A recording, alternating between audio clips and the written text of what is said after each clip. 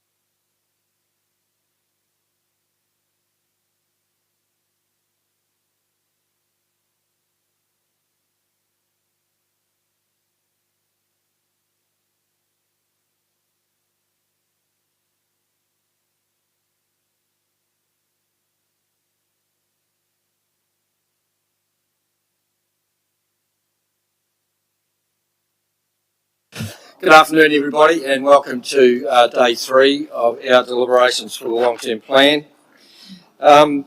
So, again, just some procedural things, noting that at this present stage that Councillor Ketu is not present and is just arriving. Thank you, David. So we do have a late item, as you've seen, and you will have got that paper this morning. Has everyone seen it? Cool. And just asking for any conflicts of interest if there are any today. Thank you. Sorry, I just lost my number, but Karen has got it there. It's just the item on there on the management submission. 2.14, just the emergency management aspect. Councillor Jennings. Yeah, Mr. Mayor, just need to declare, consistent with previous declarations, my interest in relation to the Horowhenua New Zealand Trust. So if there is any discussion today around the contract around the Horowhenua New Zealand Trust or the operational allocation for economic development services, I'll step back from that. Thank you. Just so everyone is aware of the process for today, we have in front of us the management overview items first, of which there are 28. Following that, we'll then ask Chief Financial Officer to come forward and present the spreadsheet as it is, and then basically do a line by line of that. Okay?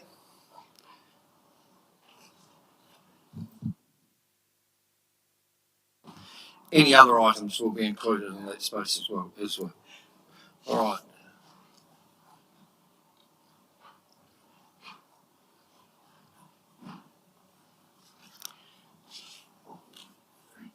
Okay, so we're on page 237. Could I move 2.1, 2.2 that this overview be received? Thank you, Deputy Mayor Mason and Councillor Isaacs. All those in favour? Against? Carried. Thank you. So moving to topic number 1, which is the Gladstone Road realignment. And there is a recommendation there that Council amends the final long-term plan 2021-2041 to add $1 million to year 1 for the Gladstone Road realignment. Councillor Tukupu. Are we asking questions? Oh, yeah. Well, it's pretty straightforward. This is one of those ones where we subsidise for the activity. Can I just confirm, though, that I'm reading this correctly?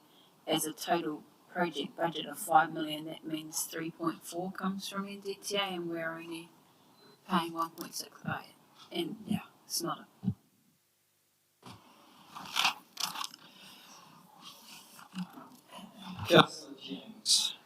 Yeah, I just wanted to confirm, because of the language in the report, this isn't a carry forward. right. This is basically we were planning to spend $1 million in this current year, but because we didn't, we've obviously spent that money on something else or on other roading activities. Okay, thank you.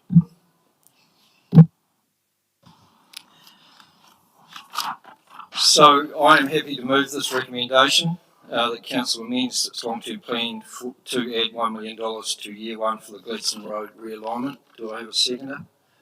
Councillor Mitchell. Any discussion, debate? Put the motion. All those in favour? Against? Carried.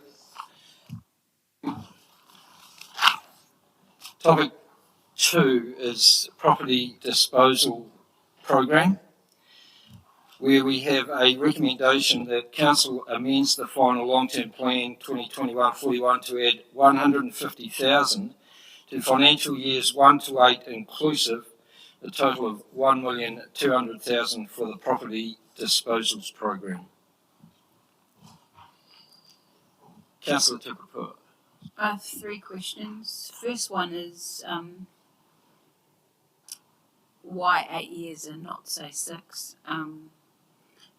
Next question is how accurate is that percentage increase, 6 to 8?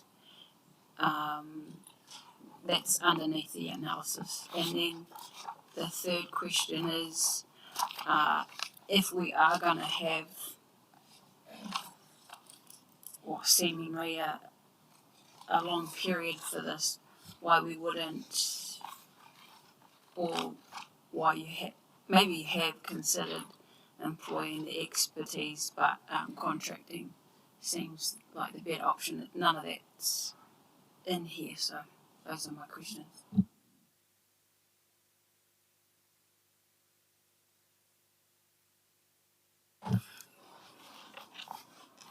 Okay, so I'll attempt to answer those questions in order. Can you just remind me that the first question is, Councillor Zuckerberg? Just Oh, the so length that of time. was based on the forecasted program of work that Neil Gray, who we've consulted to assist us, has identified for all of those non-core properties. While I think he's probably been conservative but realistic to say that it might take us up to 8 years to go through that process. I thought things were selling like hotcakes out there, but you know. Just remembering that some of these properties that we've identified actually require, for example, reserve revocation. And in that instance, they're not immediately saleable, and we have to go through a process to actually have them revoked. And time is an uncertain thing in that process. Councillor Bishop. Thank you.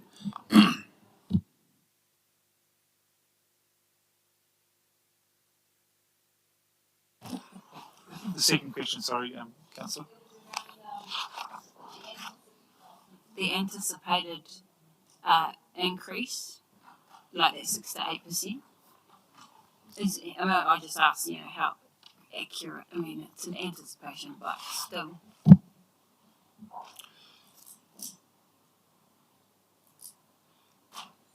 Look, at the moment, I can't answer that question. The author of this is not here at the moment, but I'll try and find that answer for you.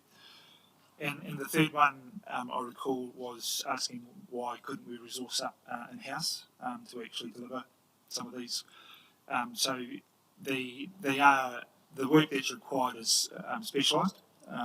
2 things. One, it's difficult to actually get these people with the right experience to actually be able to be secured to actually be working for the council. And secondly, because they're specialised, we tend to go to those organisations that we're working with that can provide that support back to us. Councillor Bishop. Thank you. Look, I've got no issue that there are incurred costs when you need to dispose of property, as there are agency fees when you sell. I want to, given they've got some obvious headroom pressures, I wonder if the table would consider that the costs from year 2 through to 8 be funded or recovered from sales. I know you've got to actually invest in the first year to get the ball rolling, but I don't want to see just another 1.2 million, and I'd like to see that, a discussion around, as we would be paying for our agency fees, to take that as a part of the sale. Yeah, so that's the intention. And it should have been covered in here. This essentially has no rate impact because we are intending to actually incur the cost and actually have that offset against the sale of the asset, and we will be treating it within the organisation in a single account, so to speak. So the costs will actually be offset against the sale proceeds, so they don't have a rate impact.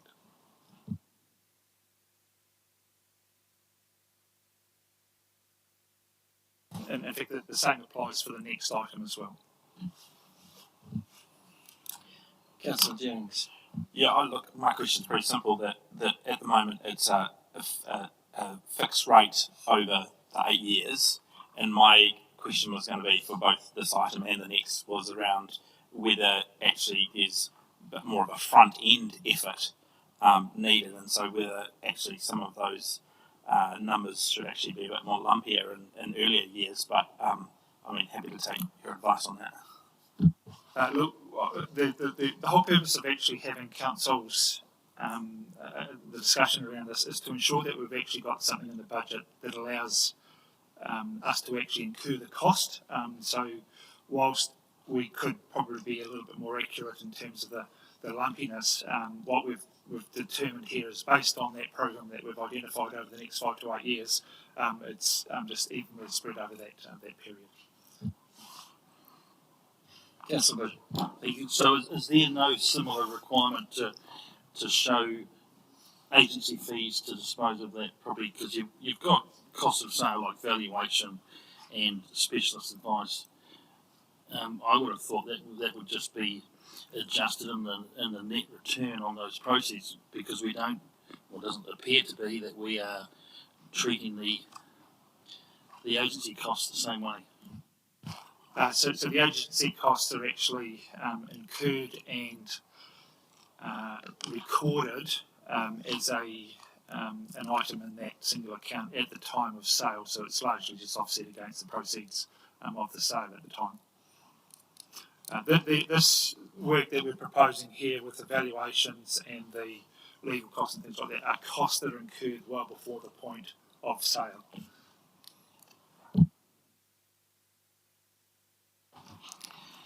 So could I please, 2.4, that council amends the final long-term plan 2021-2041 to add 150,000 to financial years 1 to 8 inclusive, a total of 1,200,000 for the property disposals program. Could I have a mover and seconder for that, please? Moved Councillor Brannigan, seconded Councillor Mitchell. Any debate, discussion? All those in favour? Against? Carried, thank you. Moving to topic 3 then, property disposal program, valuation of property assets. Recommendation is that council amends the final long-term plan 2021-2041 to add 50,000 to financial years 1 to 8 inclusive, a total of 400,000 for the property disposals program - valuation of property assets.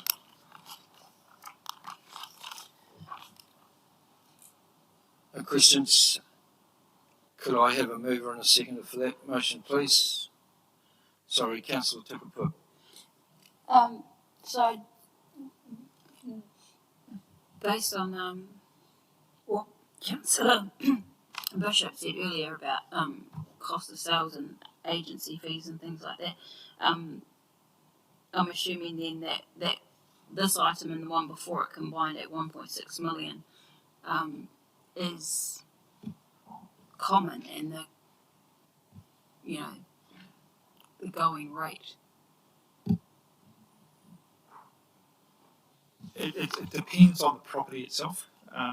Some properties will actually incur a higher upfront cost. The reserves, for example, will incur a higher upfront cost versus a freehold account that we could actually sell without any work that's required to actually put it onto the market. The general assumption that's being made here is based on the total portfolio, the number of properties that we've got, that this would be a fair average assessment of the cost that would be incurred on an annual basis. Councillor Bush.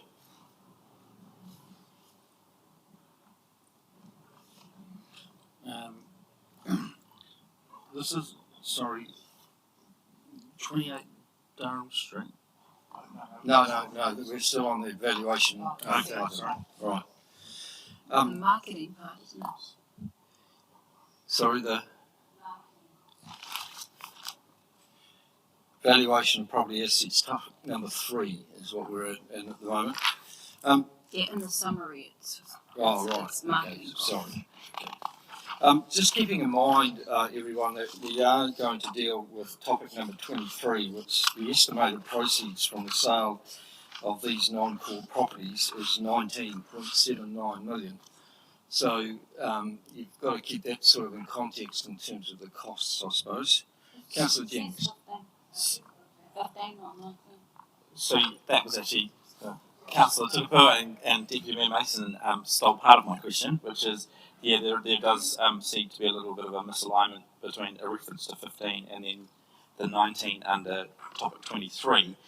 But the question I had was that obviously topic 3, which is the 400,000 for the valuation of property, that allocation of funding, we obviously need to do that in order to value the properties. So therefore, how much confidence can we have in terms of that $19 million tag later on under topic 23? So that's, I guess, we're saying essentially we need to spend some money to value the properties, but then we've got a value of the properties already. So I just want the values that have been identified in the latter part of the report are just estimates.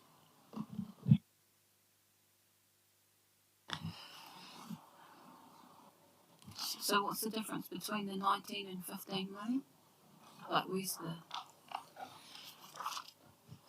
I answer that when we get to that point, because I'll actually have to work out why there's a difference. It may well be what the valuation tells us now and what the estimation is that we may sell them for later on.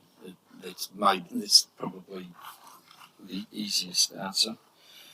And in terms of that, some of the valuations may be old as well, 2 or 3 years old. So, moving back to 2.5, do I have a mover and a seconder for that? Councillor Mitchell's moving. Councillor Jennings is seconding. Any discussion or debate?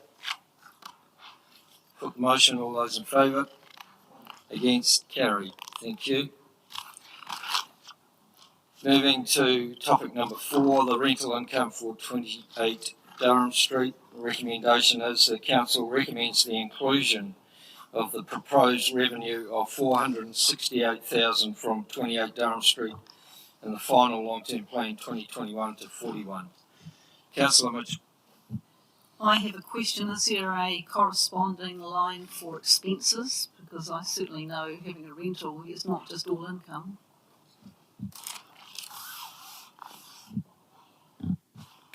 I'm going to advise a change to the recommendation.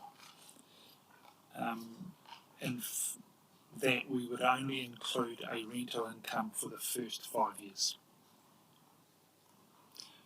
We will not be holding this property for 20 years.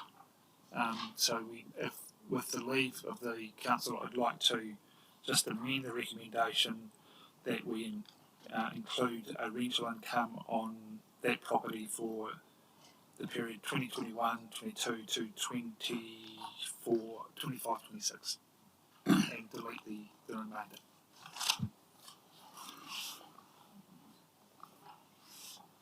Councillor Bishop. I'd like to join the auction. I'd like to suggest just for the 3 years of this LTP, Yep. Given what the commentary I had last night about not wanting to be a landholder for any length, and it seriously spooked me to see 20 years out we're holding on to a rental.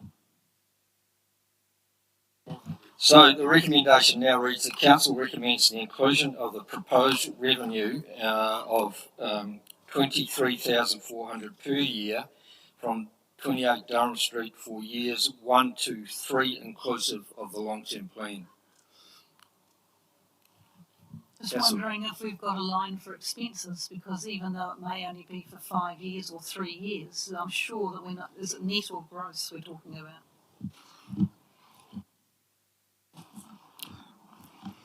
Yeah, that was going to be my question. What is the expenditure to get up to rentable standard?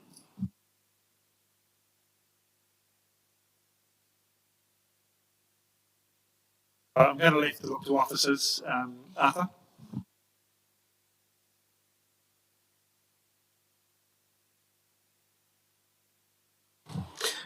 Dreadfully sorry, I was talking to Kevin, so I missed the question. I'm sorry to say. So the question was, we put rental income in, what is the rental expenses, and have they been included in the LTP? So that figure, 23,400, is the annual income from the property, essentially. So are there any expenses that have to be? Now, there'll be very few expenses because we'll be doing a pretty much full lease over to MSD, so that they'll manage all the internal repairs and all that sort of stuff.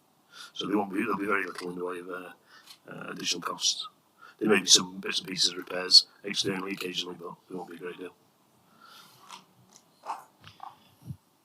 Councillor Jennings. Just while we've got Arthur then, can I just a question around the report talks to the expenses that have had to be incurred in order to get the property ready. Presumably those expenses have already been incurred in this current financial year through the general property renewals budget or something. Where is that? Do we know how much that is and where that's come from? That's correct. I couldn't tell you specifically what it was right now, but the insulation and all the other stuff we needed to do to make it meet the requirements for tenants, we've already done all that.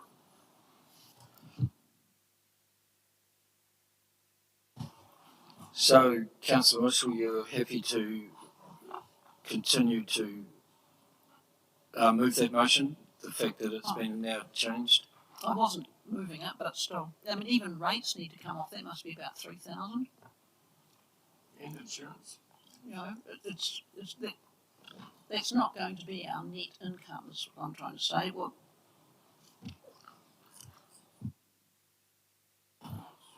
My understanding is that because it's a contract with MSD, that they would be covering all this. Yeah. Does it? Is that what happens? Okay, can I ask Mr. Nelson to be very, very specific in terms of what is the rental income and what are the outgoings that council will incur? The income is 450. I haven't allowed for outgoings at this point because we'll be covering most of that with our non-routine renewals. There is a debate around the rates that we might have to resolve. It is something that we might possibly be able to put down as outgoings in that lease as well. Very often we can do that.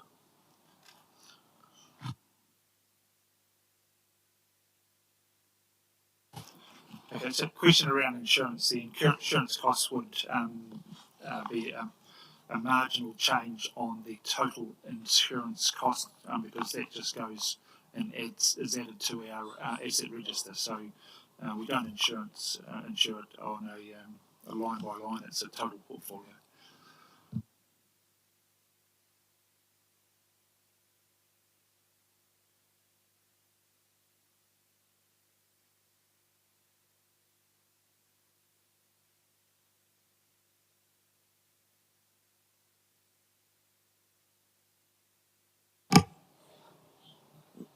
So, I was just going to suggest a pragmatic way forward, which is just to drop the income assumption to a round figure, probably that could be a bit more conservative. So say 20k over the 3 years, so 60k total. I think that might just be the way forward. Yeah, so I'll move that. So, Councillor Sam.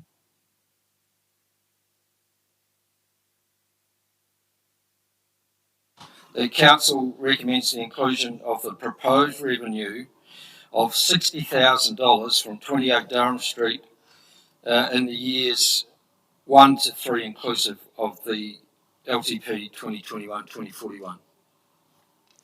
Can I have a seconder for that? Councillor Isaacs, any debate, discussion? Councillor Tukapua. Just to reinforce, that doesn't mean the rental drops, that's just that line. Oh, I'm just making it clear over there. So I just want to be really clear about that as well, because that's the income we're expecting that doesn't correlate to what we can charge. That doesn't limit the rental possibility for it, does it? The reason we quoted that is MSD have a higher level of what they'll pay for a rental property. The problem with the Residential Tenancies Act recently is that it has changed, so now it's not as, you can't really issue fixed term leases. What were fixed term leases are now become periodic leases. One of the reasons we're going to go with MSD for this, which might mean we get slightly less than we would if we went private, possibly, is that so transitional housing and social housing is exempt from the Residential Tenancies Act, so it doesn't fall under that requirement that it becomes a periodic lease, i.e. Continues indefinitely.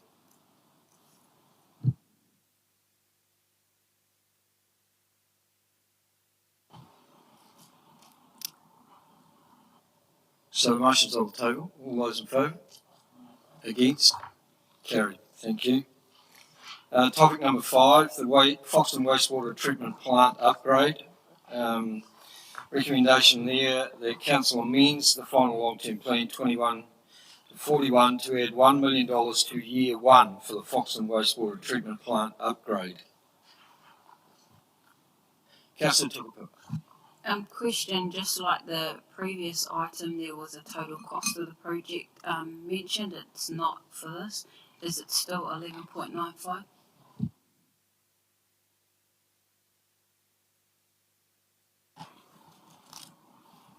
Sorry, just for the record, yes, it is. Councillor Jennings. Through you, Chair, to the Chief Executive, I understand that essentially this funding is already committed, so this is a bit of a Clayton's choice, as in we don't have an option because we've already effectively signed a contract. So can you confirm that? The purpose of having this item in this report is to ensure that we have it noted as an item that's included in the LTP, which wasn't included in the LTP when we put out the draft. Councillor Bishop. Thank you. Given the headroom issues that we're all aware of, was there any thought of given to covering this expense by changing the timing of some renewals within that same activity, therefore not having to incur an additional $1 million onto an already overspent budget?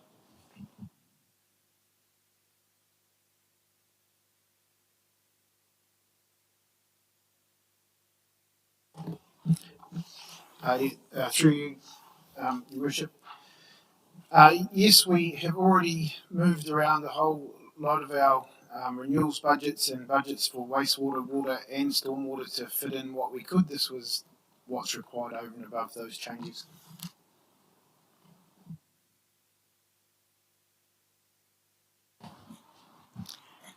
Councillor Kelly. Just a question. Does this budget include the best practical option from the iwi? Sorry, could you repeat that, Councillor Kelly? Sorry. Yeah, does this include, what we're talking about, the best practical option from the iwi groups that have been we've been talking about this budget?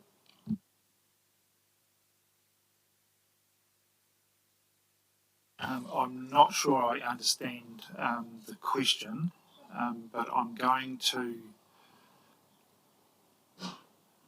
respond by saying that the work that's been undertaken on Matakarapa Island now are based on the designs that were completed probably 2 years ago, and are also meeting the resource consents that were approved by the ordered by the Environment Court when we obtained the original consent. Yes, I understood that. I know that was part of that, the settlement with the Matakarapa group. There was a clause in there about, having the best practical wastewater systems that are going to be in place, which was going to come in partnership with ourselves from the iwi. And well, I just wondered whether that has been included in these budgets. That's all. So I can only note that, and I can follow that up.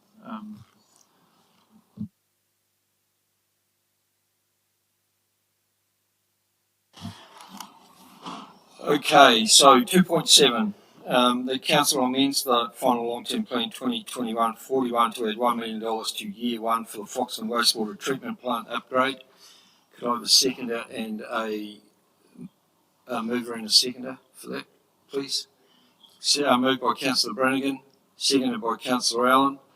Any debate or discussion? Councillor Bishop. While I support the need for this work to be done, I will be voting against it purely on the fact that where the funding is coming from or proposed to come from, an additional $1 million on top of the book, which is already overspent, so I'll be voting against.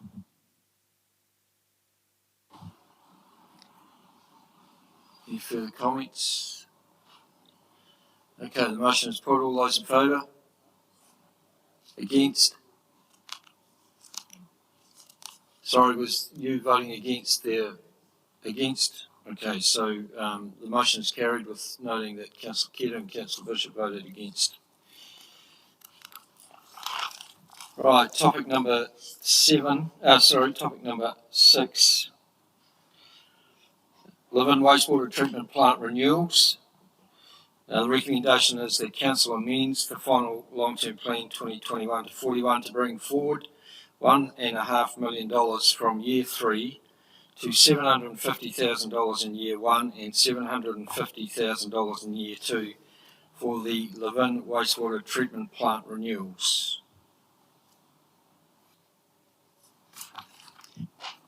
Councillor Tupapour. I don't know how to phrase this, but we have this thing called reactive renewals, right? Where, if a pipe bursts, unexpectedly, you use that money to get the job done. In this case, it's a digester that has failed and then the second one needs remediation. So while it's only asking to bring money forward from year 3 to the first year, or split across 2, can't we just use some of the other money that's already there? It's along the lines of what Councillor Bishop was talking about, shifting some funds within an existing budget rather than taking from another and bringing it over. Does that make sense?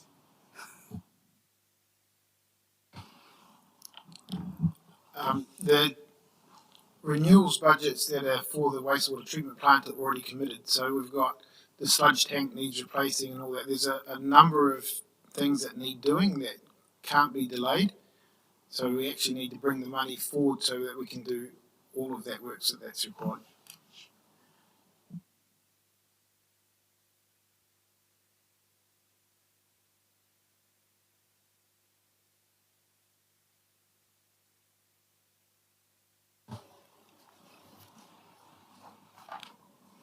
Councillor Bishop. Sorry, similar stance again, Mr. Mayor, because I don't want to go through all this process and say yes and then spend the last 3 hours of the day unravelling what we've done, so I'll be voting against this purely on timing.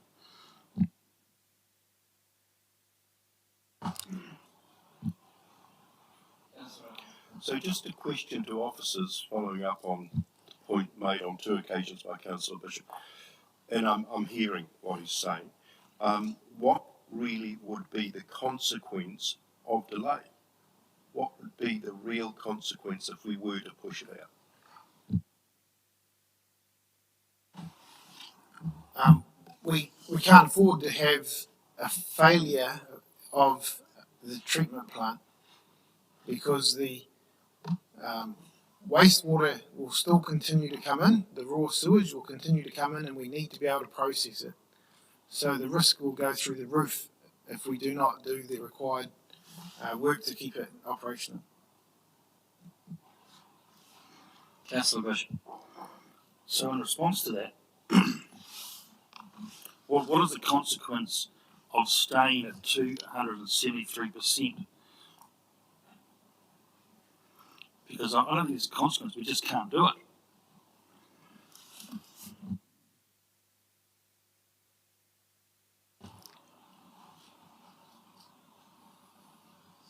Any further questions, clarification? Councillor Jennings. Yes, through you, Chair, to the officers. Just picking up on the line of questioning from Councillor Bishop. So, as I understand it from the activity reports, there is currently, in year 1, there is $700,000 for renewals at the Levin wastewater treatment plant. I guess my question would be, is there scope within the renewal budgets across the activity to reprioritise, because this is clearly a key priority, and there are other key priorities that you've explained at the treatment plant.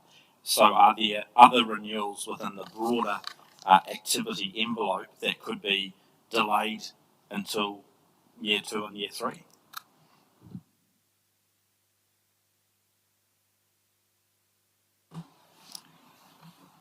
In the professional opinion of the engineers, no.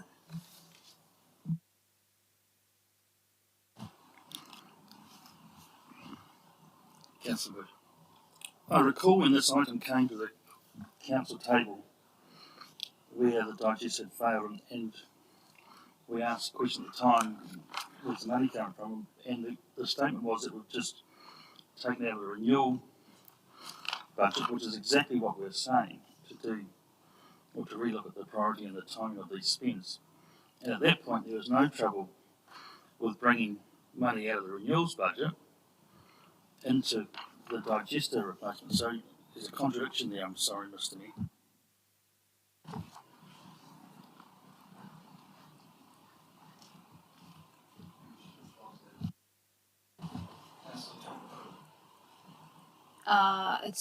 It's still wastewater and it's still in Levin, but it's actually tagged for the strategic upgrade of the pot.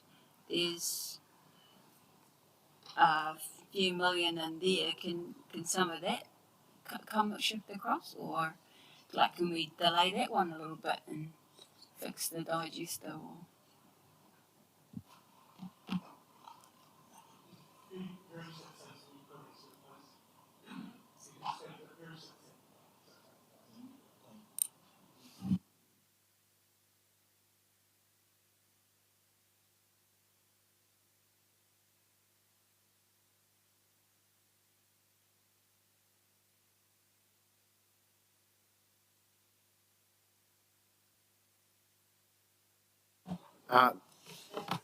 As he's having a few difficulties here, I'll just add, the work that's required at the pot is due to the consent conditions that we have to comply with, and so there's a set timeline to carry out all of that work that's there.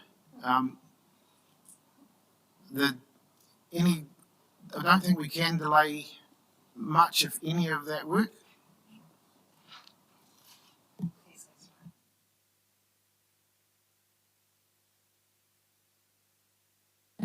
Okay. Would you like me to extend on that? Would you like me to give a bit more information? Yeah, why not? Yeah. Okay. The renewals at the Living Wastewater Treatment Plant, that 1 million in the first year, it's already got other priorities, and that's added up to 1 million in the case of sludge tank. So sludge tank currently is unsafe for operators to operate. They can't access it. So that can fail anytime, and that's feeding into the sludge dewatering system. So we can't avoid to have that failing. We have got other equipment in the sludge dewatering system that also requires urgent attention. And digesters, we didn't know the extent of what's required at the digester, so therefore we have to bring the money forward from third year to first and second year to do the work. Yeah, and they all equally important. If one of them fails, then we are in the danger of not able to process.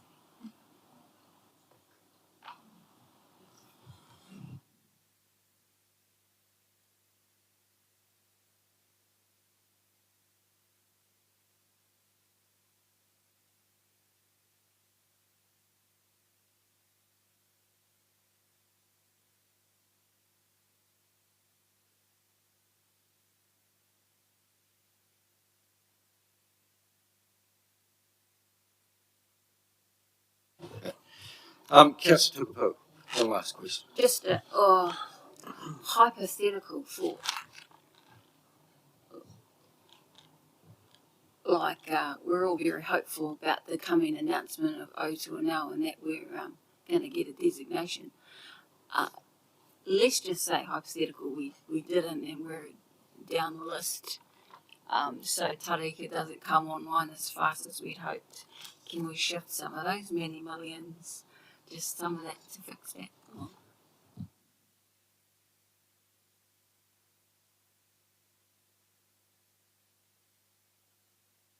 So I'll quickly answer that. No, we can't. We're actually contracted to deliver that program of works through Crown Infrastructure Partners. So even though if there was a delay on O2NL, we're still contracted to deliver that infrastructure as part of CIP. Sorry, the contract with CIP.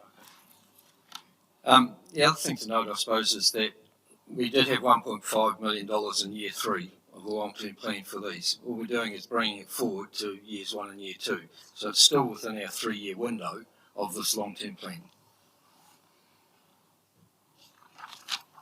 Councillor Jennings. So just to understand, through you, Chair, again to officers, so I understand the advice to us was that the already committed year 1 budget is $1 million for upgrades to for renewals at the wastewater treatment plant. So that means that the renewals budget already for the wastewater treatment plant is oversubscribed by 300,000 because there's only 700,000 in there for renewals. So I'm just wondering, is that yes?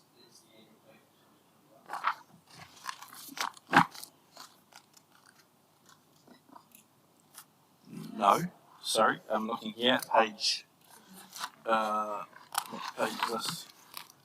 35, and I've got column 1 here, Levin wastewater treatment plant renewals 700,000. So I'm assuming that the other 300,000 that's already been committed is coming from the 300,000 under level of service. Is that correct? Sorry, I'm looking at page 34, Levin reticulation renewals for wastewater treatment. It's not reticulation, it's Oh, it's Levin replacing- wastewater treatment plant. Sorry? It's Levin wastewater treatment plant renewals. Sorry, you're right, 700,000, yes. So the reticulation renewals and the treatment plant. So I guess my question is, further to Councillor Tukapua's question, the additional 300,000 already, where's that coming from? How's that being repurposed or reallocated? And my suspicion is that it's from the level of service budget of 300,000. Oh, sorry, growth, which presumably is Tata Eco-related funding. May I just make one comment in terms of the 21, this current year budget, is that while as we've gone through the FAR process, there are a number of ups and downs across different activity areas in terms of the CapEx spend. So if we have spent, for example, a little bit less on renewals, we have projected to talk to you about spending more on the Foxton wastewater treatment plant this year, for example. We've got a property purchase that's coming through this year that we hadn't budgeted for. So overall, in terms of the 30.6 million that we plan to spend this year, we are planning to spend all of it at this stage in terms of a forecast, but it might not be within the individual line items that you're looking at there.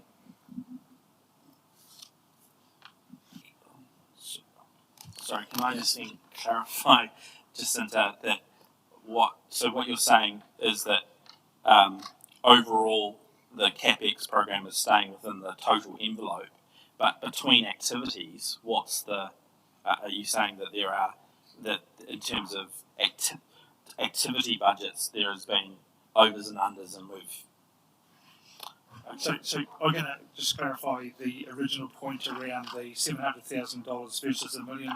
The other $300,000 is on page 42. Levin wastewater treatment plant renewals because it's actually been deemed as growth related. So that's combined figures are $1 million. So we've actually made the distinction, remember, of what is renewals and what, if we are doing the renewals, that it has a growth impact, and we're putting the growth cost under the growth activity, a growth part of the capital program. So, and the same applies for subsequent years.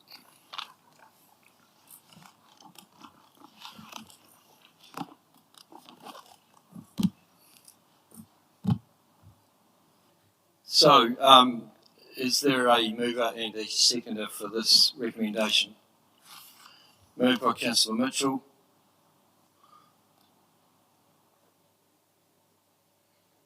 Councillor Allen will second it. So it's open for debate.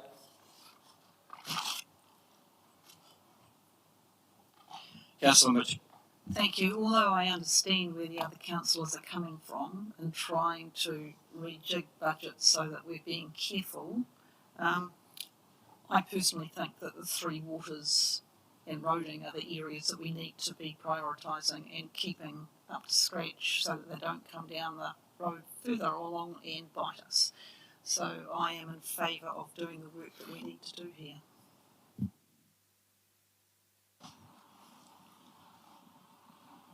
Okay, so the motion's on the table. All those in favour? Against? Councillor Jennings, Councillor Bishop. Are you sitting on? The motion is carried. Thank you. Did you abstain? No, you voted for. Okay. Topic number 7, the alternate water source. The recommendation is that Council recommends removing $17,672,060 for the alternate water source for the final long-term plan 21 to 41. Any questions? Do I have a mover and a seconder for that? I'm happy to move. Councillor Jennings, thank you. Second, Councillor Isaacs. Any discussion or debate? All those in favour? Carried. Against? Carried. Thank you. Topic number 8. Taraika loan funding, and the recommendation here is that, sorry?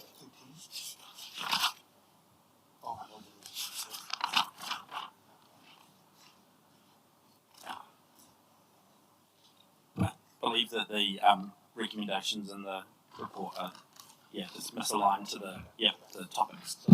Oh, right, yeah. Sorry, I'm going through topic by topic. Yeah, right. May I please just quickly mention in relation to this particular recommendation, there is some further conversation and a potential change to this one that would ideally come through this next bit in terms of particularly the conversation about the development contributions and the level that we would expect in the next 10 years. So there is a potential change on this one that we were keen to discuss with you. Thank you. So the recommendation is just to consider the change. So topic number 9 is the delivery of major infrastructure. Again, there's no actions or recommendations with this topic. Are there any questions relating to it? Okay, topic number 10 is Waka Kotahi NZTA. Again, no recommendations or actions. Moving to topic number 11, court infringements. The recommendation here is that Council amends the final long-term plan 2021 to 41 to add $30,000 to financial years 1 to 20 inclusive, a total of $600,000 for court infringements. Councillor Jennings. Yeah, look, I have to confess to being a little bit confused about this particular item, and I just wanted to clarify through you, Mr. Chair, around whether we're saying that the revenue is going to be collected in a subsequent year, or whether we're saying there is an amount that is unlikely to ever be recovered from each year. Because by my calculation, if it's the former, then essentially we're saying that just in year 1, should be a $30,000 difference, because that $30,000 would always be captured the subsequent year. But if we're saying it's the latter, then obviously the advice here in terms of that total number, that's a different story. So just like that clarification. Thank you for that question. So a little bit of an explanation to this. So this is where it's somewhat accounting in that the amount that we send off to court as infringements shows as income that we expect to get. Because the way that often works, people don't pay, or they go into payment schemes rather, that means they will drip feed over a very long period of time. It means it's not, as the first example you gave, where it's simply a case of we catch up in the following year. What they didn't pay in this financial year gets paid in the next financial year. So a payment that might have been gone to court this year, for instance, might not be fully paid for another 15, 20, 25 years, for instance. And so it does have this effect. So what, and it was an oversight in the budget, what we've done in the past has basically shown this amount here to offset, I guess, that accounting treatment of it. So essentially what is shown is money gone off to court for collection. We then realise that we won't collect that full amount that year, and the 30,000 is a reflection of the fact that some of these payments will be spread over a very long period of time based on the payment arrangements that people make with through the court process. Just supplementary, if you don't mind, through you, Mr. McCulkindale. So one of the things that I guess interests me with this number as well is that it's obviously straight line over the 20 years, whereas with a whole lot of other income assumptions, we've applied the growth assumption to it. And so I just was, again, just trying to, I don't think it's material, but I just wanted to get your comment on that.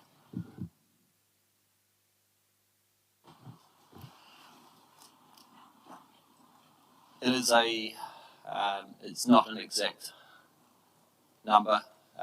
There'll be some years there'll be some years it's a bit less. Having talked with the Chief Financial Officer around how it's been approached to other councils, this was seen as a sensible and sort of conservative but sensible approach to take in terms of how that's accounted for.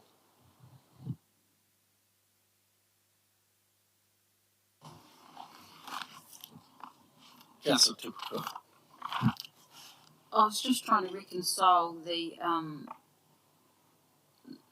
words here where it says the income amount for the year is proposed to reduce by 30,000. But then the recommendation is to add, and I just got confused. So is it reducing and adding? So it basically is in terms of where it sits in the budget. So the money that is shown has gone off to court to be collected, sits as income, and so this actually sits essentially as an expense against the income, because it basically is saying, well, we won't get, in this case, 30,000 of that money that has shown as going off to court. In that case, does that mean we have to? Oh, okay. Sorry, this guy's over here answering your question. My question. Absolutely. So unless there's further discussion, I was proposing to move this, but with an amendment, because I believe that it does need to, there needs to be a language change to reflect that this is essentially a reduction in the income assumption. Is that correct? So with your leave, Your Worship, can I suggest that the resolution reads that Council amends the final LTP 2021-24 whatever it is, to reduce infringement income by $30,000 to financial years 1 to 20 inclusive, a total of $200,000 reduction for court infringements. Happy to move that with the 600,000. Councillor Jennings, do I have a second? Councillor Isaacs, any further debate or discussion? Put the motion, all those in favour? Against? Carried, thank you. So moving to topic 12, representation and community leadership activity statement, district plan performance measures. Recommendation is that council consider the likely priority projects that could be funded in year 1 and 2 as part of the implementation of the blueprint.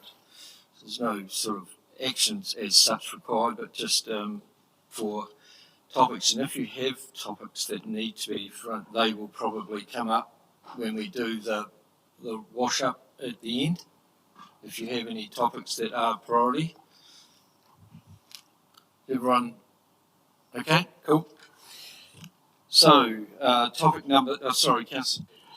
Sorry, Mr. Mayor, I understood that once we dispensed with the infringement matter, which was item 2.10, that we were going to come back to the Tata Eco loan funding because of the order. Is that right? I'm actually moving through the paper in terms of topics rather than 2.4, 2.5. We had actually. Sorry, yeah. So 2.11, 2.11, the council considers the change to the Taurika loan funding, and the Chief Financial Officer indicated that would be part of discussions later on in terms of some of the discussions that we're going to have around the spreadsheet and other things. So with the leave of the meeting, just to clarify that this item, which is topic 8 in this report, will be parked for further discussion with the Chief Financial Officer's spreadsheet that will be covered later on or after this session. Okay.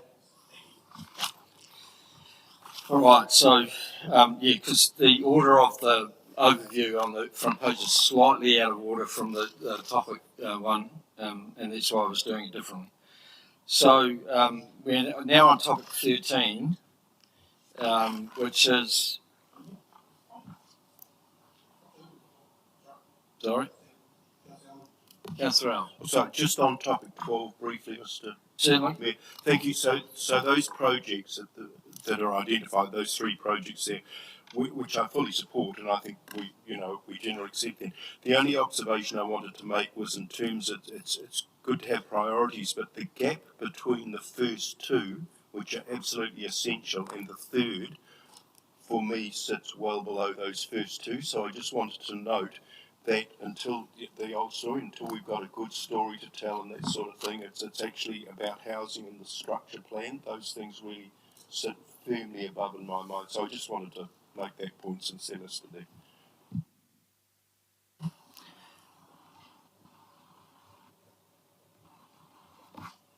Okay, so the recommendation in topic number 13, District Plan Statement of Service Performance, says that Council amends the District Plan Statement of Service Performance in the final Long-Term Plan 2021 to 41 to read, Council will process non-compliant consents in a robust way. When the percentage of non-compliant consents approved exceeds 5%, we will undertake an investigation of the District Plan rules that have triggered the non-complying consents.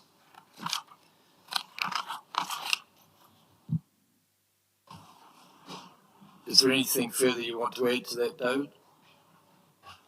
Oh, look, there was a little bit more commentary that we proposed to put with this, and it was just linking it back to what is currently in the statement. So it talks about the percentage of non-complying resource consents approved as a proportion of all approved consents being less than 10%.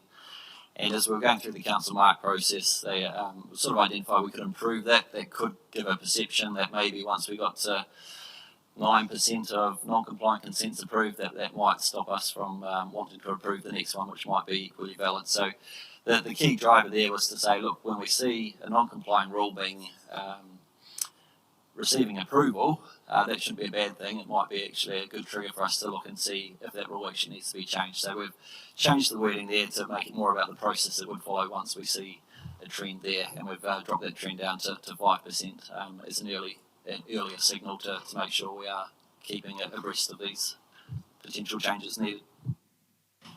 Thank you. So, any questions? Councillor Bishop.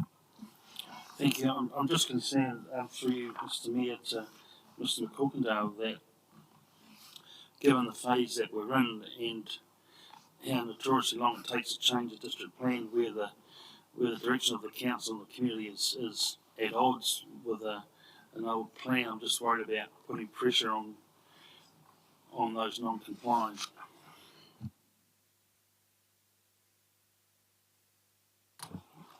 Sorry, I didn't pick up the question in that. So the question being, do you think it's prudent in this environment to be making the threshold to approve non-compliant consents less rather than more?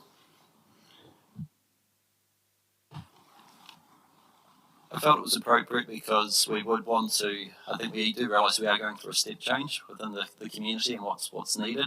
So if we left it at 10%, this isn't stopping us approving those. This is basically saying once we get to that threshold, in this case here we're suggesting 5%, that will be when we will undertake an investigation of those rules that are the non-complying ones that we're granting consent, but are sitting in the way of perhaps things being granted that they should be granted. So if we left it at 10, that would push out a change further out.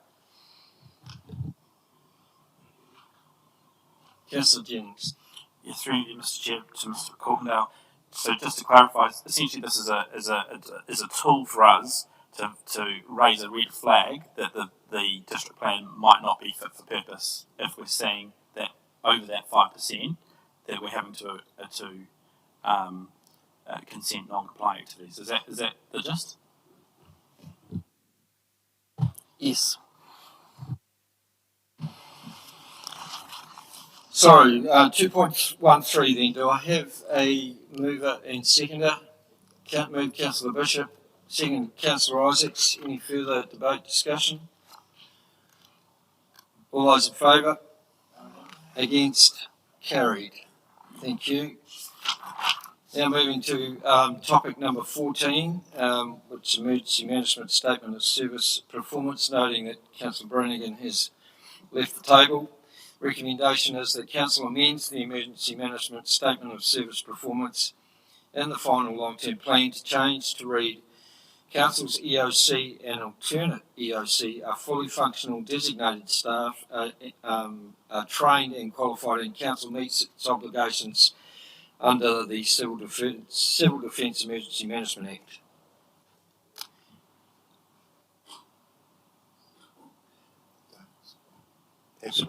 Councillor Allen. Happy to move. Happy to move. And seconded by Councillor Tukapua. Any discussion? All those in favour? Against? Carried. Thank you. Topic number 15, Local Government Official Information Management Act, Statement of Service Performance. Recommendation is that Council amends the Local Government Official Information Management Act, Statement of Service Performance in the final long-term plan to change to read official information requests are processed in accordance with the LGOIMA.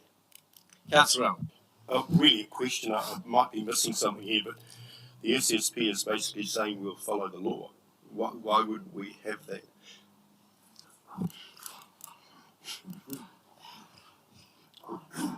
I guess the previous measure that we had was very specific in terms of time frame. So I think it stated that we had to process a request within 20 days.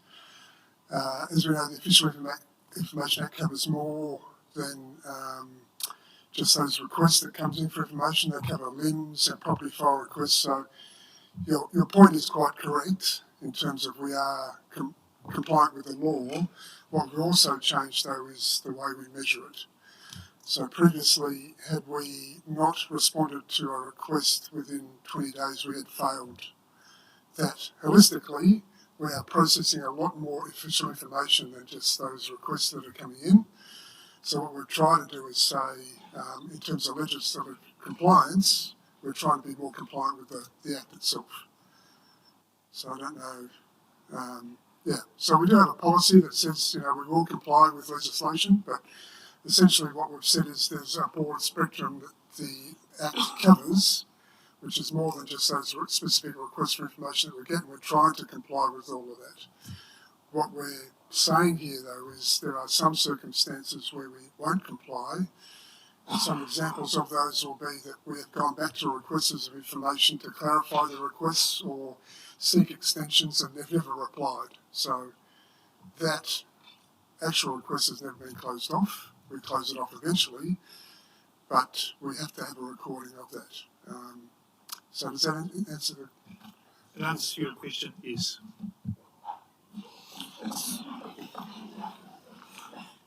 Appreciate that. Yes, Jen. Through you, Mr. Mayor, I'm very pleased to see the change in the wording there. However, I am adamant that the measure needs to be 100%, because we are essentially saying at the moment that 10% of the time, or up to 10% of the time, it's okay to break the law or not follow the law. So I'm absolutely adamant, and I will be moving, that the measure is 100%. There are other statements of service performance in other areas, such as consenting and that kind of thing, where, again, also the measure should be absolutely at the 100% rate, because essentially we are saying, as an organisation, we comply with the law. So I will be moving that shortly.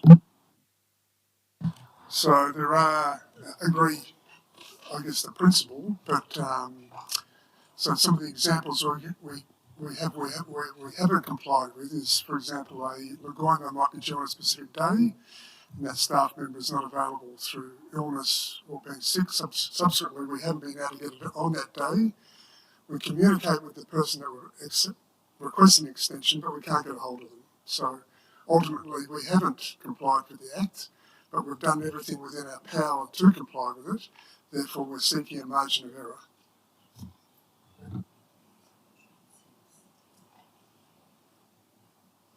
But that's not to say that it will be complied with eventually. Not within the 20 working days.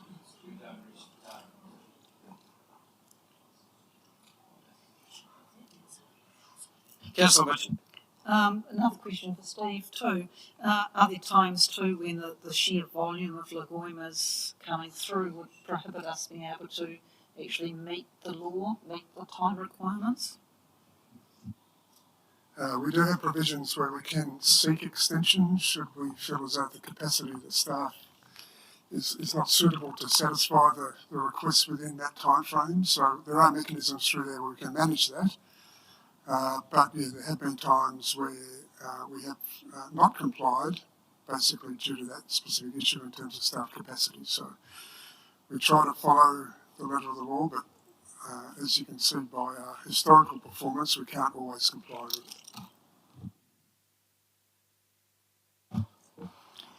Councillor Jennings.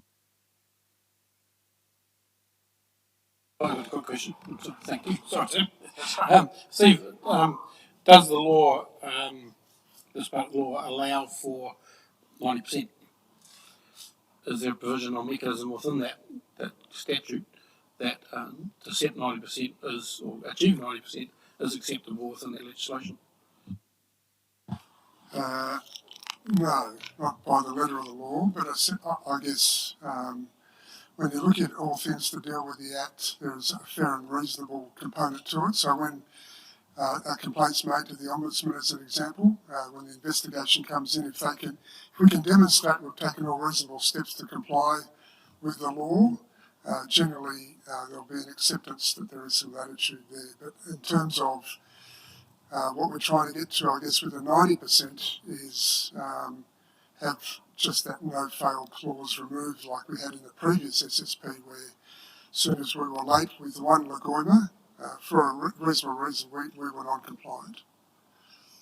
So, but yeah, specifically the Act doesn't specify whether there are margins you can operate within in terms of a percentage.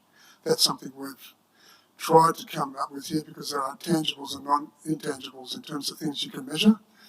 So we went for a percentage figure.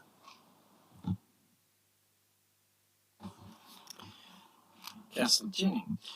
So at this point, I'd like to move that. I've heard the comments from Mr. Maggi, but look, this is one of my bugbears, and certainly in my legal background, this is one of my areas of expertise, and I believe that we should be absolutely setting the target at 100%. So therefore, I move that the target be set at 100%.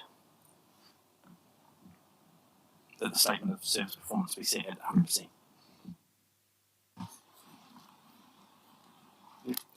I'll second that. That's right. Well, briefly speaking to it, I think the point may have been made that there will be exceptions inevitably, but we will account for them. But we're making a very firm statement of intent by saying that that's what we aspire to. We aspire to be open and meet all requests, except where it's impossible, in which case we will simply account for that.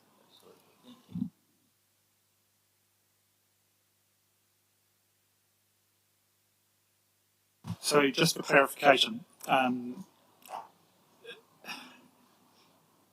if we are setting the target at 100%, that's fine, and the council can actually have got every right to actually determine what those SSPs would be. The expectation of the council in terms of actually reporting as to why we fail, because you are setting us a target that we will fail. I can tell you that right now. We will not reach 100%. So you're setting us a target that we know that we will not achieve. So I just want to know what council's expectations are in terms of reporting against that failure.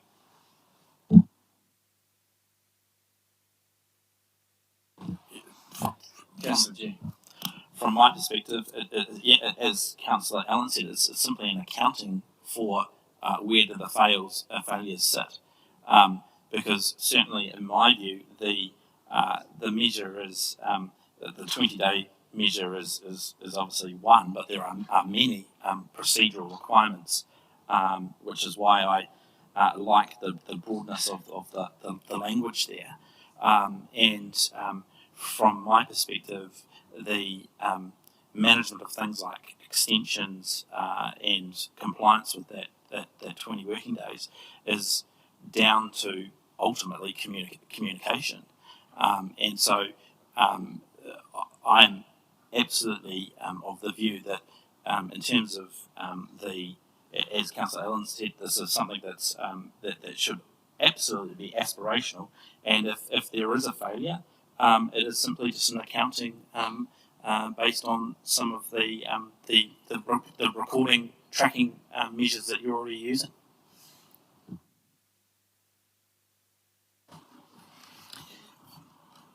Councillor Brady. Yes, questions here. If from an audit point of view, that becomes a fail, how does that get dealt with by audit. And, So audit won't deal with it. It'll be largely dealt by the ombudsman in terms of our failures. Councillor Bishop. So the point being is that the ombudsman, if they have are receiving complaints, for example, because we're not meeting those legislative deadlines, or they do their own own audit, which they have done, they'll be the ones that will look at that particular performance, not audit. I guess that's where it needs to go back to. It sounds like a remit to the conference for me, whereas you're saying we're setting you up for failure, we can pass that on, that the act is setting us up for failure as well. So let's fail and let's make it known and deal with that at that level. Okay, let's move on. So the recommendation now reads that the council amends the Local Government Official Information Management Act Statement of Service Performance and the Final Long-Term Plan 2021 to 41 to change to read Official Information Acts are processed in accordance with the Horowhenua. And Sam, do you want to add those? At a compliance rate of 100%. A compliance target rate of 100%. You're prepared to move that? And Councillor Allen seconding. Any further debate, discussion? Councillor Breen. yeah, just to say I'm not going to support it because simply we've been advised by our officers that it's not achievable and by the city that it's not achievable. It probably doesn't matter either way. I'm just not prepared to set a target that's not achievable. So I won't support it.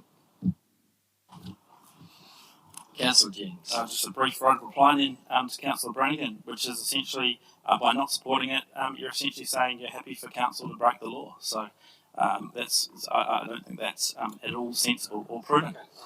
Yeah, you're into the RSM. Settle down. So the motion is put. All those in favour? Against?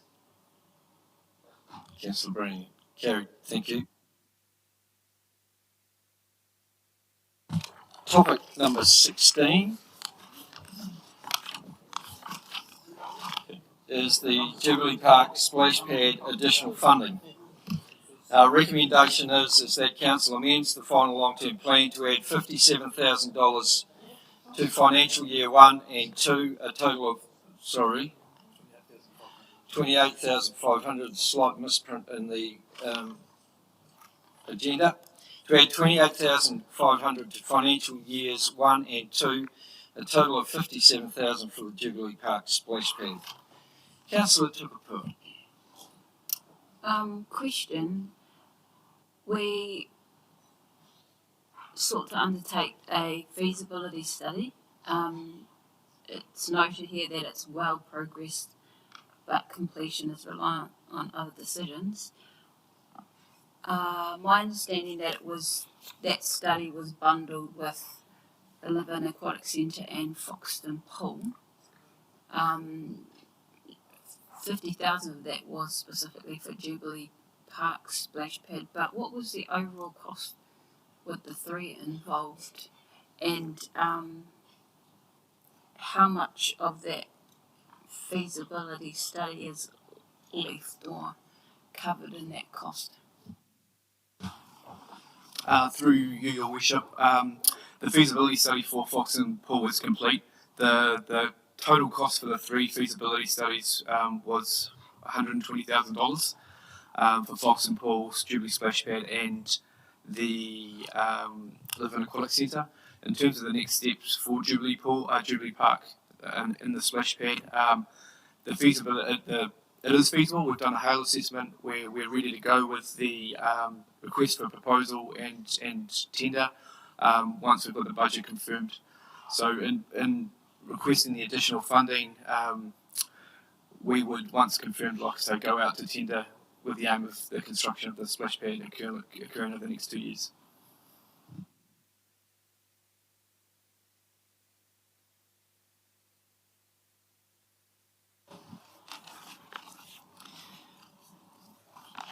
So, could I have a mover and a seconder for 2.1 3.16 that council amends the final long-term plan to add $28,500 to financial year 1 and 2, a total of $57,000 for the Jubilee Park splash pad. So moved. So moved by councillor Tukapua, Shall I seconded comment by... now or after I get seconded? Yeah, it's... Sorry, councillor Allen seconding. Do you wish to speak to the motion?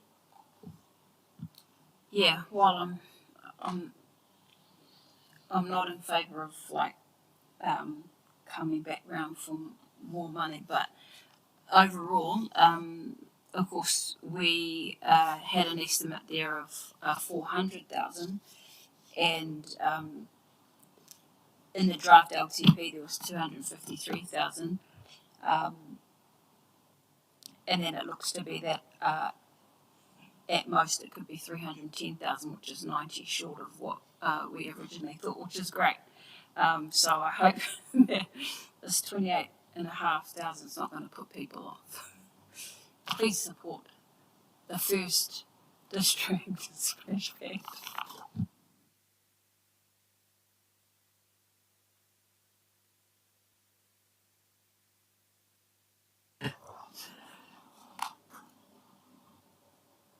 So, 2.6 is put. All, sorry, it is 2.16. All those in favour? Against? Carried.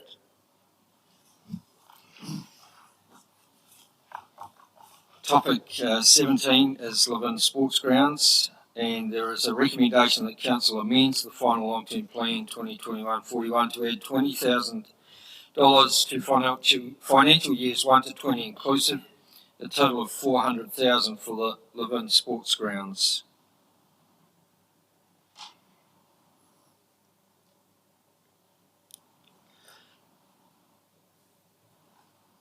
Questions? Councillor Allen. Well, I guess the obvious one is that the recommendation is saying that for us to realistically hope to host regional and national events, we need to be prepared to spend this amount of money. Is that the essence of the recommendation, that failure to do so may compromise the opportunity to host regional and national events? I'll actually answer that because it came across my desk in the first place. So we're going to use the example of cricket. So when there is a national game held at Donnelly Park, it might be between the Stags and the Auckland team, for example, the requirement to actually host that game is to actually have a groundsman at that venue the whole time. If you don't have a groundsman there, they won't allow the game to proceed. So what we've had to do up until now is actually incur additional cost over and above our Parks and Reserves contract with Rick Services to actually have resources at that ground at that time for that event.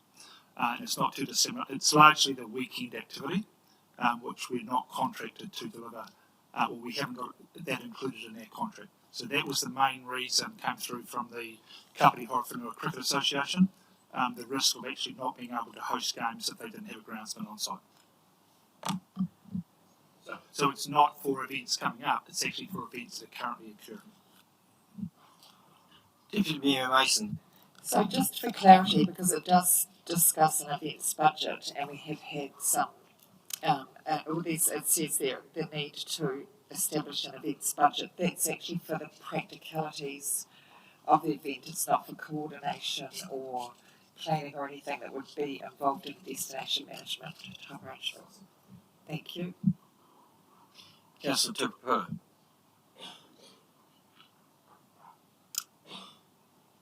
Oh, yeah.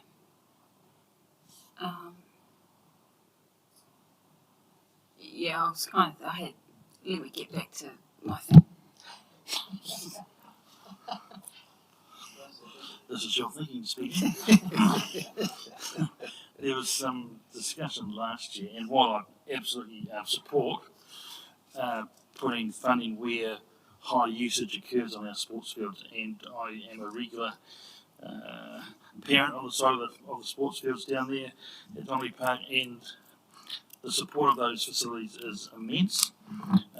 So the question is, as it was last year, around some of the sports fields that don't have the patronage at all, and is there room within the existing budgets to shift $20,000 across from an unused to a well-used facility?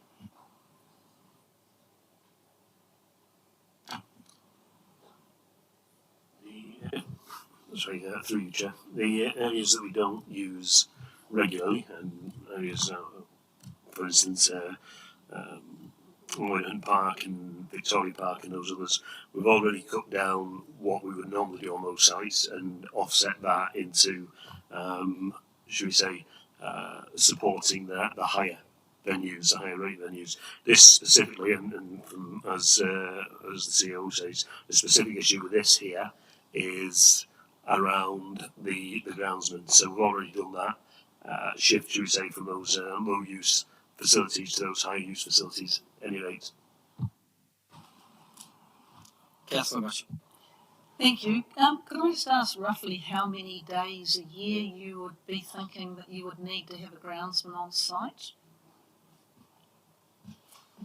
The more success the use of the venue, the more games we'll get. So I think we get 2 on the basis now. I think, but there's potential to actually host more. But as we host more, so does the cost increase if we have to supply groundsmen. Yeah, I mean, I actually support the theory behind it. It's just we have this awful angst yesterday about 25,000 for neighbourhood support, which is happening all the time, and this is for just a few days during the year, and it's 20,000. So is 20,000 realistic? Reading the analysis, that does include the Lavindamone and national events at Playford Park as well, so it's not just the cricket ground at Donnelly Park. All right? Yeah. And there's no doubt that we have some of the best grounds in the bottom half of the North Island, and are attracting more and more sort of events because of their quality. Councillor Tukapu.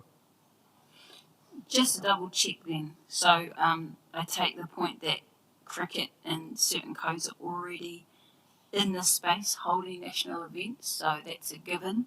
But if there were any others to get to that level over time, I mean this is 20 years, would they be able to, you know, make use of some of that as well? There's a small amount of headroom in that 20,000. If it reached a point where there was a number of a greater number of national events that we actually had to provide resource to, we would have to come back to council to seek further funding. But there's a little bit of headroom at the moment. Because I don't know if they still do it. That whitewater rafting up the back of Shannon, wasn't that a national? And you have some of the mountain biking stuff up the. I don't know. Well, I heard. I have not attended. I'm just. So this funding would be to cover the cost of providing additional resource when requested. So in a number of cases, we don't have to provide additional resource. So the whitewater rafting, we will probably do more mowing and things like that there up at the venue. As prior to the week, but we don't actually have to provide a resource on the ground on the day. That's all done by volunteers. Councillor Isaac. Yeah, so just to give you a bit more information on this, we do get a fair few international games here now, and it is, like David said, it is International. well, sorry, I mean regional for, we got to keep our fields and have the rules of an international cricket standard, and for different events, different things. So we already get this now, which council at the moment has been helping, because it does promote our district. We do have some of the best facilities in New Zealand, believe it or not, here, and every game we get, people are in our motels. We have it is a real bonus for the area to have these facilities. And I take it all we're doing here is we're just making sure that we've got the budget there to be able to keep encouraging more and more high-profile sports teams. whether that's rugby, soccer, cricket, softball, whatever it is, that we can accommodate them and to the standard that they need to be for us to win those events and be able to promote our area. So I am 100% supporting this. Thank you. So it looks like Councillor Isaac's prepared to move that. Do I have a seconder? Councillor Bishop, any further discussion or debate? Councillor Bishop. I'm almost thinking whether this could be shifted across into the event management space, Mr. Mayor. Given that there's going to be a resource there, but I think I'll end up supporting it. The motion is put. All those in favour? Against? Carried. Thank you. Okay, topic number 18, economic development. Statement of service performance, and you'll see the report that is there. The recommendation is that Council amends the economic development statement of service performance in the final long-term plan 2021 to 41 to change as stated in this report. Noting that Councillor Jennings has removed himself from the table. Is there any questions, or do I have a mover and a seconder for this then? Councillor Allen, seconded by Councillor Bishop. Any further discussion or debate? Put the motion. All those in favour? Against? Carried. Thank you. So moving to topic 19, Lake Horowhenua Stormwater. The recommendation is that Council amends the final long-term plan 21 to 41 to add $547,000 to year 1, $2,215,000 to year 2, $2,272,000 to year 3, $1,172,000 to year 4, which is a total of $6,205,000 for Lake Horowhenua Stormwater. Noting that this was not included in the draft long-term plan, which was an error. Again, this topic is coming up for further discussion when we do the spreadsheet as well in terms of timing. But at this stage we have to make a recommendation to include it in the long-term plan. So Deputy Mayor Joe Mason is moving. Councillor Tukapura is seconding that. Any further discussion or debate? So just Councillor Browning. Just wondering, to what extent we're going to talk about it. Are you talking about potentially moving the timing out, or what's the further? Yeah, okay. So we can discuss it.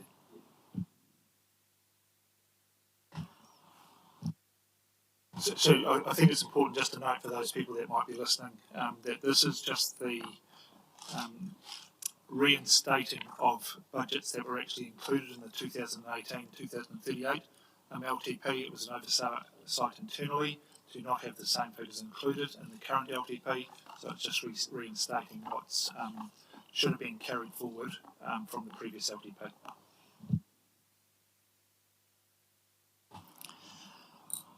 So the motion's on the table. Any further debate or discussion? Okay, so I'll put the motion. All those in favour? Against? Carried. Thank you. Topic number 20, order to recommended adjustments to correct misstatements. So the recommendation is that Council amends the final long-term plan 2021 to 41 to include misstatements, removing inflation off year 2 and 3 for roading as it is a committed contract, adjusting inflation rates for 2023 to 2026. The assumed rate is 3%, ensuring alignment of the revaluation cycle for assets and recalculating the assumed financial position at the end of 2021.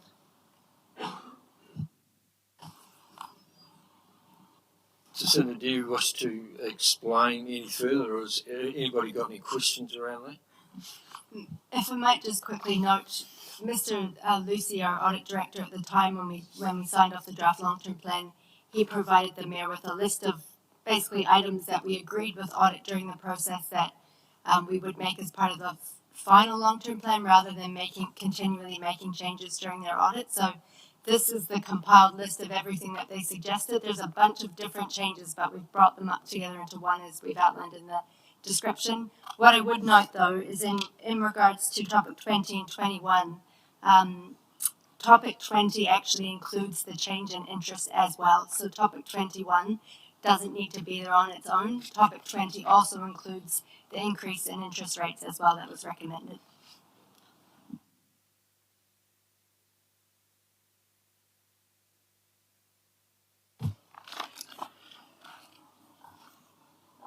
So, understanding topic 21 is now included in the recommendation for topic 20.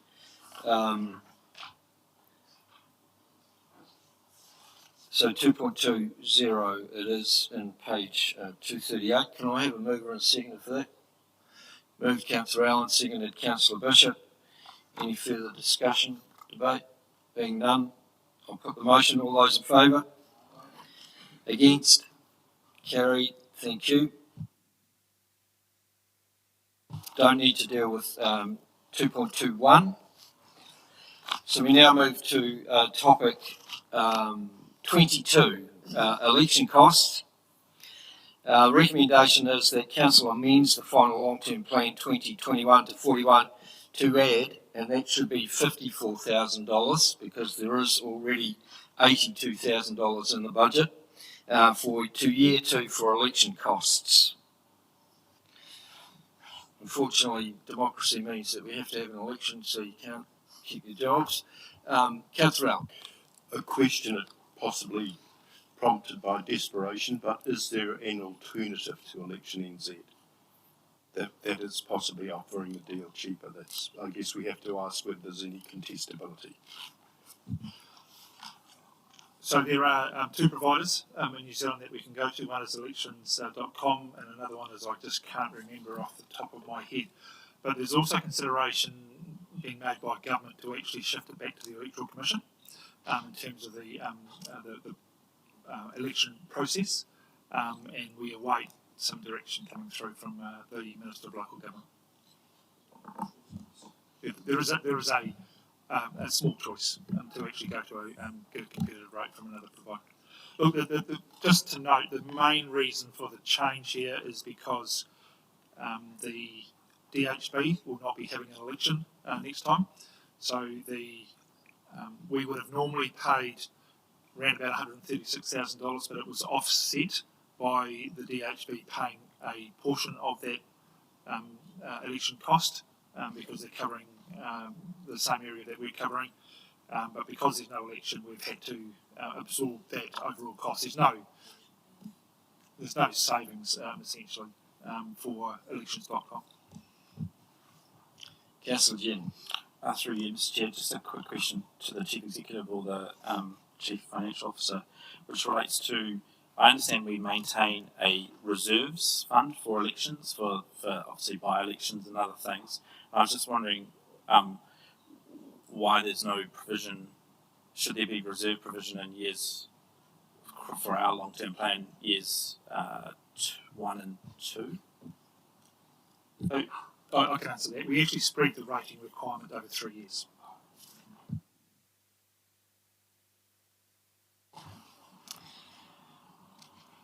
So do I have a mover and a seconder for that motion?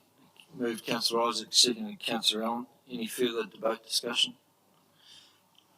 Being none, I'll put the motion. All those in favour? Against? Carried. Topic number 23, property sales. The recommendation is that Council recommends the inclusion of the proposed revenue of $650,000 in year one, $11,360,000 in year two, $1,100,000 in year three, $5,700,000 in year four, and $980,000 in year five. A total of $19,790,000 in the final long-term plan 2021-41 for property sales. Councillor Tupapua. Question. Under the analysis where it says council's yet to determine whether the sale proceeds will be utilised to repay debt or included in a capital base for future development or strategic land purchases. So, question is, when are we determining that? Is that now, is that later today, or is that another time? Because I take Councillor Bishop's point earlier about in the first instance we should be using it to cover cost of sale, those agency fees. I guess largely we've always repaid debt. So to do something different, I think the community would have something to say about it. Yeah, can you answer those two questions? So it's not the intention to actually have that broader discussion today in terms of how the proceeds from sales of property might be utilised going forward. It is a discussion that the council needs to have, but in the context of the structure that we're going to set up on how the account will be worked. The reason why we've paid debt off in the past is largely the assets that we've sold have had a debt component attached to it. So we've used, when we've sold the property, so the Winds building for example, we actually repaid back the debt that was associated with that building, and there's a couple of other properties as well. In these cases, most of these, I'm just looking through the list here, I don't think there's any debt linked to any of the properties that we have identified for potential disposal over the next 8 years.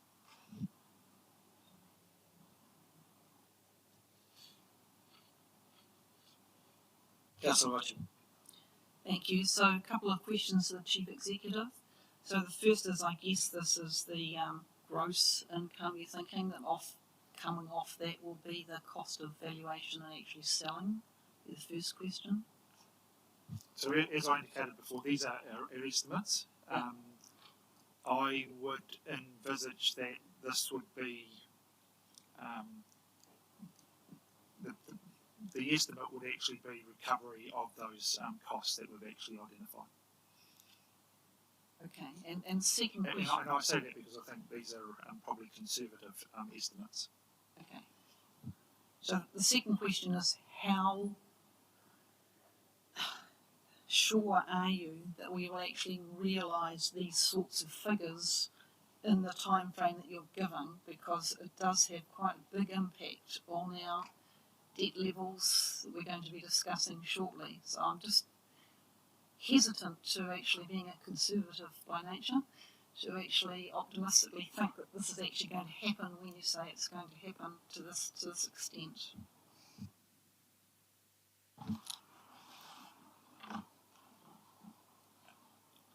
Answering that in a couple of ways. One is that there has been a clear direction given to me by council in terms of this particular activity, in terms of having these things moved along. And the second thing is that we are ensuring that we have the appropriate resource to make it happen as such. And we've put that in place, and we had the consultant here a couple of weeks ago talking to council. The intent on the management path, or from management, is to actually work diligently to actually reach those targets that we've actually set in terms of the timeline that we've identified for proceeds. Look, it's not. It will be challenging, but that's the intent, I think, of council to actually make that happen. Councillor Bishop. How many of those proceeds of sales are reliant on obtaining resource consent? So the ones that we've identified that will be linked to obtaining resource consent and revocation of reserve status are in the 2024-25 year.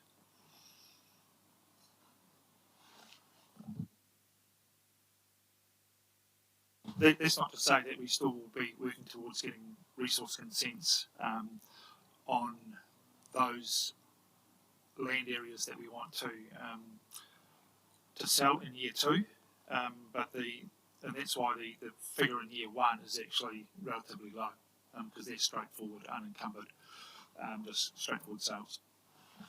The ones that require resource consents will largely be in year 2 and 3, and the ones that will require revocation will be in years 3 to 5. Do we have a list of those? What's in there?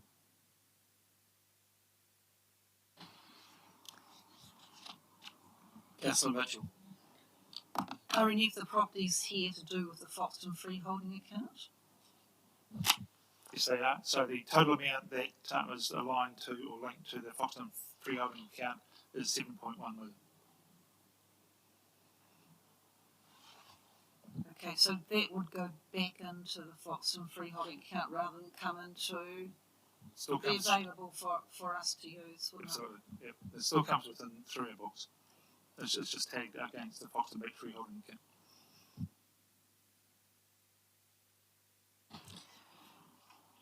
Councillor Jennings. Just a question through you, Chair, to the Chief Executive. Just wanted to clarify whether any of those figures there include the revenue assumptions already in. There's no double up in terms of some of the properties that are already proposed through the draft LTP to be developed and sold.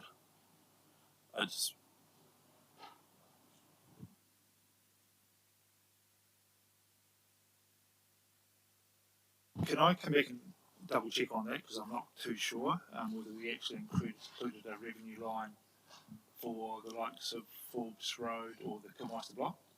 Yeah, so we did include some funding, some revenue for the Kilmeister block, and I think possibly Gladstone Road. I think. Yeah. Mr. Mayor, I think given just that level of uncertainty at the moment, my suggestion would be that we perhaps just park this, perhaps until later, because at the moment I probably am a little bit uncomfortable.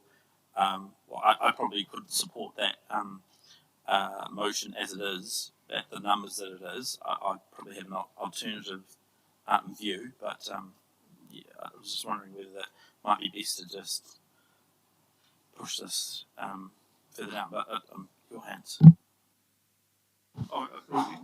Just for expediency, comfortable through you, Your Worship, to actually just let this lie on the table for the moment and have it as part of the board discussion that we're going to have after we can conclude this particular paper.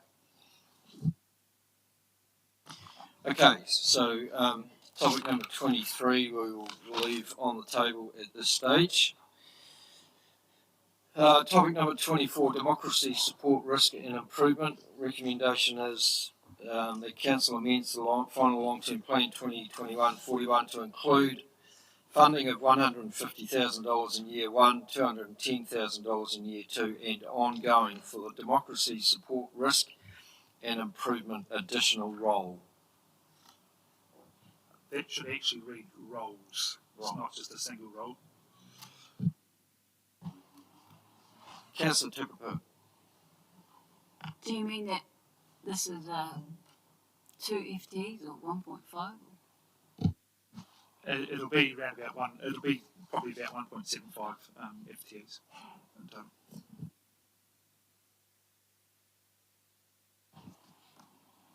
Councillor Allen.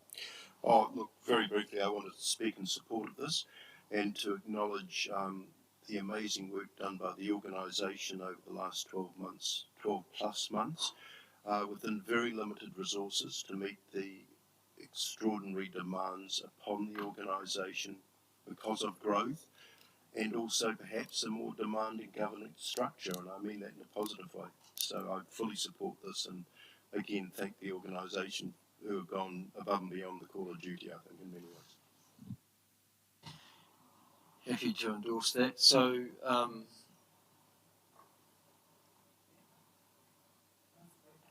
no, it hasn't been moved. Okay, so we've got a mover in Councillor Allen, seconded by Deputy Mayor Joe Mason. Any debate or discussion? Councillor Tupakura. It's not a debate really, just some thoughts. In our draft document, we have for each activity a funding impact statement, and there's a line where it says, for income grants and subsidies, and there's always not much in there. It's like we don't maximise on,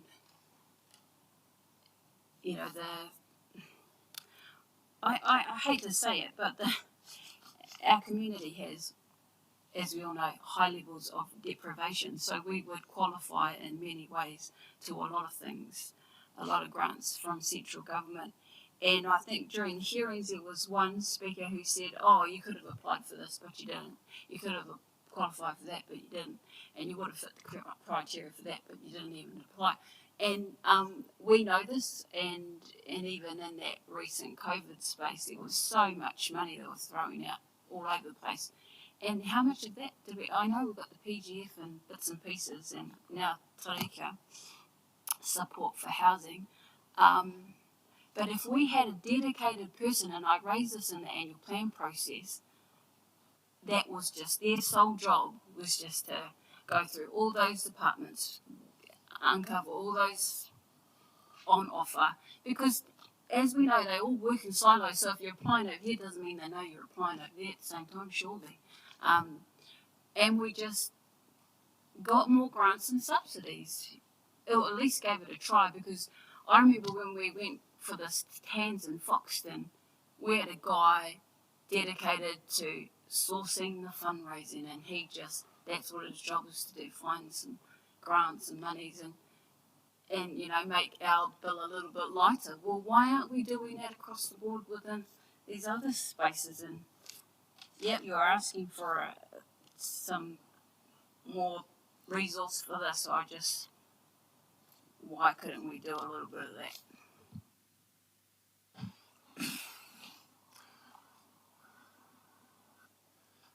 Okay, so I know Nikki Brady's probably watching this, and she would support you 100%, and I shouldn't personalise it, because Nikki is doing this largely by herself with the support of her community development team within the existing resources.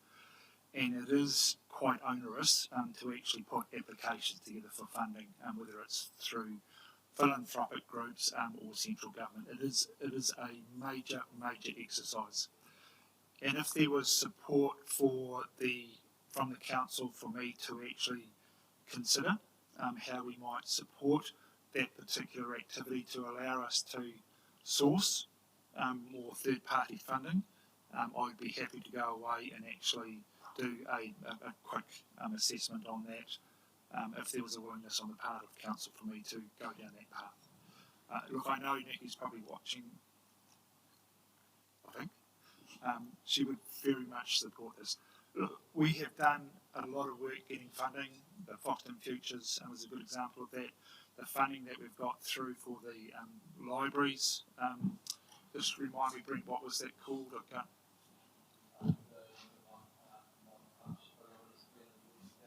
Yep, so we got $340,000 coming into the libraries. We've supported the Mayor's Task Force for Jobs, our funding that we've received, which is now being delivered by HLC, and there's potentially some funding available for us to carry on with that program, but it requires effort from within the organisation to actually do that work, and it is onerous.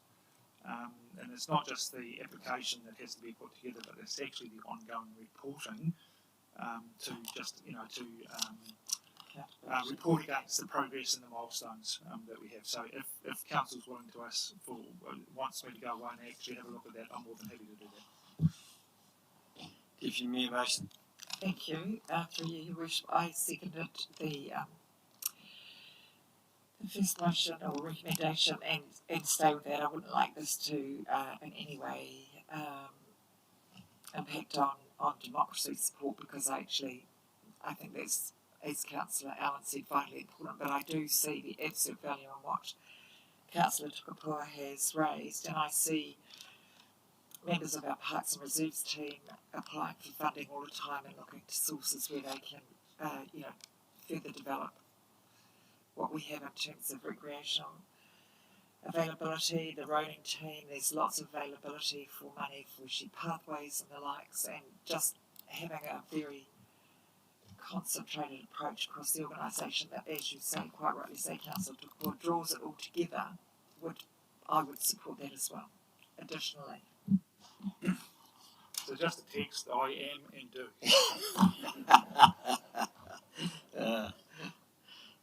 Councillor Bishop. I'm just wanting clarification on the timing of when you've brought this up, Councillor Peter. Obviously, if it was a catch positive, well, yeah, if it's catch positive, the guy you put on the spot and there's more return, it's obviously a no-brainer. But is the reason you brought it up at this juncture, is it to explore funding options for this type of cost, or is it just across the board?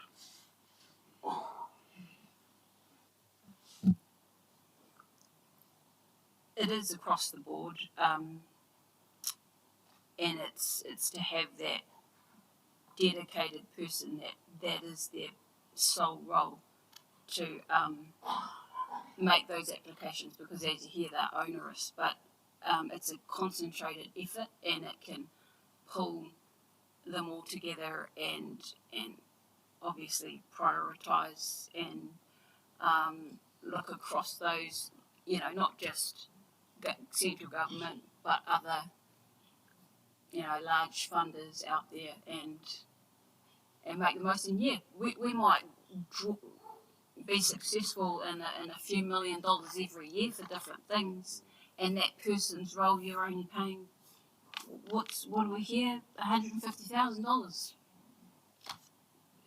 It is a no-brainer, surely. Councillor Kedu. Yes, I'm just want to give support to Pirihire's kōrero about having that dedicated person across the board. I know that in our experience, in Miranui, Shannon, Tokomaru, Opiki, we have those issues with our community groups all the time, and trying to look for funding, and we're trying to do things for our communities. I think about just our past COVID experience when we were able to access funding through the different agencies and the monies that government were putting out there to all our communities to help us. But we're sort of past that now, and we're still struggling. And lots of those areas of still trying to find funding for our organisations for some of the wellbeing programs that we're actually involved in. And I want to support, what Pirihire's kōrero around, having that dedicated person to be able to access some funding for our organisation so we can distribute it. Councillor Allen. Look, I'm aware there's already a motion on the table, so understanding orders, I just want to foreshadow that when this motion is dealt with, I'll seek to move that we seek a report on how we might maximise external funding. It's a follow-up motion. Councillor Jennings. Mr. Mayor, I need to just comment and say I sit here a little bit bemused but slightly frustrated as well, because obviously I think these roles in this team has a lot of merit, but I see there one of the activities includes zero-based budgeting, and this is something that I've been going on about for a little while, and I'm bemused because there seems to be support for these roles, yet there seems to be some reluctance around this table around zero-based budgeting. And I'll remind the table that just 2 days ago I put a motion around some finance work programs which included a zero-based budgeting element to it, and it got no support. So, I think it's just slightly laughable that yet in the same in the same, 2 days later, we're going to appear to support a motion for an activity that I think people are sitting around this table don't necessarily believe in. So I guess I'm sitting on the fence at the moment because I find it a bit odd. So it was always the intention that those work program topics would be looked at, and it was confirmed by the Chief Financial Officer, and one of those included zero-based budgeting, which gave the table, I think, comfort that we were going to ensure that we did look at these issues. So this is just one of them, I suppose, that there could be a list of a number of others attached to it. Deputy Mayor Mason. Can I just an alternative view to that response? That zero-based budgeting is something we have talked about a lot, but what we've also been had brought to our attention by the Chief Financial Officer is the work that creates and the need for that to be done and resourced is what my understanding was. So I don't think that I sense an unease around the table about it. It's about how we resource that and ensure that we're not creating work that is going to be onerous for staff. I think there needs to be the resource there to do that. So I think it's very responsible to include that in there because it has been expressed around the table quite a lot. Councillor James. Well, I'd just like to respond to that, and I agree. It's an activity that needs to be resourced. I just think that's not consistent with, as I say, the messages that I've heard around this table in workshop and other settings. Look, I'm prepared to support the motion because I think it's a great thing that we explore in this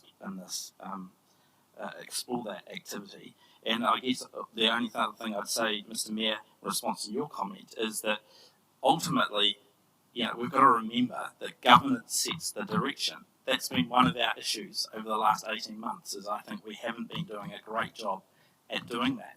And so it's, you say, yes, it's okay, it's on the list of things to do.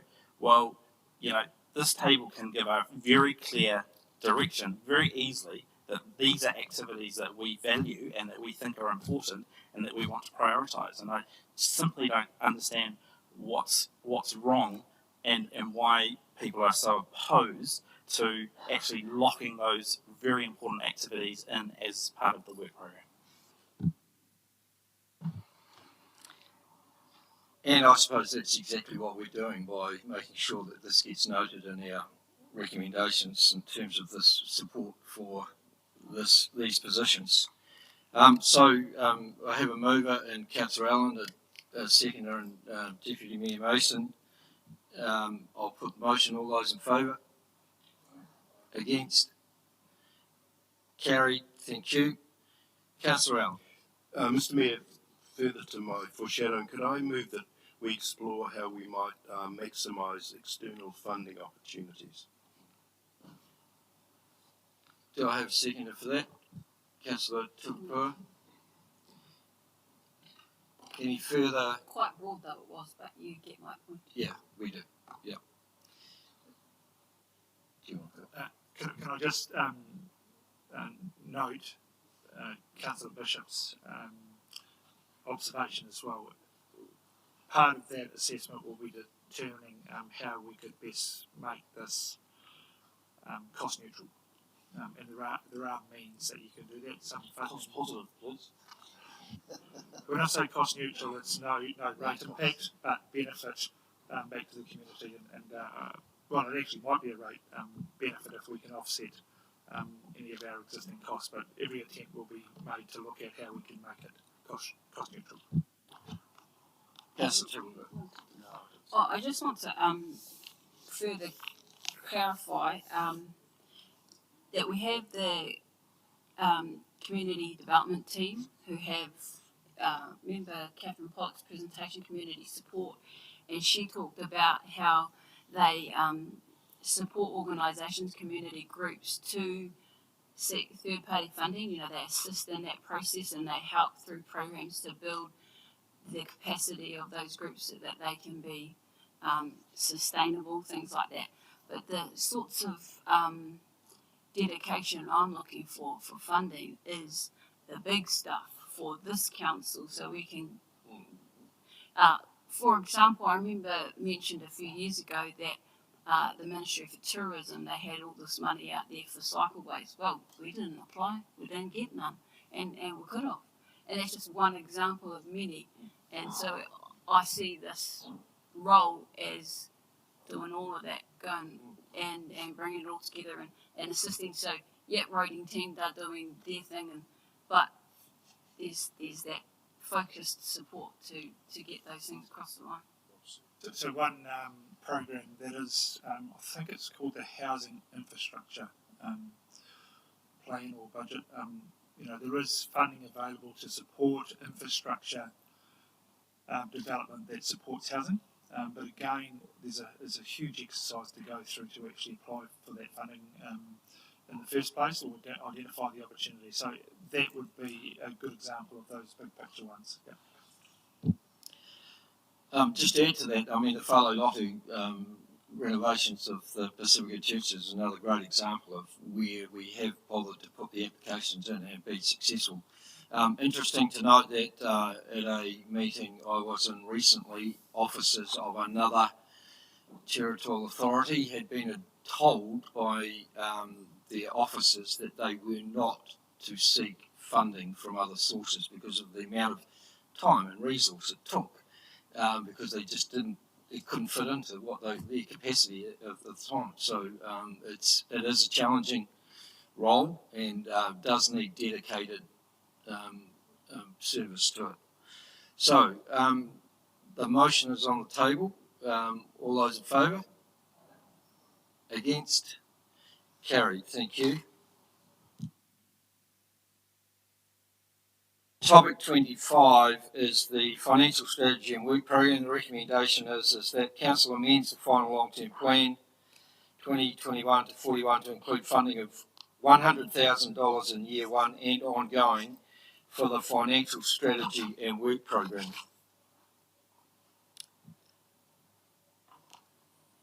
Yeah. Look, I'm happy to move this, and I've got some other comments to make, but I'll wait to see if there's a second. Thank you. Second, Councillor Bishop. Okay, so open for debate, discussion. Councillor Jennings.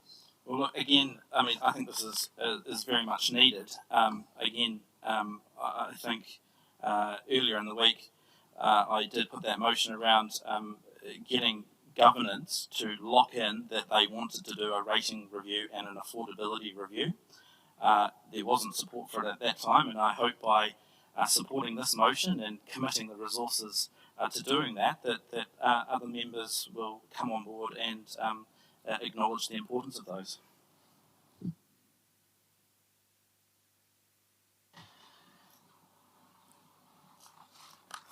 Nothing further. I'll put the motion. All those in favour? Against? Carried. Thank you. Moving to topic number 26, representation review. So as a consequence of our introducing a Maori ward for the 2022 election, we need to add $25,000 to year one for a representation review. So I'll move that. Councillor Allen's moving. I'll second that. I don't think there does need to be any discussion. We have to do it. All those in favour? Against? Carried. Thank you. Topic number 27 is the Levin Memorial Hall, and the recommendation is that Council removes $222,000 from the final long-term plan 2021 to 41 for the Levin Memorial Hall. Councillor Jennings. I'm happy to move that.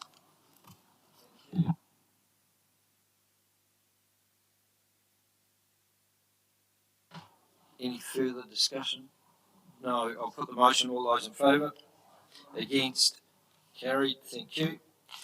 And number 28 is the Foxton East Drainage Scheme. Recommendation is that Council amends the final long-term plan 2021 to 41 to carry forward $494,000 set aside in the current financial year to year one for the Foxton East Drainage Scheme project. Moved by Councillor Allen, seconded by Deputy Mayor Mason. Although, Councillor Just a question. That particular project, I might have heard wrong, but did Horizons recently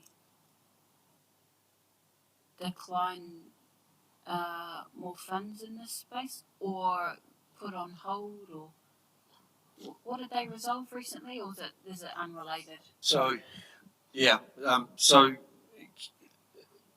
Horizons passed a resolution to fast track the consenting process in the first place.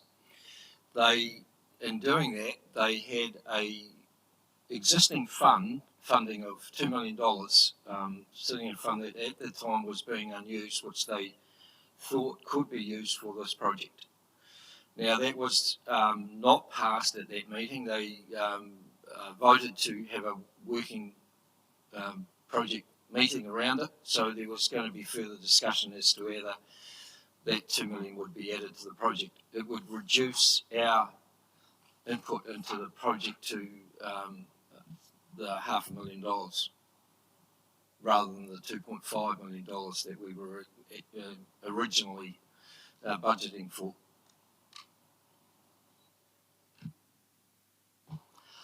I'm not aware of a decision yet, no. So do we take action or spend on their spend? How does that? Or we just get on with our part of it and they do theirs later? Or I thought it was a bundle, or... So it's not done in isolation, it's actually done between the two councils. The work that's being proposed is, and it's largely being led by Horizons. We are actually tagged on to that. This is our contribution to that overall project. Councillor Bishop. Yeah, I'm aware that, if my memory serves me correctly, that there was an increase in the cost of this, but that didn't transfer into an increase in our portion of that, and that job's going to continue anyway. We're still negotiating with Horizons on that. They have increased the overall amount. What they are trying to do is to ensure that our contribution is similar to what we've agreed to date, and thus the reason why they were trying to get the additional $2 million from their reserves coming through to this project. Our view is that our contribution is the urban cost associated with this particular project. The bulk of the other expense is in the Horizons catchment. And they have been granted some funding through the Jobs for Nature PDU funding, that's why also. Councillor Mitchell. And so we definitely won't have to budget any more than what's already in here. Horizons have been given a clear indication that both from the community board and from ourselves that is what our expected contribution will be. So we have a mover and a seconder. I'll put the motion. All those in favour? Against? Carried. Thank you. So we've reached the end of the management report. We will now bring the matter of the late report regarding the Foxton Beach Utility Vehicle report project to the table. And the recommendation is, first I'll move receipt of the report. Could I have a second? Thank you, Councillor Isaacs. All those in favour? Against? Carried. So, 2.3, that as recommended by the Foxton Community Board, the Horowhenua District Council approves the allocation of a sum of up to $60,000 from the Foxton Beach freeholding account for the purchase of a utility vehicle for the Foxton Beach Volunteer Fire Brigade. It's been moved by Councillor Brannigan and seconded by Councillor Allen. Any questions, debate?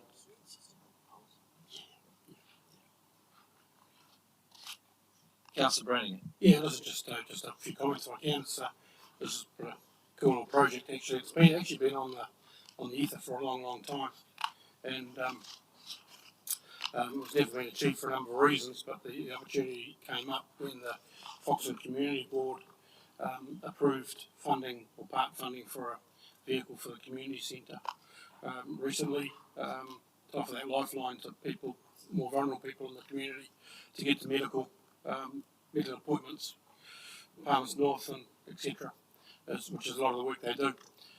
So the need for this vehicle is that there's 12 kilometres of drivable beach in the Fox and Beach Brigades area.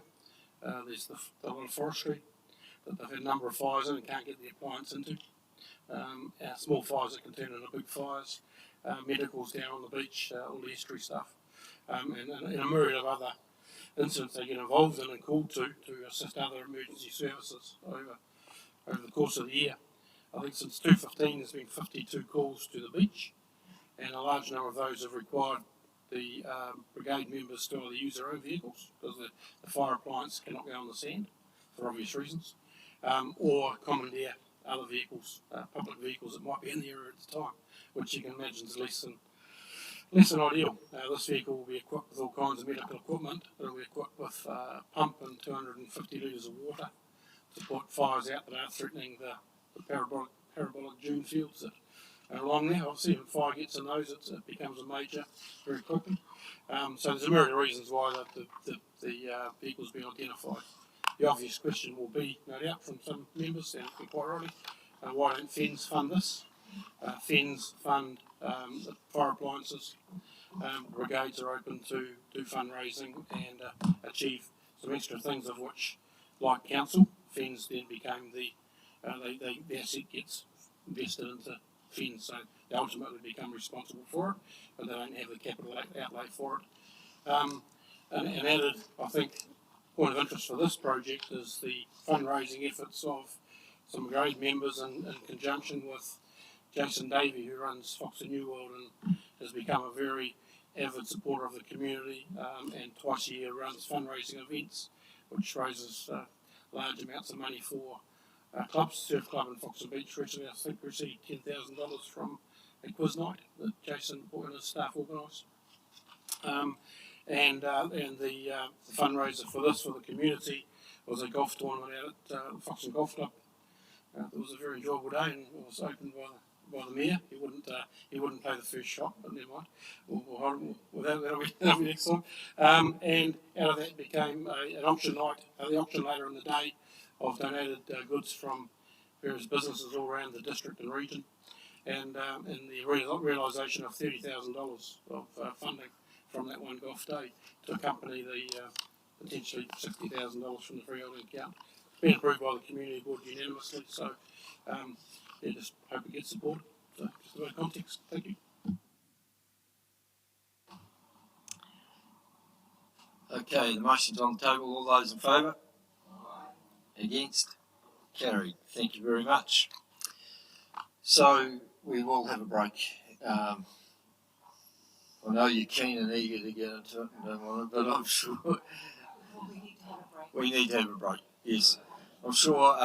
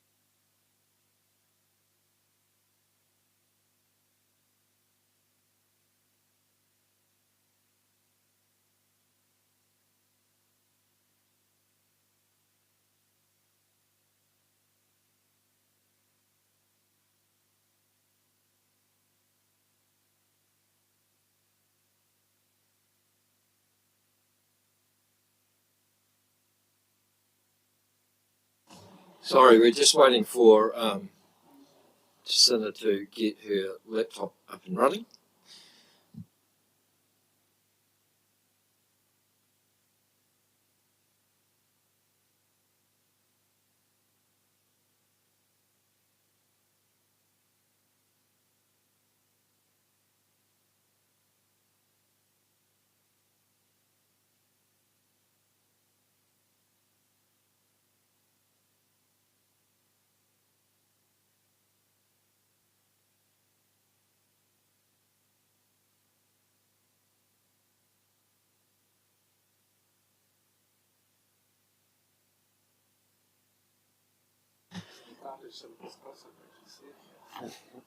So we are up and running. So just a reminder, councillors, though, that this is still a council meeting, and that normal rules apply as such. So rules, yeah, well, yeah.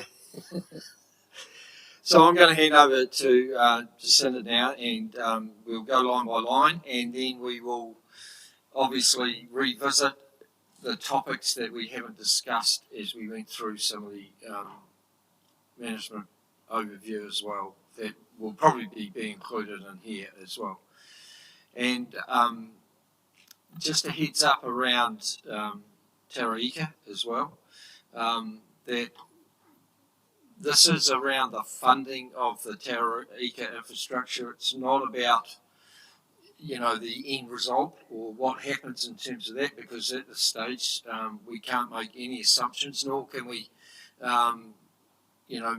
sort of put figures associated with that, because obviously that is commercially sensitive and unknown at this stage. So just warning that if we do get into that conversation, we'll probably have to go in committee to discuss those sorts of things if you wish to. So just a clarification on that, because the one thing around Taraika is that there is obviously an assumption around development contributions. Yes. So in that context, what's your preference to discuss that openly, or? I certainly don't have an issue with development contributions. It's probably the extent and the number that we might have some difficulty with in terms of trying to then make assumptions about how much development we might see out over there, because that is an unknown at this stage. But there would be some assumptions made that affected this plan. So if we do need to talk about that, then we do need to go in committee. Okay?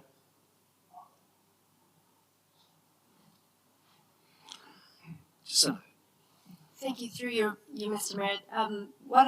I'll explain to you just what you're seeing on the screen, so that and I'll explain it as well for you, Councillor Ketchu. So please, if I've missed anything in terms of explaining it, what's seen on the screen, please call me up on it, and I'll do my best. So, what the intention of this is to give you all an ongoing summary of some of the conversations that have been had through the deliberations so far. So what I've intended to do is to capture for you the consultation borrowings that were set. So you'll see on line 27 that highlights the net borrowings that were set as part of the LTP, draft LTP during deliberations. So that was what we went out to the community with. And there's also a draft debt ratio, so that was the ratio that we also went out to the community with. So year 1, 194%, year 2, 216%, year 3, 234. Also, what I've highlighted for you is where, given where we are at the moment, we are in regards to the debt limit that has been proposed as part of these deliberations. So I'll just go down and highlight to you. Sorry about scrolling a little bit here, but you'll be able to see that at the moment I've set this based on the conversation that was had at the beginning of the deliberations, that the preference was for a borrowing limit of 225%. So at the moment that's set to that. You'll be able to see at any point where you are, and I'll talk it as we go through decisions. I'll highlight how far we are in terms of needing to, if we were to meet the 225% target. At the moment, for example, we're sitting at a peak debt to operating income of 273%, and that happens in year 2025. And so what I've done through the conversations that we've been having over the last couple of days is, in reference to all of the papers and the recommendations that have been made, if you've signalled your intention for that to go forward or not, I've included that within the calculations. And so you'll see, for example, Foxton Pool, which was paper 7.2 and recommendation 2.4, that was a no. So therefore that additional funding in terms of moving from option 2 to option 1 was not put forward in terms of a change from the draft to the final long-term plan. And again, the conversations around additional funding for the Hakata Gardens, that also did not go forward. So this works through, I probably won't go through each of those individual items because they're ones that have been discussed at length. But for example, the Waitarere Surf Lifesaving Club, there was a decision yesterday to move the funding out of year 3 and move it into years 1 and 2. And so that was included in the recommendations. There was also a recommendation around assuming that there was some external funding going forward for that as well. So that's in there as a recommendation at this stage. What we did yesterday as well, though, was, and the day before, was to have some conversation that there may be a preference as we work through some of these to maybe adjust some of these initial recommendations that were made as part of day 1 and day 2 as part of finalizing where you're happy to sit in terms of a final long-term plan. So if it works for the room, what we'll do is we'll, at this stage, move to the point where we've finished working through the recommendations in the paper and then go through any additional items. Would that work? Just a quick question though, Jacinda. I noticed that you had a 2021 item included in the budget. Is that correct for 2022?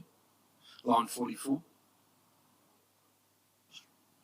So the Durham Street one, that was there just from the conversation that actually in terms of the capital budget for 2021, we have at this stage proposed to fully spend that. And so that additional spending that we're going to make for that one will increase the borrowings overall. Okay, all right, thank you. So, is it possible to see where we sit with the rates at the moment as well, based on those decisions we've made with operational insertions, just to get sort of a overarching view? So at this stage, in terms of the conversations that have and the decisions that have been made in terms of the rates budget, that currently sits at 7.5%. So this 7.5% for year 1, 7.4 for year 2, 5.5 for year 3, and 5.4 for year 4. And I'll just finally 6% for 2026. That's after accounting for growth. So, for example, we assume in year 1 that the growth will be 1.7%. So that 7.5 plus 1.7% is the total rates increase. So at the moment, Doug has done some analysis over the last couple of days. And in terms of where our growth sits currently, if you look at the properties that have come on stream and the new units that have come on stream, up until today or yesterday, we sit at around 1.5%. So it is quite close already. We've got another month to go, but we've got a very good chance of reaching that. But just to give you an indication of where we currently sit relative to where we have assumed we would.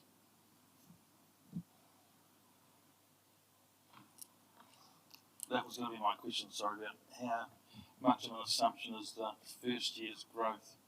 So you're saying currently with 1 month run we're sitting at 1.5%. Yeah, as of today we're at 1.5, but we still have a month to go. And 1.7 is what was assumed.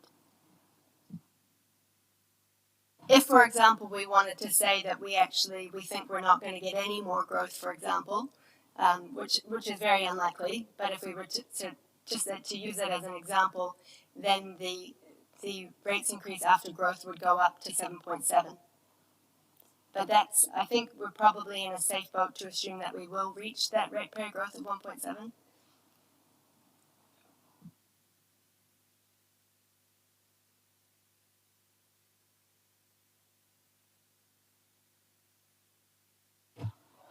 Does anyone have any further questions around the rates one? We can jump back to it at any point that you would like to. So just to confirm this, Jacinda, so as it sits right now without changing anything, the rate increase is actually 9.2. No, the rates increase is 7. Rates increase. You mean in total? We got to talk about totals, not In total, Yeah. but I guess it's important as well to think about it in terms of after growth because we've got the additional units and houses on stream, that they will help minimize the impact on the houses that are already here. So that's why we think about it in terms of after growth, but you're right in terms of total. Yeah, okay, thank you.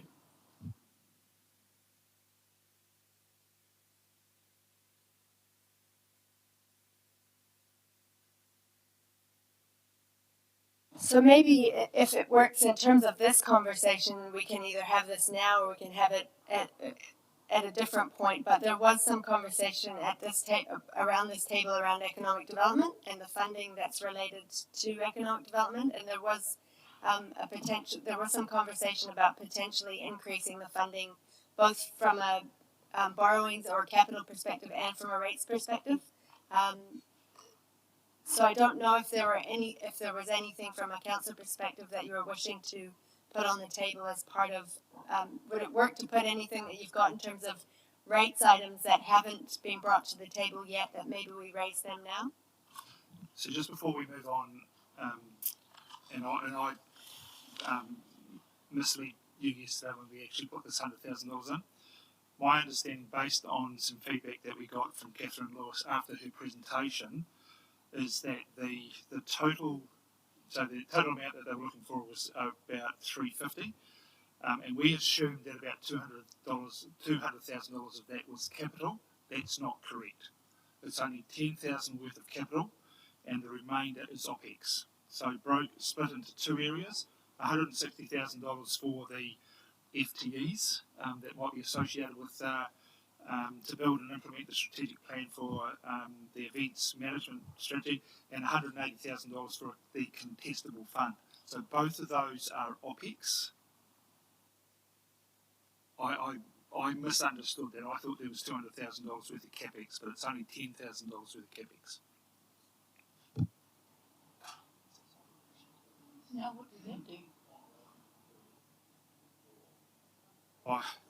Good question. So this was largely for the first 3 years, and then there was a need to look at whether there was any additional capital required once the event strategy had been developed.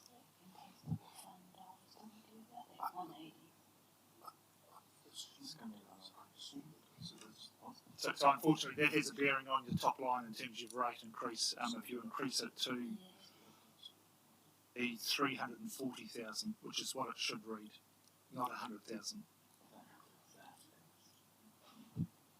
Now what is it? So if we were to include that additional 340,000 in the first 3 years, that's 160 and plus 180 that was mentioned. That would increase rates to 8.4 for year 1.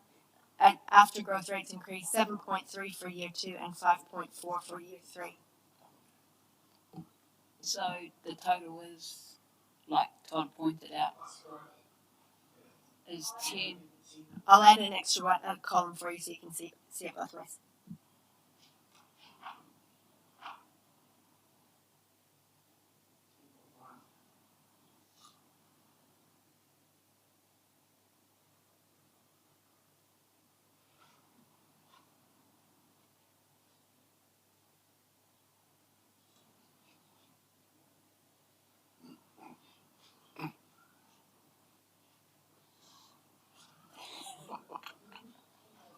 There you go.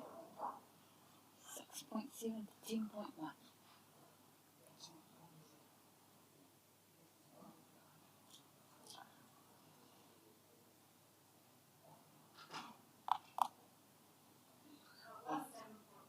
I should mention in the draft the total would have been 7.4 effectively. 7.4. So now it's 10.1. Sorry, 8.4. I'm telling you lies, apologies. Do you have a question, Harry? Oh, well then, so if I'm looking at what the people were looking at, 1% of rates revenue is 430,000. Is that right? Still,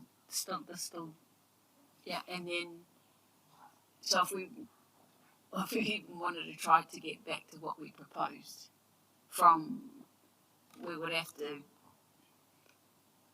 slash some things by X amount. Otherwise, we sit there. Okay, I'm just trying to work out what's the give and take here. But shall we start to move through the borrowings ones as a starter now that you've seen what the rates ones look like, and then we can come back to the rates one at any time if you want to? Can I just ask, because we haven't decided, there hasn't been a recommendation to include that 340,000 or 50,000, and we have quite a large economic development budget already. So what's the chances of being able to tweak that so that it's more leaning towards the events side of things, rather than bringing in more capital? So I think Nikki Brady circulated a note regarding that, and she basically indicated that that's a decision that council needs to make on whether they want to add on this based on the submission that was actually made. If they do, this is a consequence, or to actually have it coming out of the existing 650, which then means that other items that have been identified in the Economic Development Action Plan may not be able to be delivered within that budget window.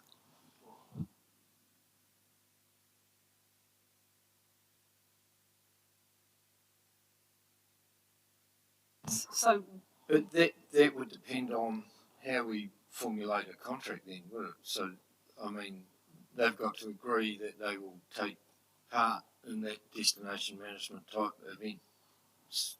And if they don't, then we've got a little issue, haven't we?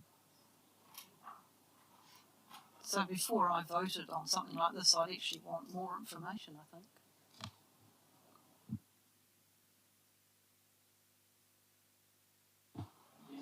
It's not too late to ask questions.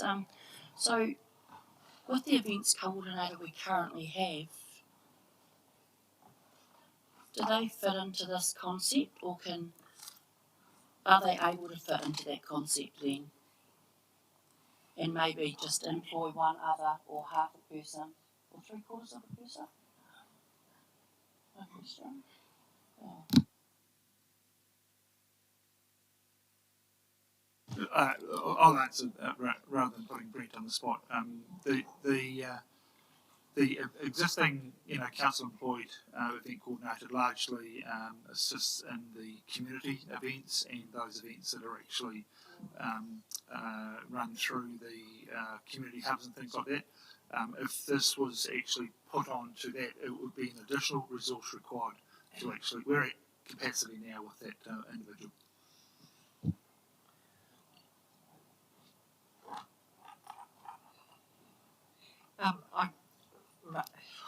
I think Councillor Mitchell's right. We have to decide whether we think it's worth spending extra money. But I do think that one of the things that we identified through the Economic Development Refresh and then the draft destination management work what the strong recommendation was, think about our iconic brand and the way the district identifies itself, and there is some dedicated work that's needed there for that, and that was raised not just in one submission but in several, and we have looked at this work over a period of time, and it's probably not dissimilar to what Councillor Tukapua raised in terms of big ticket applications and thinking about how we resource our democracy team. It's something that's, I think, worthy of dedicated support and dedicated development. And yes, it could well sit within the current economic development work, but I think it is an add-on rather than just to take away from the work. And it might be a hybrid, but I think we really do need to give this some careful consideration because we are losing some great opportunities and we're likely to lose more iconic events from the district in the near future. Councillor Jennings. Through you, Mr. Mayor, to the Chief Executive, item 2.12 of the management overview talked about there being OPEX provision for implementation of the blueprint, and there was OPEX funding in years 1 and 2, I think, only. Are you able to indicate the quantum of that, just so that, because I think this is relevant to the discussion?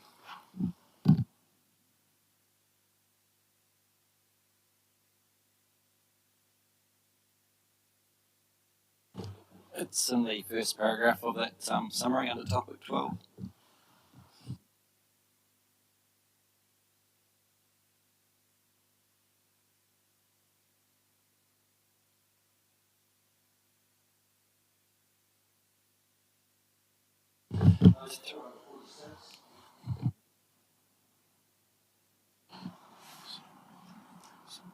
So just clarify, at the moment that funding is untagged, but acknowledging the comments of Councillor Allen when that item was discussed. At the moment there's 3 items in there, housing, affordable housing, live-in structure plan, and then branding. Okay, thank you.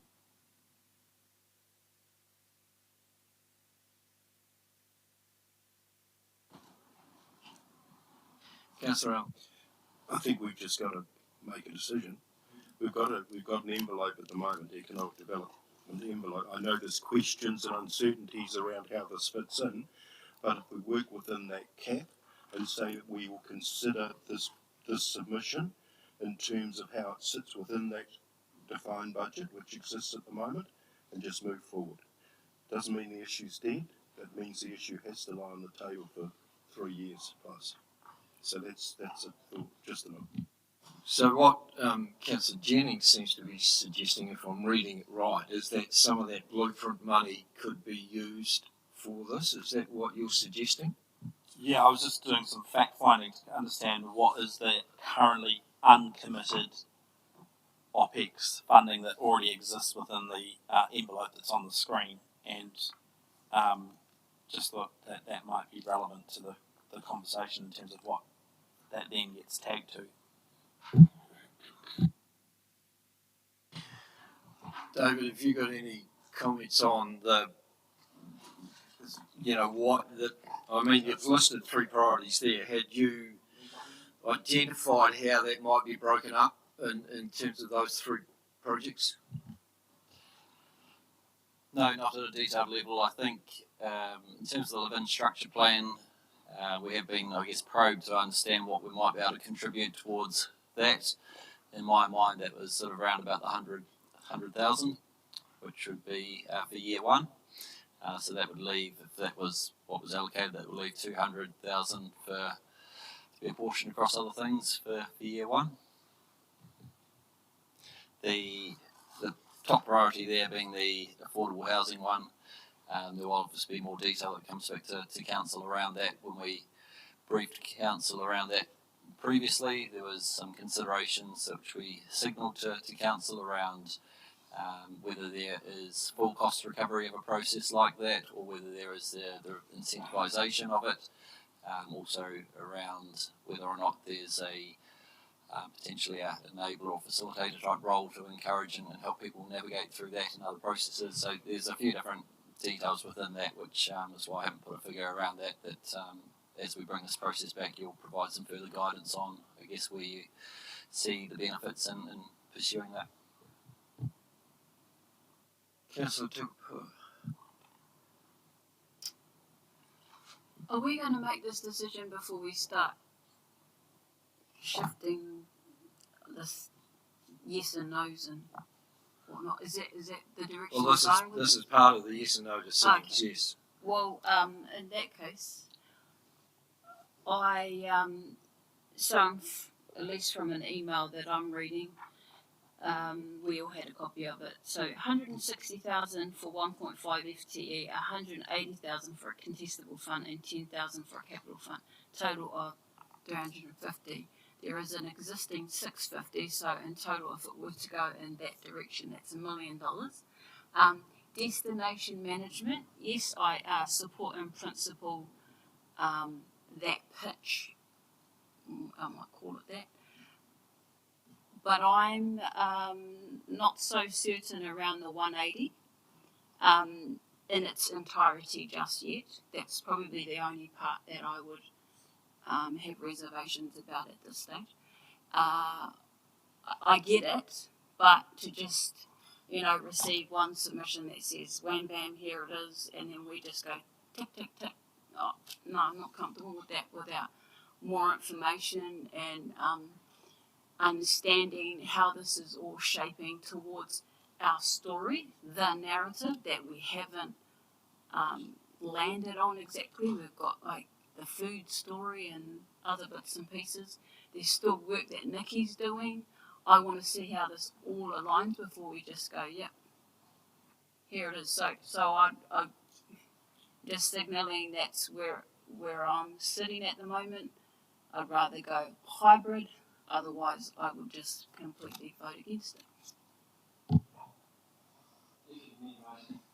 I'd support a hybrid, as was mentioned by Councillor Bishop, and that is that I do think a contestable fund that's been suggested is a little bit on the high side to start with, and it does need to be identified how that fund would be managed and who would be eligible. But we will lose iconic events if we don't do something and commit some resource to it. And we do have a platform there with the economic development refresh and the destination management strategy to start to develop and shape up some of this work around. Both of them are consistent with the fact that we need to be better about branding and our identity as a district. So maybe we could go somewhere in the middle. Could someone put something on the table then, please? So just before you did, I have been able to touch base with Nikki just to assist some the members to guide this. So we've had signal from the existing provider that they have their support to do the event strategy work. It's specialist work as the submissions outlined, so their view it is additional. If that doesn't happen, then they agree the ED focus would pull back to 1 or 2 areas max for year one to get the event activity undertaken. Nikki's advice is it is doable to pull back the ED focus as long as it's short term only, remembering that there's a long game identified in the Economic Development Action Plan. Her preference would be to get an envelope, i.e. the dollars that's available to us, and then herself and I have the delegation to negotiate within that.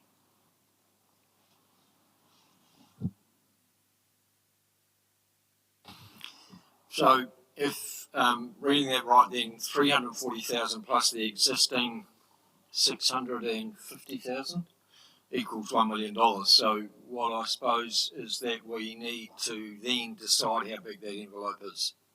Well, I'd like to know that envelope is $200,000. Total. Total. Okay. You're saying 850?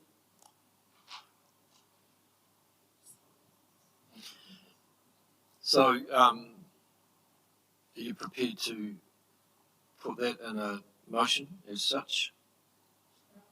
Okay. So moved by Councillor Mason and seconded by Councillor Bishop that the total envelope for economic development, including, what do you call it, events? Yeah, all right. The total envelope for economic development be set at 850,000 for the first 3 years. And 650 for that one.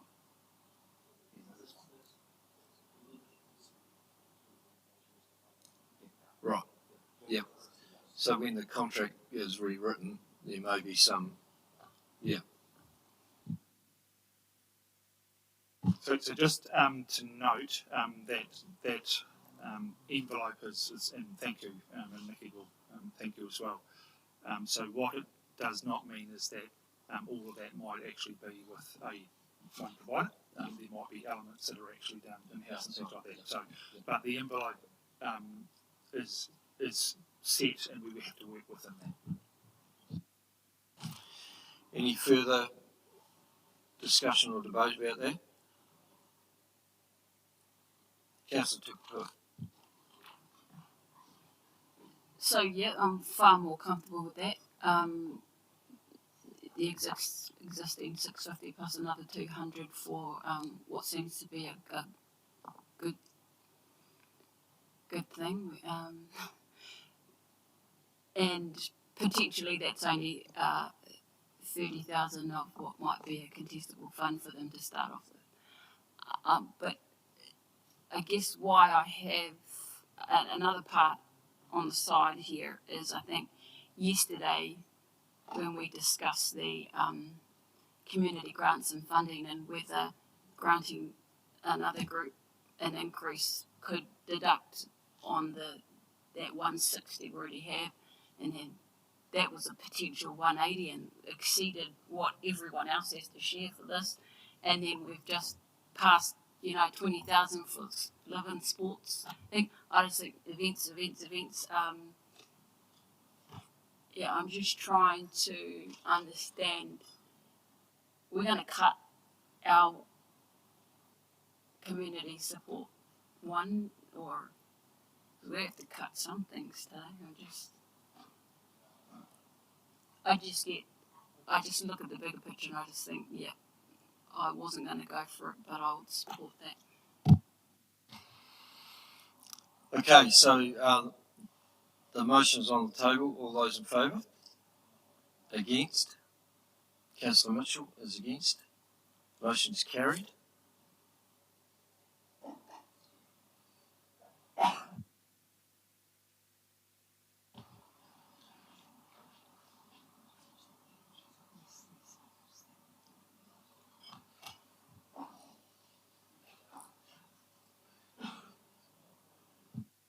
Next item, Sarah.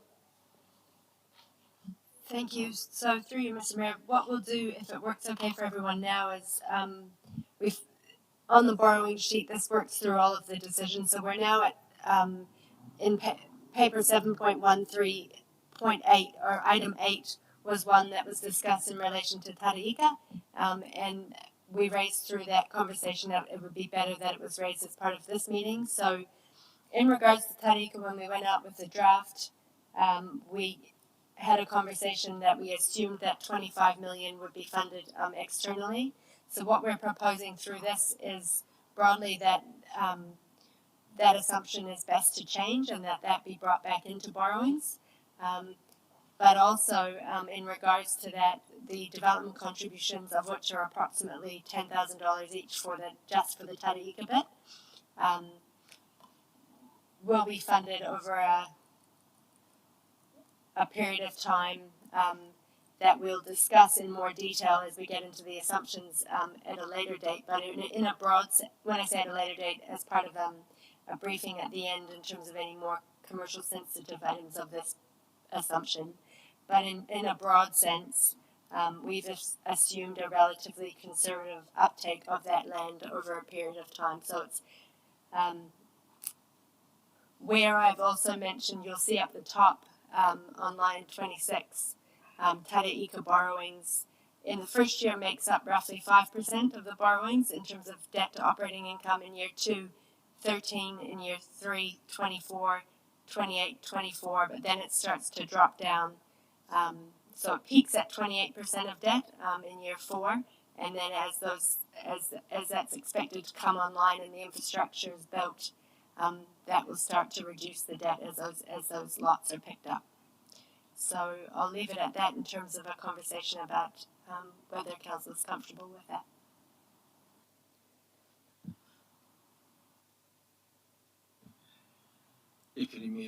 I just would like to sit out from this discussion. I'm sitting on the Tara Eco hearing as a commissioner, so I don't want to be part of this conversation. Councillor Mitchell. Just under those conservative estimates there for what we're likely to receive for development contributions, because we haven't yet looked at maybe taking out or reducing some of those nice to have projects that are actually going to contribute, development contributions are going to contribute to. So have you thought about that side of things yet, or is this just based on what the draft long-term plan went out as? So this assumption currently is based on the draft long-term plan. So in terms of some of the conversations that we have today, you're absolutely right. As we work through particular conversations around CapEx, there may be some changes that we may need to make around development contributions assumptions given any capital changes, definitely.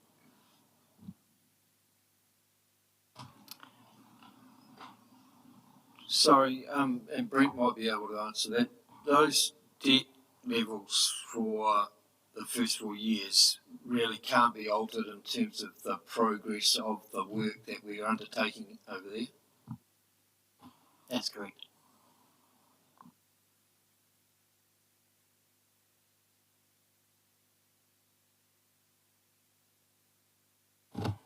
So Councillor Jennings, sorry. So, yeah, Mr. Mayor, I think I've got some comment on the DC assumptions for year 1 and 2. It relates to, I guess, reservations around the timing of when there's actually likely to be development, and so I'm just concerned that whether that's getting into committee's territory. Do you want to park that for later, or how do you want to deal with that?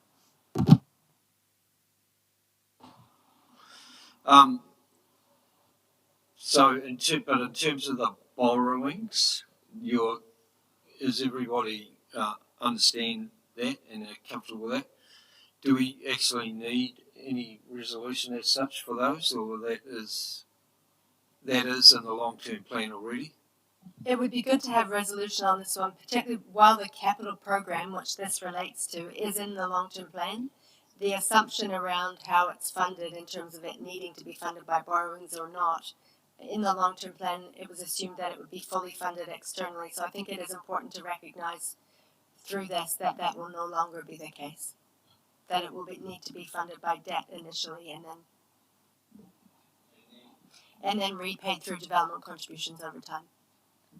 Sorry, and I should also noting though that this spend here is net of the capital funding that we're expecting to have over approximately 12 million from the Crown. So while the spend is more than that, that's the net amount that the council will need to spend.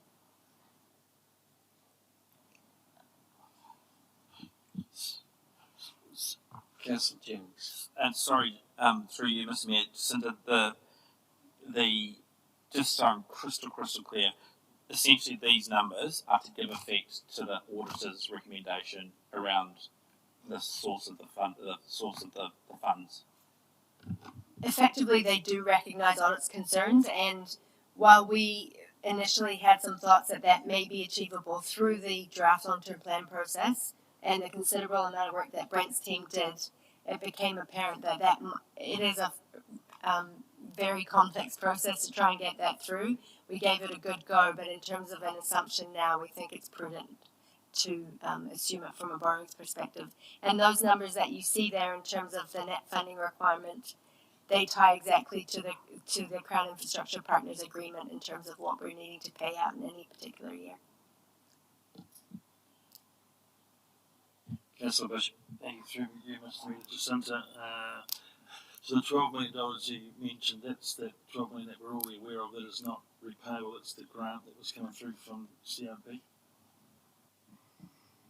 Yes, that's the grant. So the borrowings or the interest-free loan that's coming through as part of that agreement, that's factored into the 25 million that you see there.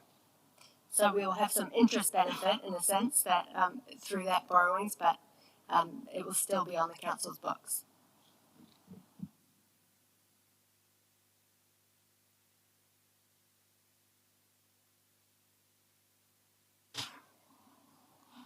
The suggested resolution could read that council funds Taurika infrastructure development in year 1 to 4 of the LTP through council debt.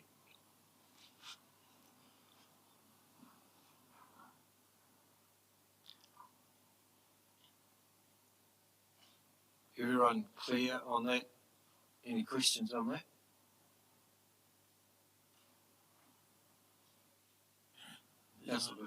Not so much a question, is what are the other options? We're down to a short list of one, unfortunately, and it's not where we want to land, and it's going to have some knock-on effect.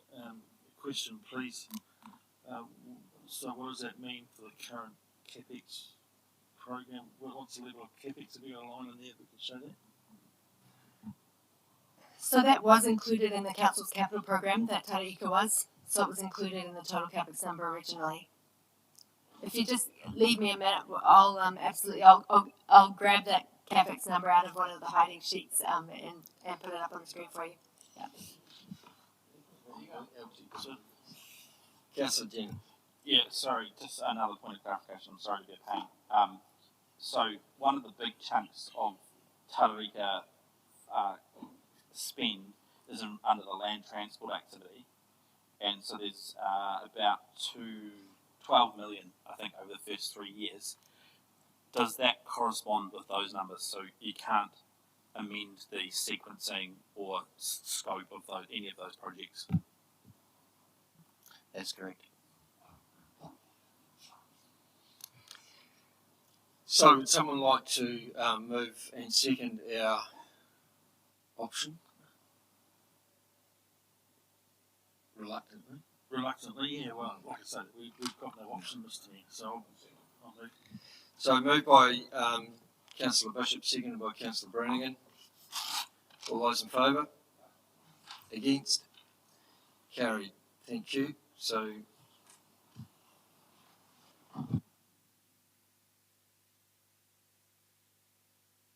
just noting that we're going to leave the conversation around the assumption on the income for DCs till afterwards, when we're in committee.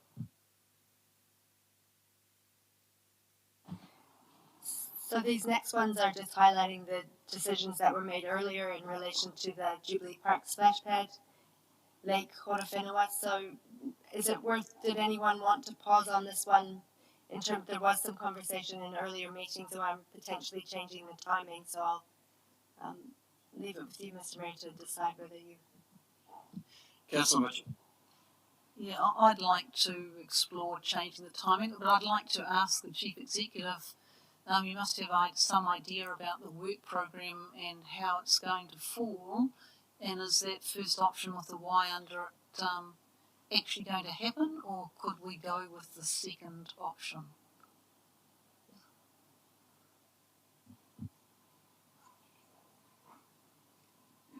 Okay, so the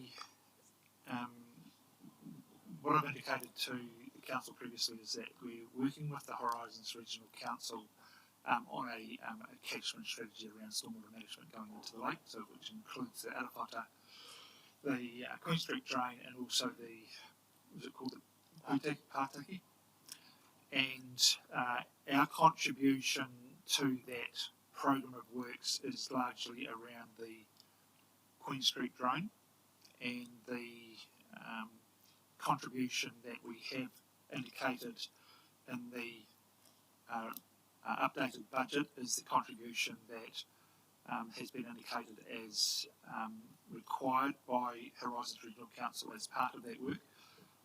I think the question would really be around the timing, and I would suggest that would be probably fair to push some of that out, although we are, I don't know if that's confirmed or not, David, don't know yet, possibly some more funding coming through at the moment. We're just trying to clarify that.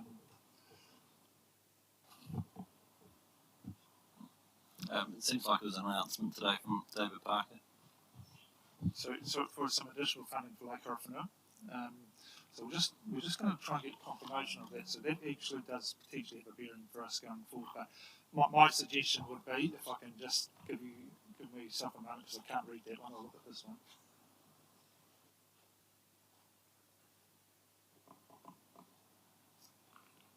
We've got options 1, 2, and 3.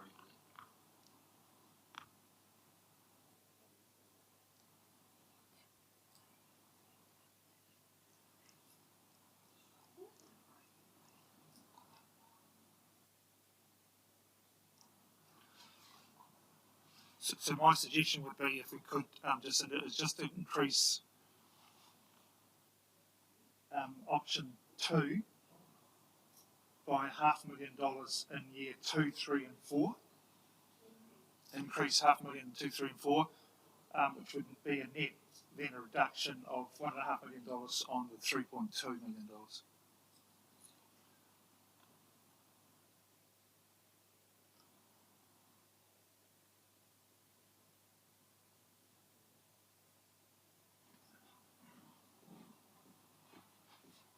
And I think that would be more realistic in terms of the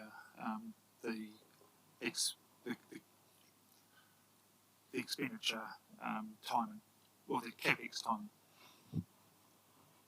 Look, the reason why I'm just a little bit nervous on this one in terms of setting a time frame, a lot of this is actually predicated against a resource consent.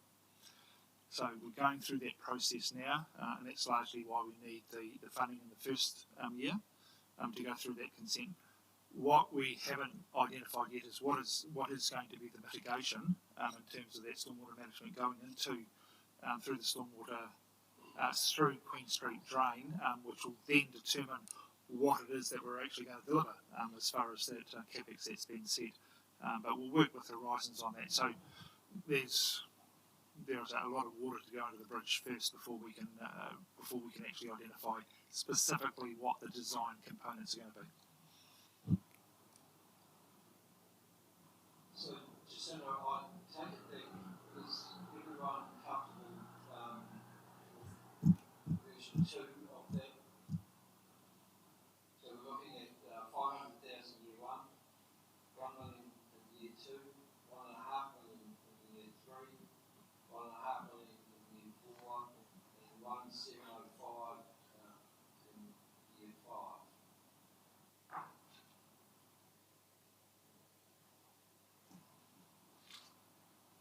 So does that mean the yes needs to come down to that?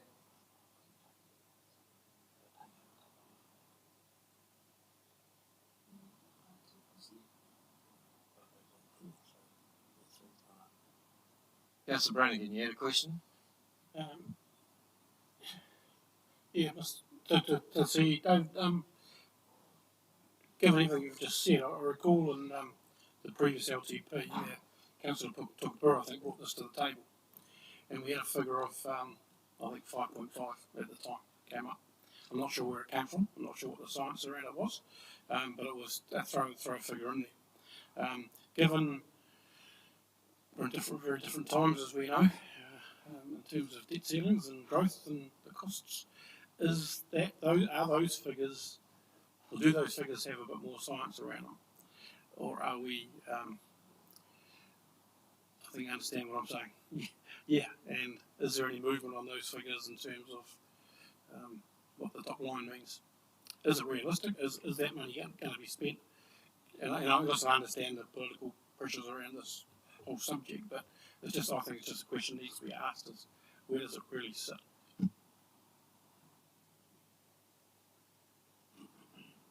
Sorry. Are you going to answer the question? I was actually trying. Look, I don't know. Look, it's a bit of a crystal ball at the moment. I think the important thing is to include a reasonable figure in there. It's not going to be, just a cheap exercise. It could be significant cost to the council, and there's some challenges around how we might do that.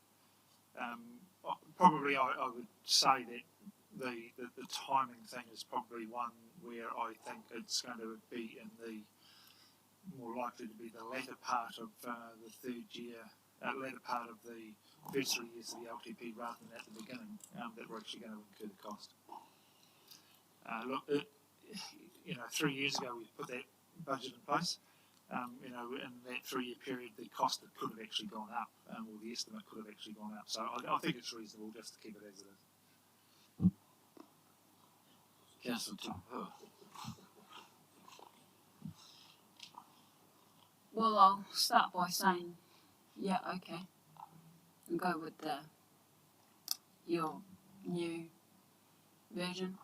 But what I want to say is that it was meant to happen at the latter part of that LTP, and now it's kicked out again. And I wouldn't be surprised if the next council kicks it out again, because you know what? It just shows that that is not a priority for this council, or maybe even the next one. Stormwater doesn't get a lot of attention compared to the other waters. Yeah, drinking water is a priority. I absolutely believe in that, but the lake, if you want to talk about destination management and what we should be known for, let's promote all our, beautiful, well, Tararua's are stunning, but the next biggest feature around here is that lake. But we hide it because you can't really, anyway. The reason I put that forward is to address urban stormwater, not Arawhata Stream, which is Horizon's territory to fix. And yeah, I like the sound that we'll do some work together, but in light of all the development that's going on, I would hope that stays on the radar, because there could be,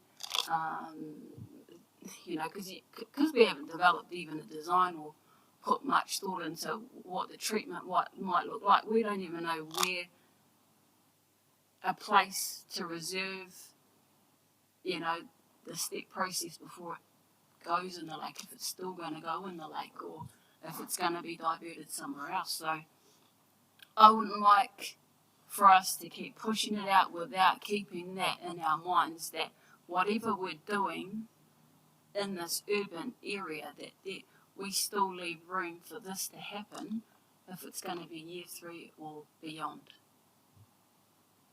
So I'll accept that for now, but do it again. I'll have to do a haka or something.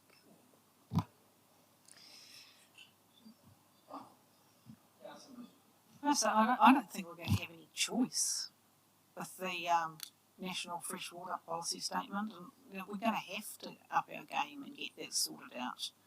It's just looking at realistic timeframes, and I wouldn't be surprised if it costs more than that, which is one reason why we need to have that 225 and give us headroom for, if this sort of thing comes up. So I would be really surprised if it got kicked further out. I just don't think we'd be allowed to do that. And to give you some confidence that it won't get forgotten over the next 3 years, I think the fact that the Arawhata Wetland Project has been renamed as the Freshwater Improvement Project, which is going to encapsulate the whole catchment rather than just the Arawhata, will mean that there will be much greater attention paid to all inputs into the lake, including our stormwater. And the indications is that we may well be required to front up. And the letter that I've had from the Minister has basically said that we need to support his proposal to clean up that lake as best as possible. So there will be, I believe, an announcement on TV tonight. Yeah, it's already happened, so it is going to be featured on TV. So it is getting some attention, definitely.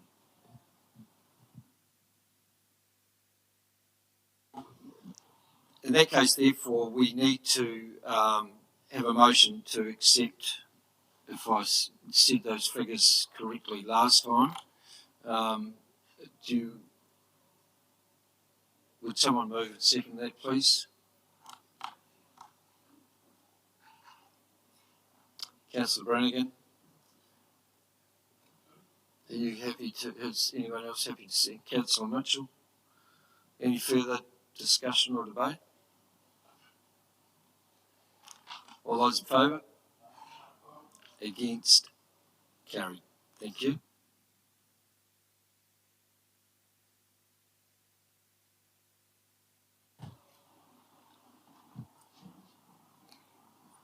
Thank you. Shall we move on to property sales at this stage? That was a...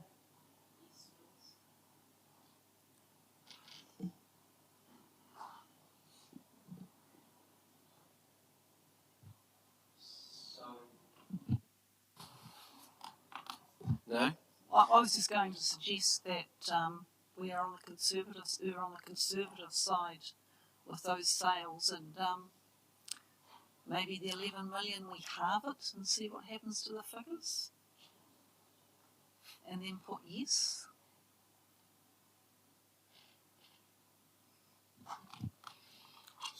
So now that it's been ticked off, it's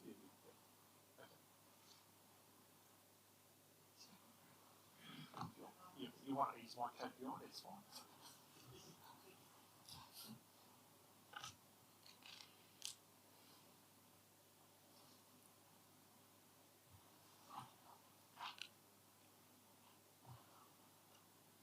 So just for your information, that an option that Councillor Mitchell raised was if we halved it, that would bring the initial proposal of 19.8 million down to... Can you just correct the third cell?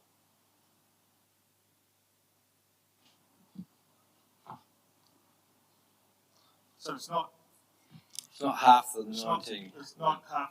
It's shifting half the 11, and the others stay the same. Yeah. Yeah.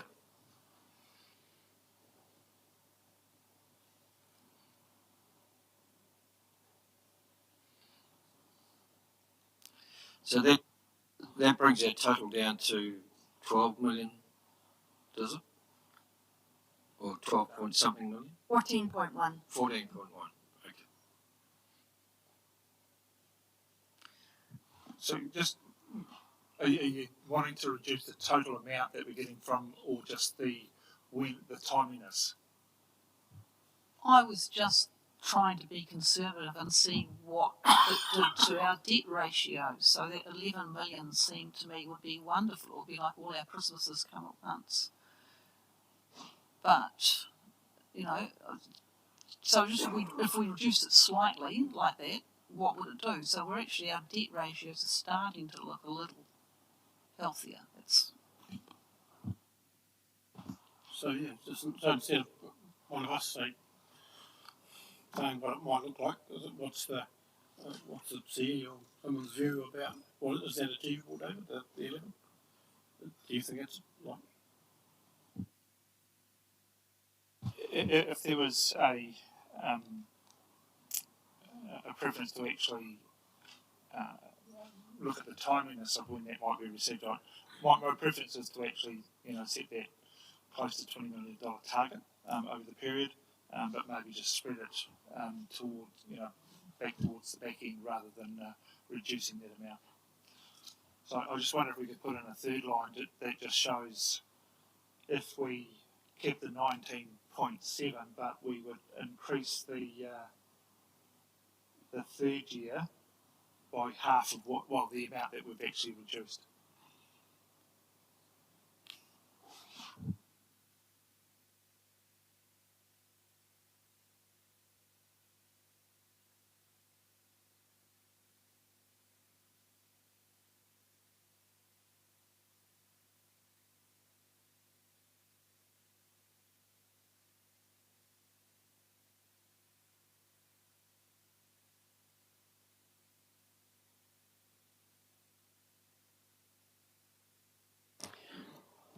How does that sit, Christine? How do you think? Oh, I'd just like to play with the figures, and you know, David should know what's happening more than me, but it just looks like it's going to help us out a lot. The fact that we're evening it out over 3 or 4 years means that, you know, we hopefully won't get those lumps, and that it will impact those figures better because it is even rather than and consistent rather than expecting a big windfall year 1, hardly anything in year 3, and then to suddenly increase again in year 4. It does seem more sort of measured, if you like, in terms of spreading it over that time. But how do others feel?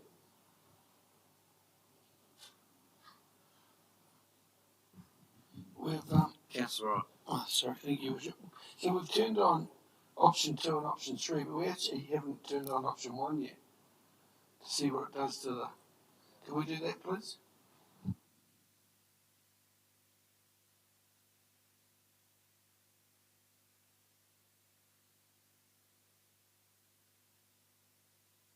So just highlighting for there that option 1 has our peak debt sitting at 245. Option 2 has it sitting at 253. And option 3 has it sitting at 245.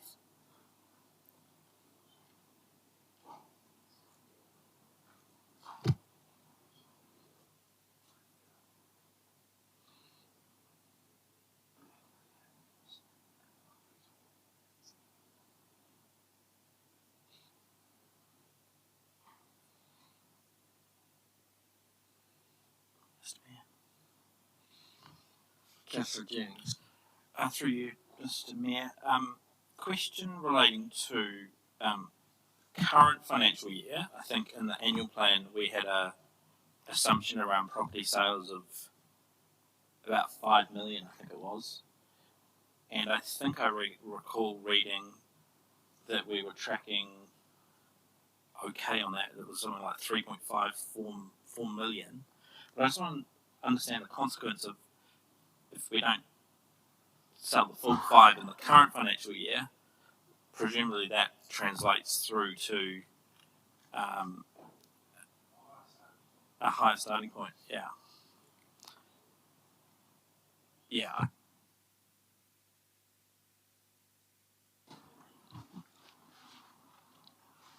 So let's just take the focal point, for example. So that will come through possibly in year 1. So it was budgeted to come through this current year. So what will then happen when we recalibrate the end of year point, the 650 will be increased by the value that we're going to get from focal point. Councillor Bishop. What about the contrary, budget property purchases, which we need to, given the climate we're in, we do need to take into effect that as well? So we have got a separate line under, I think it's further down, called strategic land purchases.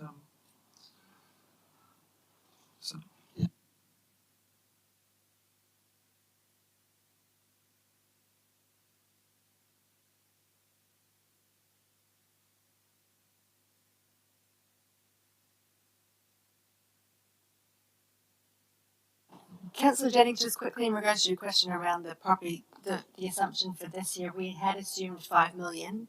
Currently, in terms of the forecast that we did, in terms of forecast opening balance for borrowings, we have brought that down in terms of the conversation to 3.5. So we have, in terms of predicting where we, and taking into account everything we've assumed in terms of our opening borrowings for the long-term plans at the end of this financial year, we have factored those movements into that starting point.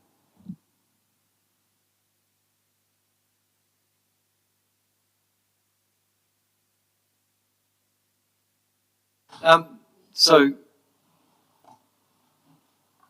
are people comfortable with the version?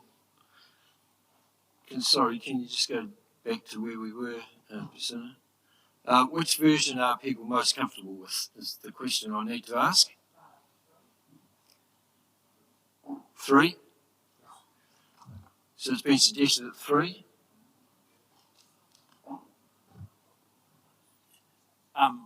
I've got a slightly different view, and I think it's related to some decisions that we may make in relation to the Forbes Road, Kilmeister Block and Gladstone Road, which are included in the current draft, and what we do with those. Because because I think we need to be clear about whether those numbers include the sale of those properties, or whether they're being treated separately, and therefore there's a revenue assumption associated, standalone revenue assumption associated with those. So, yeah.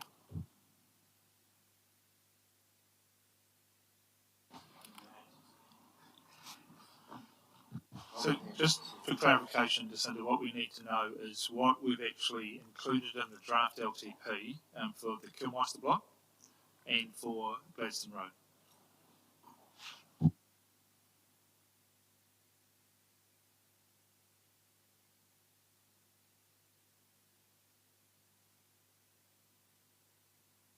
It was 2.2 for Gladstone and 2.5 for the endowment land, so 4.7 million in total that we had assumed in the draft long-term plan.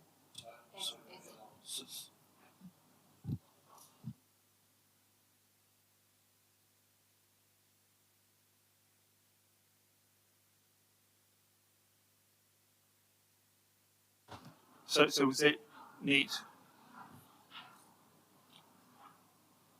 So does that take into account also the, because we did have an investment component in there as well, or is that net? That was the revenue side of it, just the revenue side of it. Okay, so what's the expense side of it? So just on the screen now, but I'll call it out as well. So the revenue assumption around the endowment land was nothing in year 1, 161,000 in year 2, 670,000 in year 3, the same in year 4. So in years 3, 4, and 5 was 670,000, and then 330,000 in 2027. So that we should put that. So I guess this is where my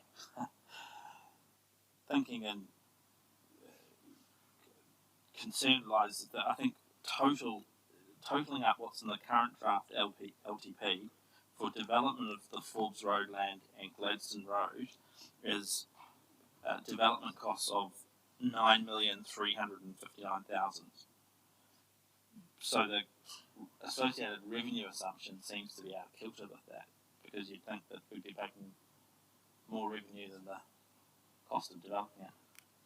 And so then I just wanted to make, I guess the other point was just to clarify that, yeah, that the revenue assumption we've got that's in the current LTP for those blocks of land, is that in addition to or a component of the 19 that we've got up further? Does it, am I explaining that? Yeah. I'm not sure on that one, to be honest. I'll have to come back to you whether that whether what you're seeing there in terms of that 4.7 million is included or not. So that's 4.7 was in the long-term plan as a revenue assumption, but in terms of the 19 million that you're seeing in the other assumption, or in terms of the one you're voting on, I'm not certain in terms of the spreadsheet. I haven't seen that yet. I'm so sorry to be a pain. So based on the numbers I think you quoted, it basically suggests that at the moment, based on the draft LTP as it is, we're actually going to make a 4 and a bit million loss on developing those 2 blocks of land. Is that clear? Am I confusing? Okay, so just to help, on page 124 of this document here, Jacinda,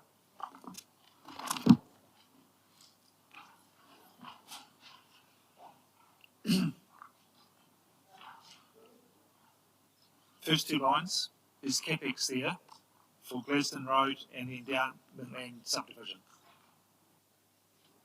Okay, so what Councillor Jennings is suggesting that we're actually duplicating, if we're actually going to use the property sale figure here, which is what I've been using out of the work that Neil Gray has been given to us, is that we need to net out the expense that we've got in the LTP here, the draft, plus the revenue that was originally there, to see what the true impact is of the property sales.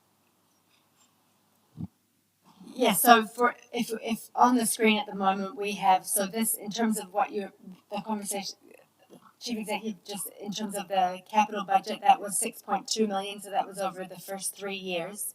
So from that perspective, if we were to go forward with the sale, in terms of that, the next proposal, then we would be saying we no longer needed to spend that capital money, and we no longer were going to receive the revenue in the long-term plan because it was included in the assumption that's been put on the table.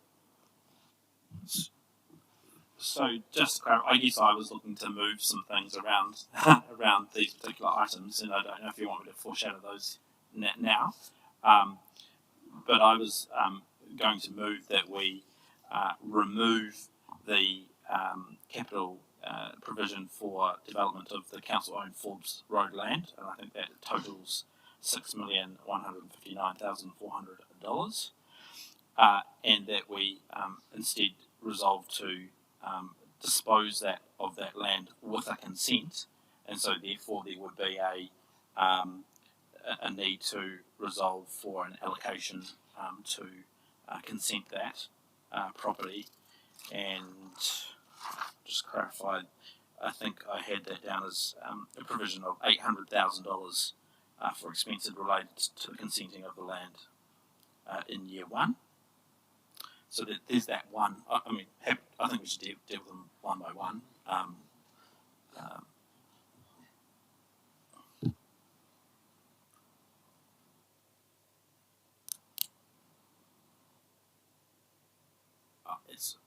Sorry. And I omitted that there would be then a revenue assumption related to the sale of the property of $4 million in year 3.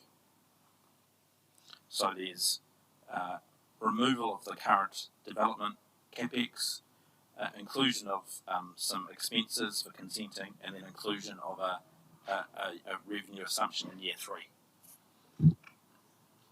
All in 1 year?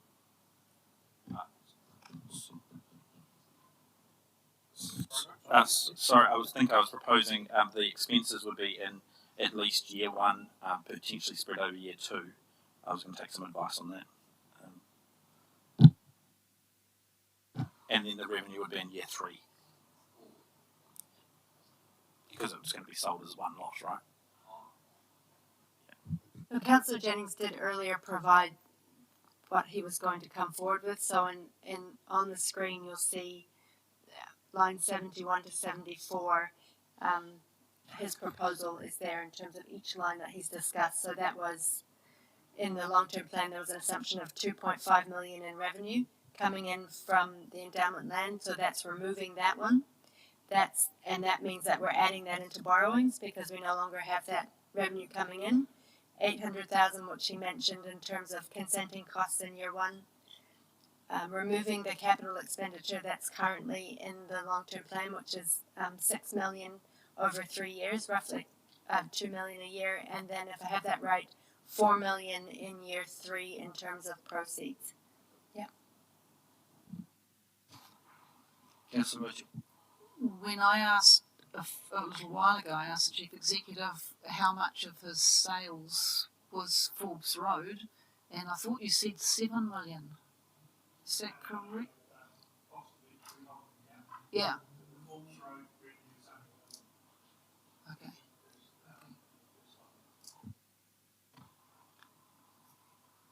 Councillor Bernie. While I really like that in terms of numbers, it looks really great. Just some clarity around what does that actually mean when it comes to choice of how we deal with that properly in terms of development.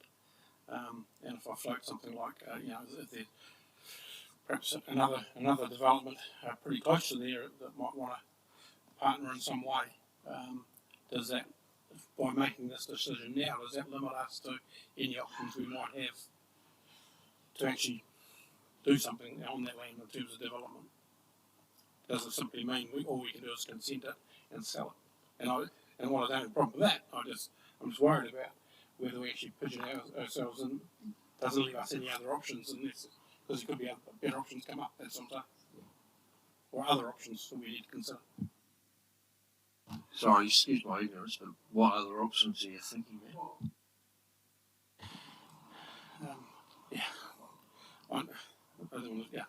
There's things on it, but I'm just saying, does that limit us to perhaps choices further on that might, outside pure dollars, offer a better solution or a better outcome to the development of that land? That's what I'm saying.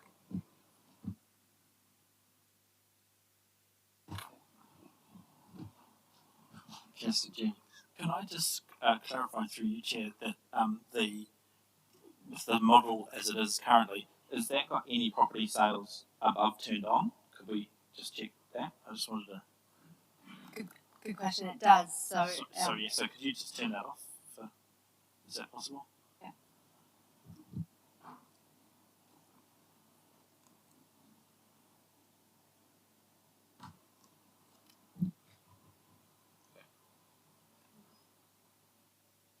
Councillor Bernie. So for probably another one for the CEO who's thinking, but so just perhaps expand on that a little bit more. If we say, yep, we like this fits, does that limit? Can we, if opportunities came up later on around that, but we made this decision to in the LTP to say we're going to put 800,000 in to get it ready to consent and then sell. Does that preclude us from probably other options down the track that could happen? No, so it could come back to us anyway. Okay, I'm happy. Yeah. If it was indicating that the sale proceeds were in year one as well as the expense process, yeah, I would worry. But no, it gives us plenty of opportunity to actually look at other options in that time frame.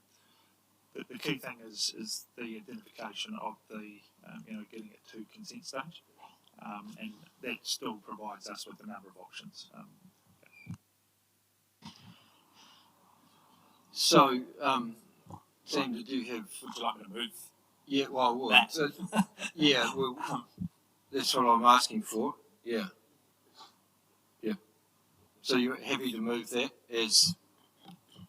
Yeah, I can put some words around it. Otherwise, I guess I'm seeking those changes to the LTP.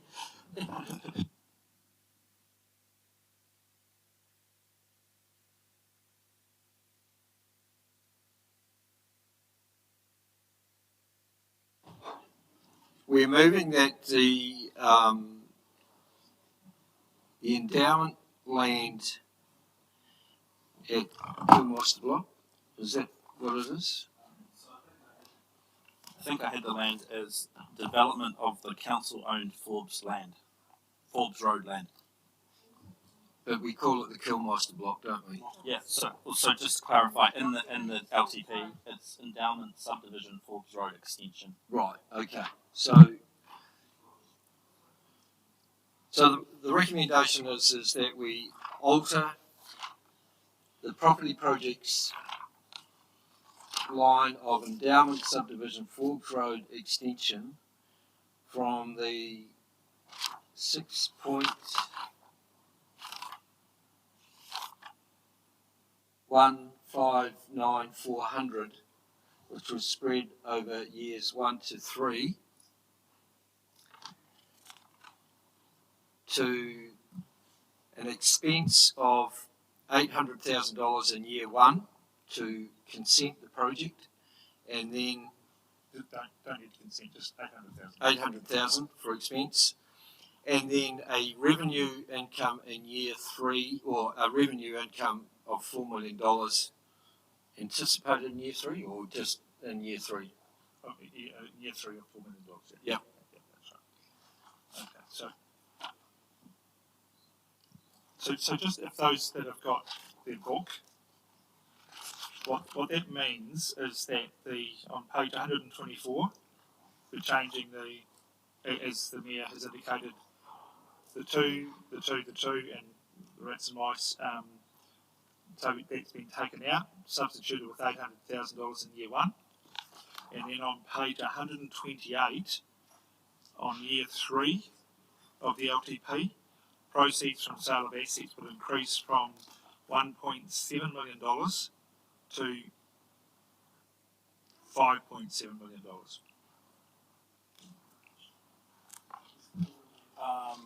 So I would suggest that the 1758 there includes the revenue of the previous of the development. So that I think that number needs to be replaced to 4, but then we're going to have to add to it potentially through another motion.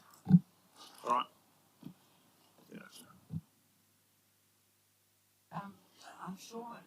I'm sure we can sort that out.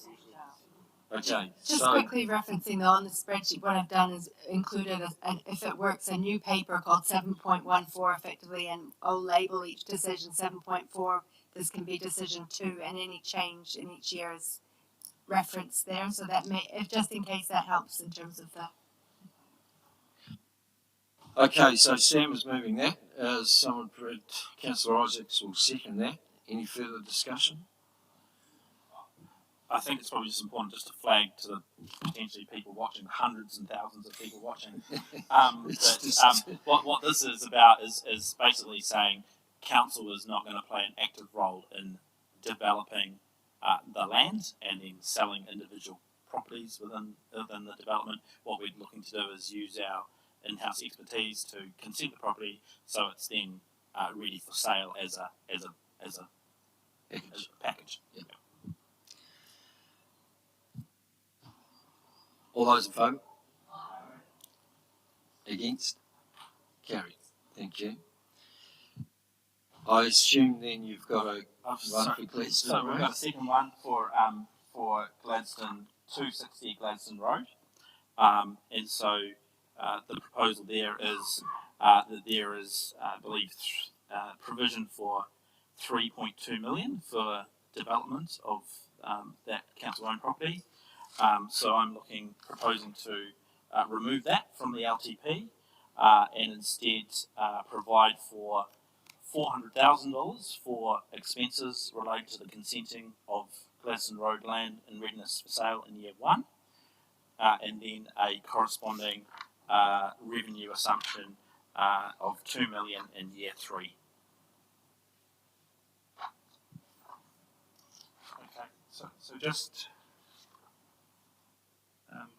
can I just ask where you got that original expense figure from, Sam?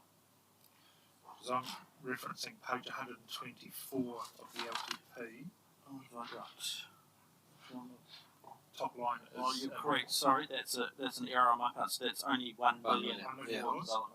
Yeah. So instead of $1 million in year 1 of the LTP, it would now read 400,000. Did you say?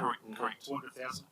And then on page 128 of the LTP, so rather than having $1,758,000, that'd be $5 million total there. So that's the $4 million from Forbes Road plus the million.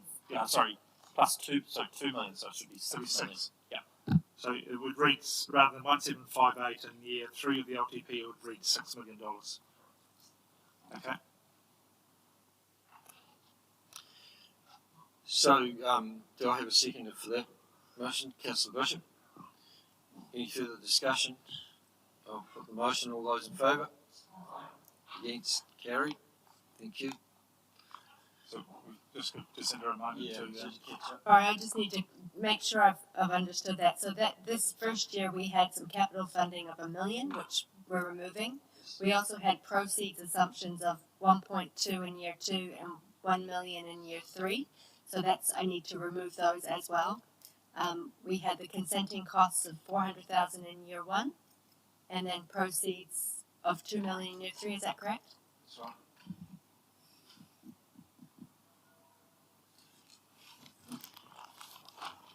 Sam, can I just ask why you asked us to remove the other property income before? Just because I was concerned there's a double up with, there's a duplication of these revenue assumptions with the property sales assumptions. So now that we've clarified these are specific revenue assumptions, I want to see what that means for the broader property sale envelope.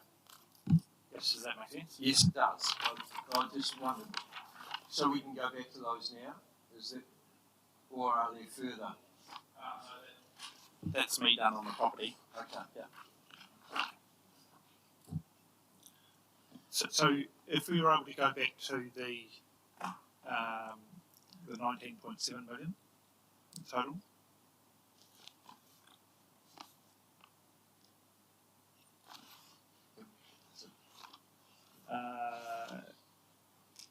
In option 3. Using option 3,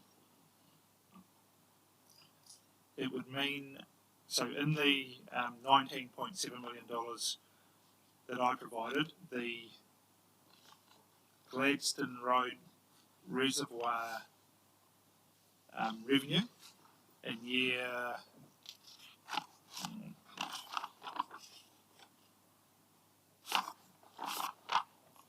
2 was $1.5 million.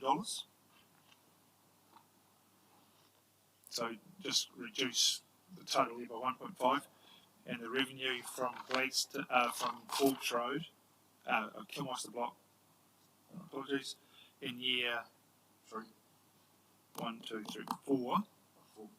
was $1 million.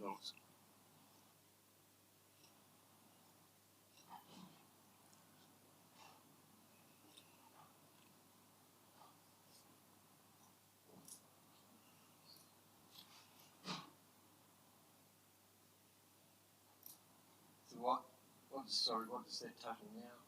That totals 15.8 million. That's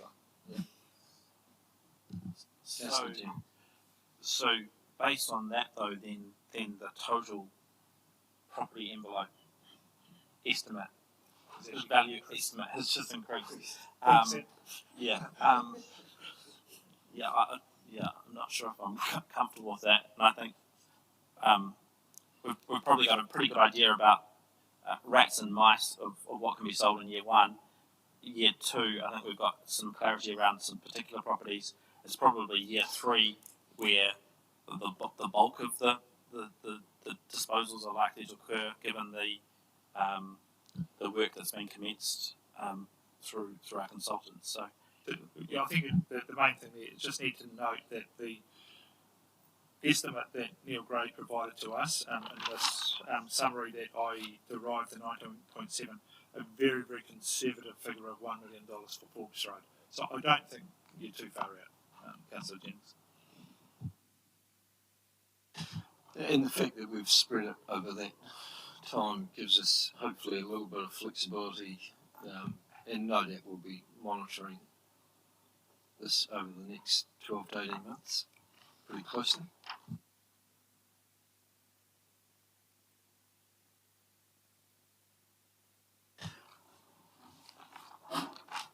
Where are we up to, Jacinda? I guess it's time to vote on the proceeds, probably, is it, in terms of? Oh, yes. Okay. So we've got figures. Option 3 property sales of 650,000 year 1. 4,180, is it? 4,180,000 year 2. Year 3 is 5,280,000, and year 4, 4,700,000, and year 5 is 980,000.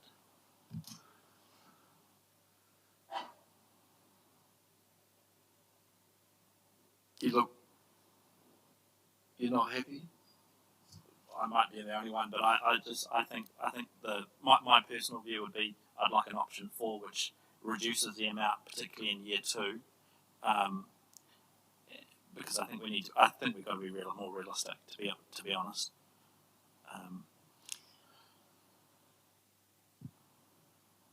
Noting that we've already halved it. Yeah, but that included some revenue assumptions for those 2 other properties.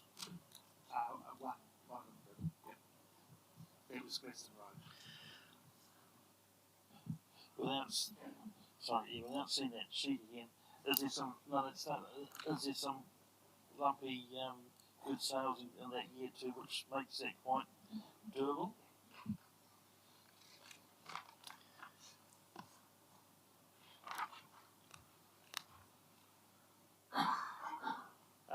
So these are, without being specific, these are essentially the shovel-ready properties.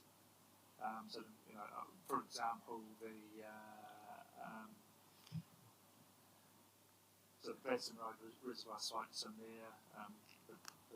The block that we've got next to the pot that's available now.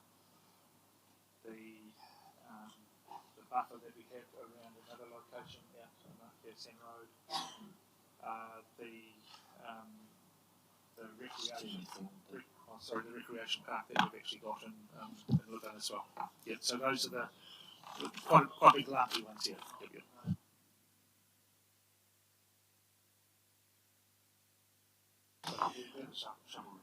So do I have a mover and seconder for those?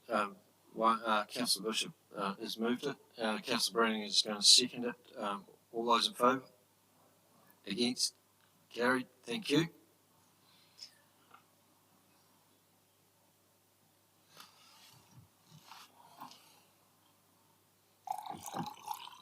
So the next one, probably there was some conversation about some economic development. I believe it was 10,000 in terms of capex potential funding.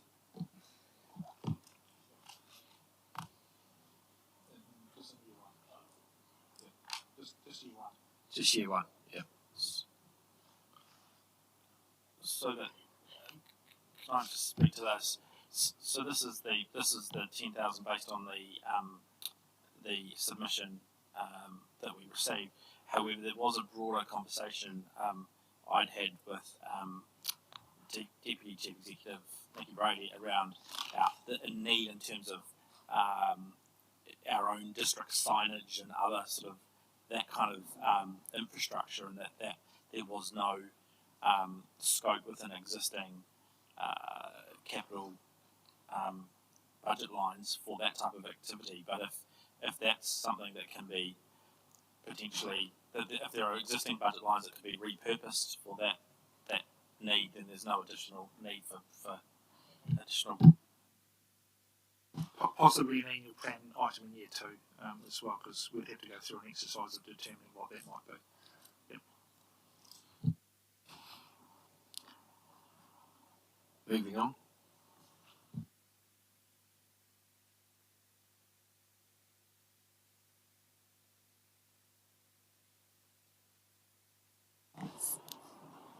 Sorry, I didn't miss the vote on that one, did I, by accident? Yeah, we probably do for the. Oh, it's capital expenditure. Or do we have to move that? Ideally, for every item, it would be great. And then right. So I'll move the capital expenditure for economic development for year 1 of the long-term plan be at $10,000. Councillor Bishop prepared to second that. All those in favour? Against? Carried. Thank you.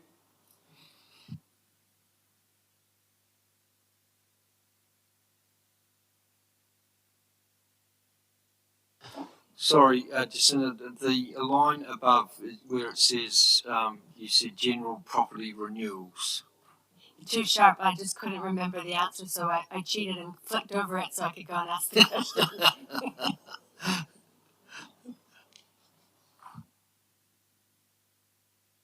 Sorry, pardon me.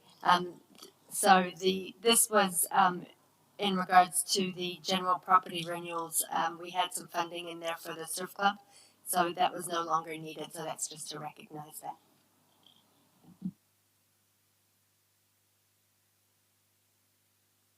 But it would be good if we could formally adopt that so we can make that change. Is moving that, seconded by Deputy Mayor Mason. All those in favour? Against? Carried. Thank you. It's the motion that we remove general property removals of really self-officing. So now we're reaching an area where probably there's a number of items that have been discussed through briefings that maybe councillors wish to bring on the table or not. It's a bit of a collection of items that were raised over the last month. So does it work if I just go through them line by line, and then if you want to, I'll just go through them slowly, and please, if you'd like to stop on any of them, let me know. So there was some conversation around potentially the Holborn Reserve and making some changes to the funding assumptions there. So this is showing effectively what the budget currently in the long-term plan, draft long-term plan looks like for that Holborn Reserve. None of these items, other than the ones that are, so there's no assumptions that we haven't made or proposed any changes there. They're more for information purposes for you if you wish to raise them today. Strategic land purchase, that was another one that was raised in terms of potentially adding some funding there for strategic land purchases. Sorry, Councillor Mitchell, did you have a question? I thought you were going through them line by line. You've got the Holborn Reserve, so we're going to talk about them as we go. I think so. I think it probably is, yes. Yeah, so in the long-term plan we were hopeful of external funding for Holborn Reserve, and that hasn't eventuated. So basically, over the last few weeks, we discussed taking that budget out and prioritising the stormwater treatment part of it, but not the beautification. So that's my understanding. Is that right? Councillor Breen. Yeah, as you know, we've got the 700,000 from the Freehold account that's in the beach and Fox and Beach investment plan, which our money's already been allocated to Holborn. And I think with the general conversations that while it would be a great project to have, it's just not the time in terms of the pressures. But depending on the debt ceiling and how it's looking, I certainly would like to see something in there in terms of stormwater mitigation, because it needs some work, no doubt. But with everything else, I'm certainly not going to die in the ditch over it, and it can be another day. But I'd like to, perhaps if we can, go back to it once we get to the end, and if there's some room, perhaps we can look at it if that's acceptable to everybody else. I'm not sure, but certainly not big numbers like that. Councillor Earl. Yeah, look, just on that, there was a presentation to the community board at a workshop just a few days ago, and the estimated cost of doing that stormwater work was about 2 million. Now, to be absolutely honest, I'm not sure how much of that included the fancy stuff like boardwalk and so on, but I'm just speaking in support of Councillor Brannigan that the stormwater work is about managing one of the three waters, and we just need to make perhaps some provision for that, because the 700,000 simply that we currently have dedicated simply won't meet that need. So I'm not in any way asking, well, I suppose we have to put something in, and maybe at the conservative end, but something dedicated towards the stormwater issue. It's pretty hard to put a figure in there if we don't really know what it is, though. That's the problem, I suppose. We do that quite a lot, Mr. Mayor. Well, yeah,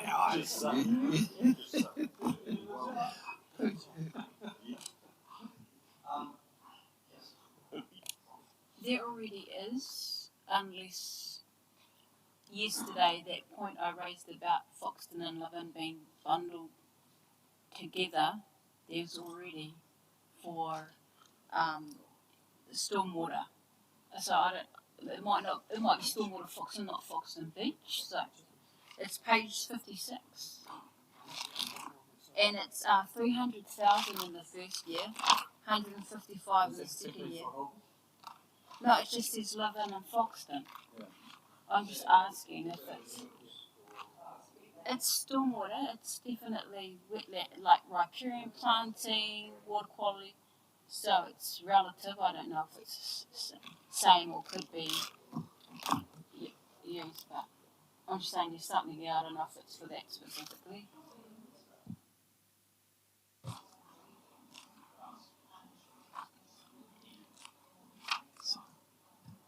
Surely infrastructure team will have some idea about what it would cost to put a wetland in.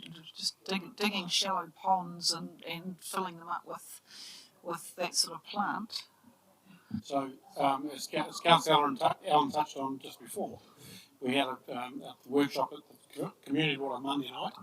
Stefan presented a minimum sort of figure around doing something effective to start addressing, or to address the stormwater issues through there, which then goes out to the estuary, was around about $2 million to do something effective. So I'm not sure if that included the 7.7 or not, but again, it's needed, but yeah, we've got a whole lot of other stuff here, and I think I'd like to tag it and perhaps come back to it and see what the end result is. Okay, so let's just leave that on the table at the moment, and we'll come back to it if we have to later on. Can you just clarify though about the page 56 and that stormwater provision there already, and if it's District improvement works. water quality, wetland, riparian planting, Livin and Foxton, 300,000, 155,000 and 159. That's for Lake Horowhenua. What Paddy's question is this item right here? It says within riparian planting for Livin and Foxton, 300, 155, 159. Is it all? It's Lake Horowhenua.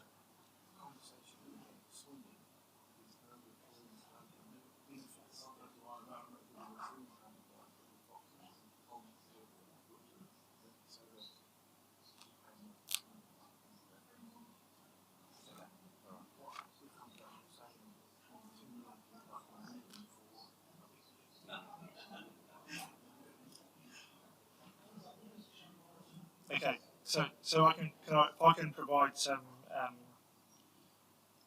guidance here.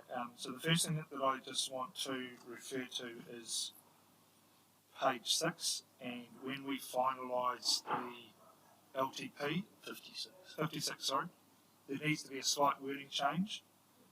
And where we've got Lake Horowhenua Water Quality Improvement Project, wetland riparian planting, full stop. It's actually Lake Horowhenua. It's not Livin and Foxton. Okay, so it's just full stop. It's just, for clarity, it is for Lake Horowhenua. That's the first thing.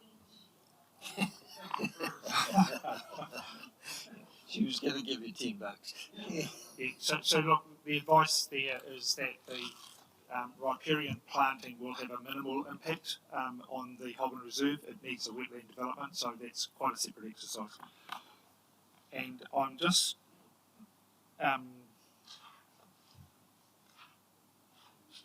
as far as the Horowhenua Reserve is concerned,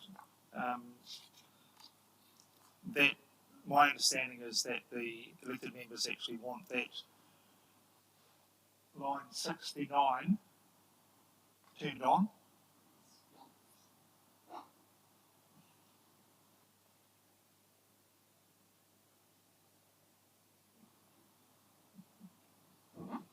But ensuring that we've still got the retention of the $700,000 in the first year. Yeah.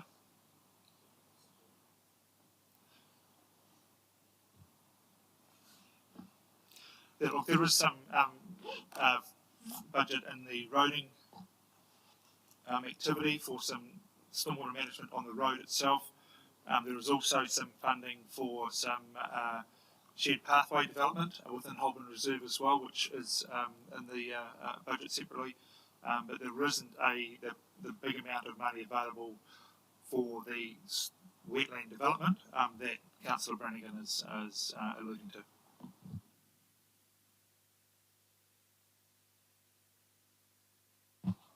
So in summary, that what we've done is what we had previously in the LTP around the Foxton Beach reserves, which is the Holborn Reserve development, is now being deleted.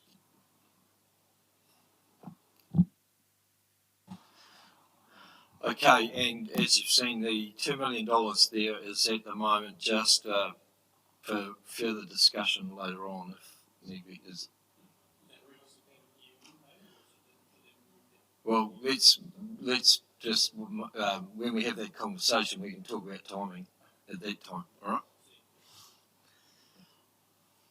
Okay, next slide. Purchase.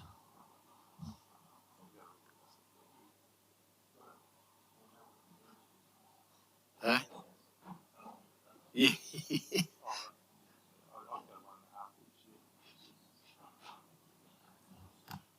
So with the suggestion, oh sorry.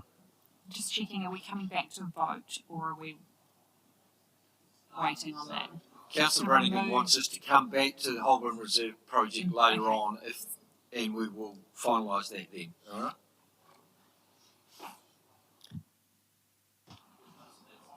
Okay, so the suggestion has been made that we increase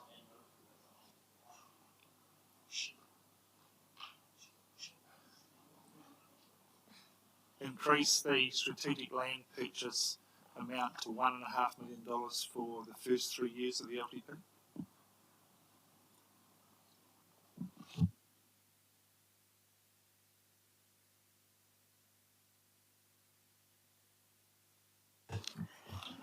So, Councillor Bishop.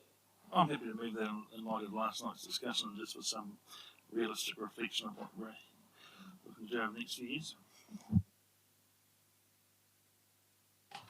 Does that need to have a corresponding revenue? Doesn't just because we don't know, I suppose. No. Right. Yeah. Right. Okay. Right. Councillor Tukupu. Sorry, please remind me what might we be buying? We don't know. Oh, okay. Well, I just heard discussion last night. I was like, oh, did I miss something?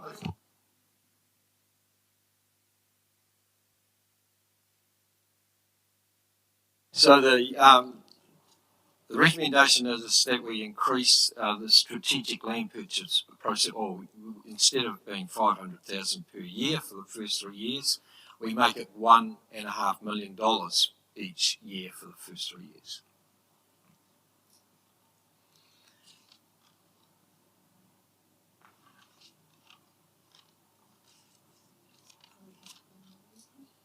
So could I, Councillor Bush, you prepared to move that? I will second that. All those in favour? Against? Carried. Thank you.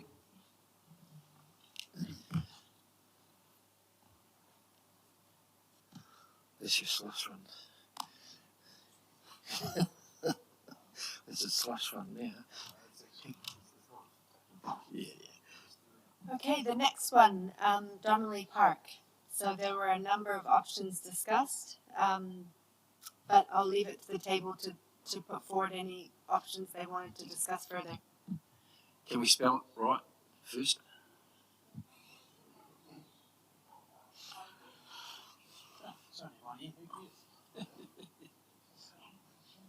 Councillor G. Mr. Mayor, I had a bit of a proposal around Donnelly Park and also Waititi Domain and Holborn, which, so I'm going to just, if you permit me, what I was proposing is that the full LTP provision for Donnelly Park be removed, and that the full provision for Waititi Domain also be removed, but instead we have a single budget line that identifies a sum of money over the last 15 years of the LTP for what I've termed strategic and growth parks and reserves projects, brackets, including but not limited to Donnelly Park, Holborn Reserve and Waititi Domain. And I think that will allow us space to consider further what we want to do, the timing, all that kind of thing, but it keeps the auditors happy insofar as we're actually providing a number for some growth projects in this space. And so the number I was looking at was 1.25 million each year from year 6 onwards. And I suppose, Jacinta, that's the first question. Would the auditors be comfortable with a sort of an envelope like that rather than a specific allocation of a project? Couldn't you tie it to the 3 projects? So whether it's set up as a reserve fund or some sort of, I think that the thing here is that is being identified for a collection of projects, but we're not yet clear on exactly what we want to do in each of those spaces, what the business case is, and what the timing is. So it sort of gives us a bit of an envelope in which to do some further planning around. That's much. Can I ask you then how you came up with that envelope? Did you look at the projects that are already in the long-term plan draft and pick out the ones that were there specifically for growth, because it's considerably smaller than the envelope that's in the long-term plan, where a lot of those costs are actually related to levels of service?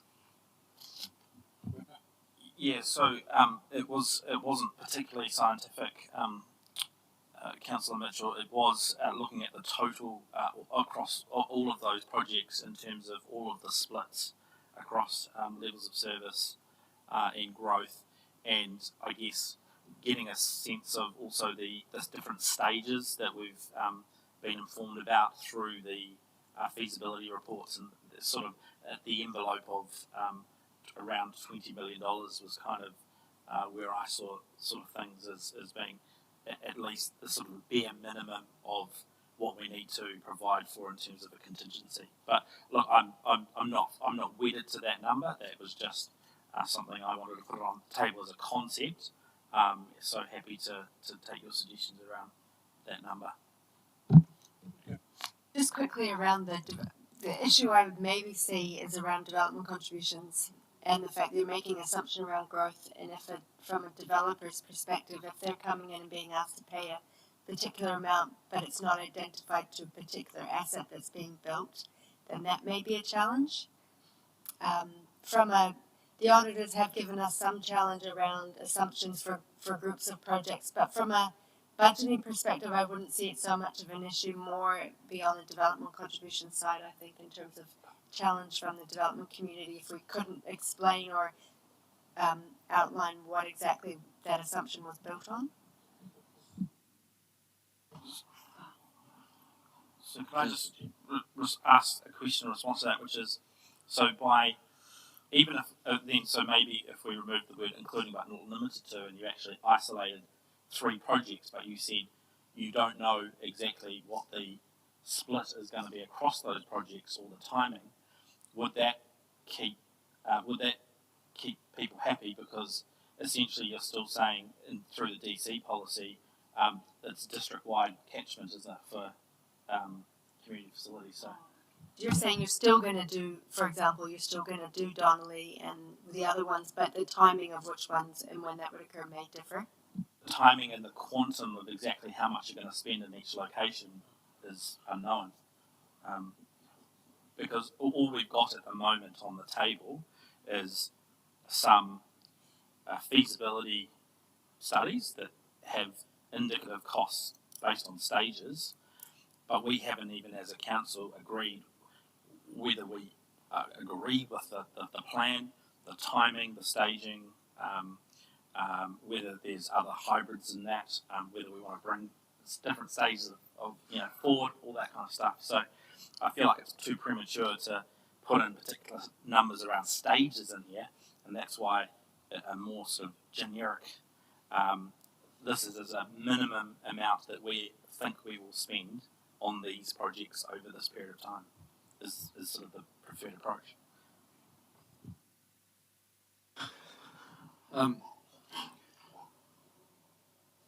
And any particular reason why you selected year 6?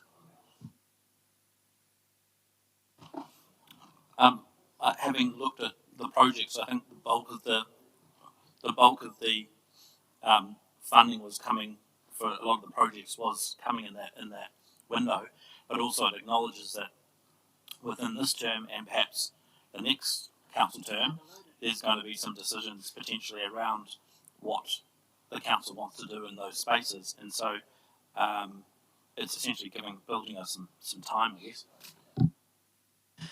And I'd be happy to support that. I think that sounds quite good. Councillor? Also, I think in the next 5 years, the capacity loading issue is not absolutely so important. We know it's coming. Yeah.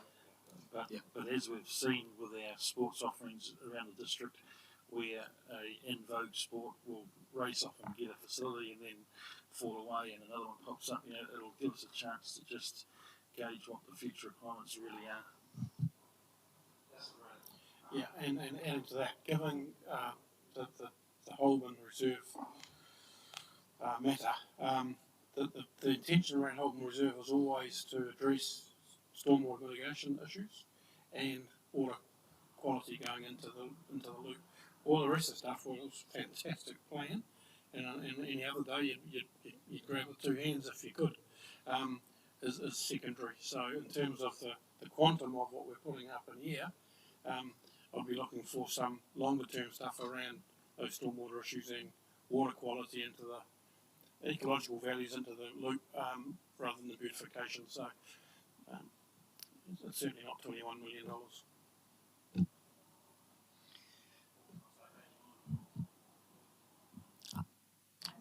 Councillor Moss.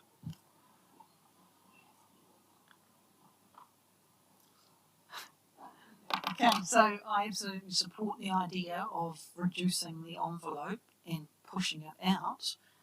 I'm just concerned that we need to identify maybe the growth projects so that we can actually then charge the development contributions as we need to, and then the level of service projects maybe come in as the nice to haves. I mean, with growth, there's certain things we've got to do. Sports fields, we might need to have some more sports fields or more changing rooms or to accommodate the extra people that we've got.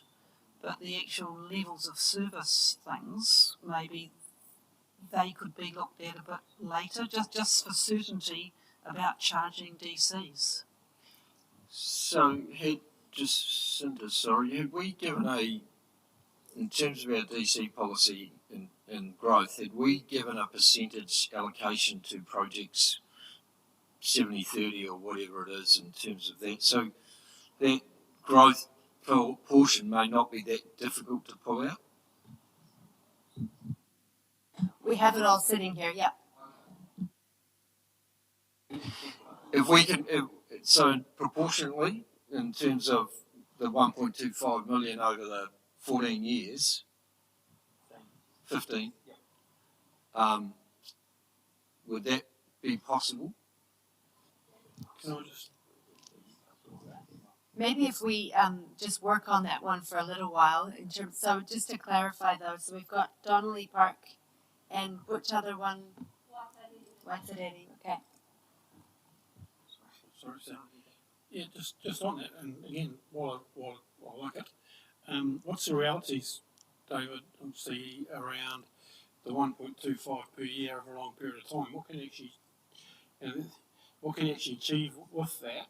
Where a project might, a certain aspect of, say, Donnelly Park might need a lump sum of $5 or $6 million in one sort of, does that go and inhibit actually doing anything on those places? Because it looks great on paper, but what are the realities around that?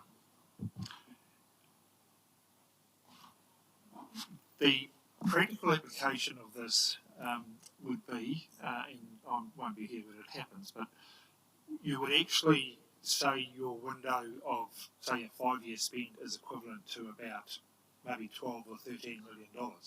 And there's no reason why you can't, at the time, consolidate an amount into a particular year, but it doesn't go outside your budget envelope. So you might say, well, okay, we're not going to do year 1 and 2 or year 5 and 6, but we're going to bring all those together, and that's going to be equivalent of $4 million in year 3, for example, which would allow you to do the bigger items. But what it's doing is it's essentially spreading the load and the uncertainty that you have around the program that's been included in the budget today. Exactly. Yep. Yeah. Sorry, we can resolve to change those numbers anyway in subsequent years. So it's just it's a placeholder. Because the other problem is that when future council sees a figure of $5 million in there for a year and then says, no, we can't do that, and then they kick it down the touch type of thing, it means that nothing gets done.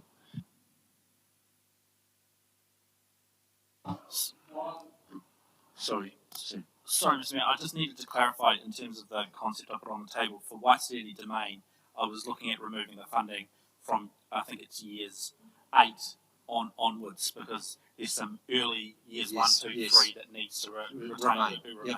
Yep. Okay, correct, yeah. Because they were basically renewals and things, yeah. So let's just leave that on the table, and when Jacinda and Ashley have finished putting that into the spreadsheet,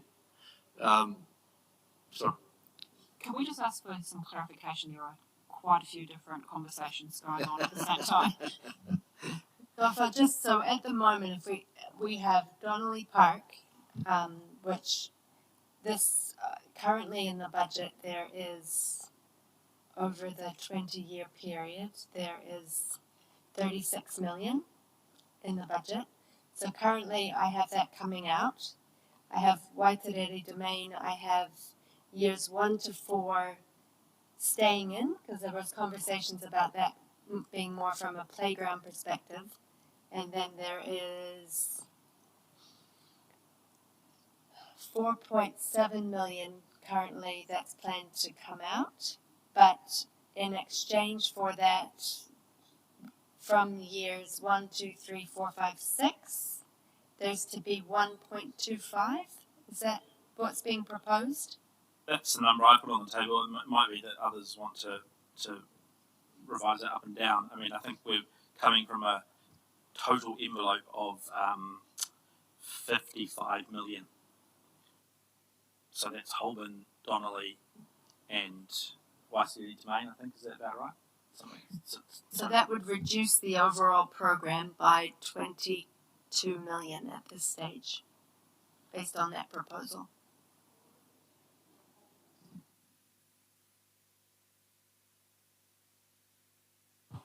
Just realising, Sam, that Holborn was all going to be externally funded, so now it's going to be internally funded, or we're going to still keep trying for external funding?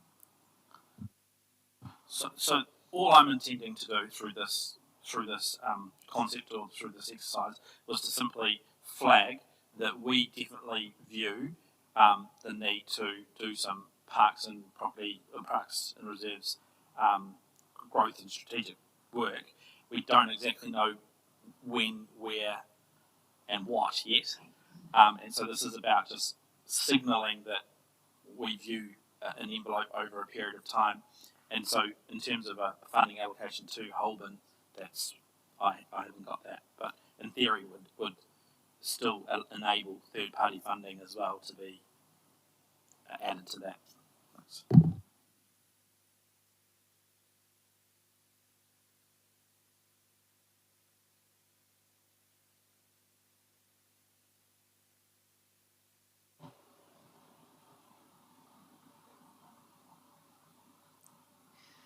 In general terms, is everyone comfortable with that approach?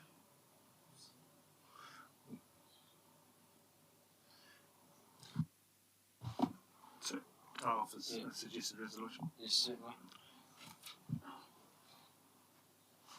So, apart from a resolution around removing the funding allocation for Donnelly Park, Waitarere Domain from year 5 onwards, and the Holborn Reserve, which we've already done, so that would be the first resolution, that we would remove what is included in the draft LTP for those two lines? Yes. Okay. So I'm moving second for that. Okay, so can I move on a second for that? Councillor Mitchell, Councillor Jennings, all those in favour? Against? Carried. And then the second one could read something along the lines, I'll be guided by Councillor Jennings on this. Reserve development for growth, and in brackets, including but not limited to Donnelly Park, Wairau Domain and Holborn Reserve of the figure, be included in the LTP from year 5 or 6 onwards.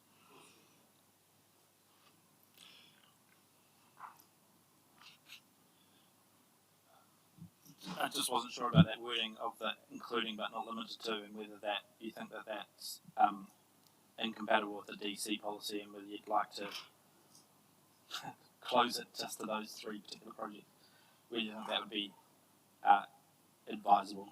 I think it is important to have projects associated with them, because if So on that basis, just put that amendment to your draft wording. I'm happy to move that.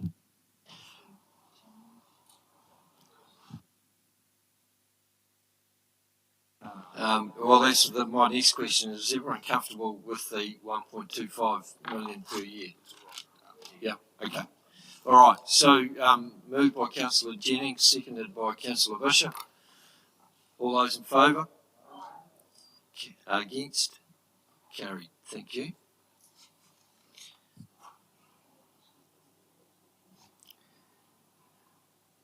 Okay.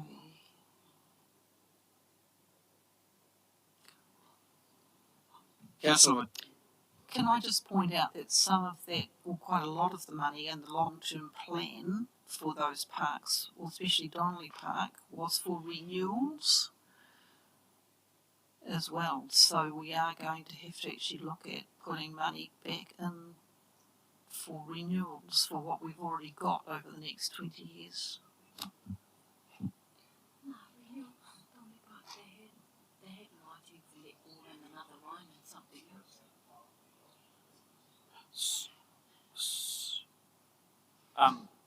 So in a similar vein, I was going to propose a similar concept for the Levin Aquatic Centre redevelopment and future Fox and Pool enhancements.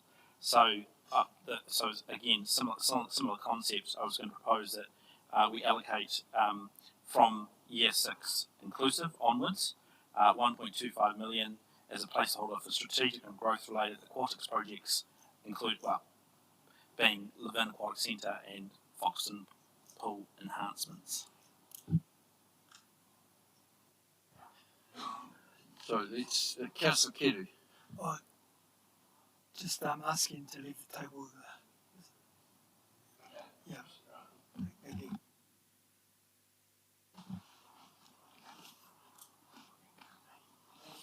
Thank you.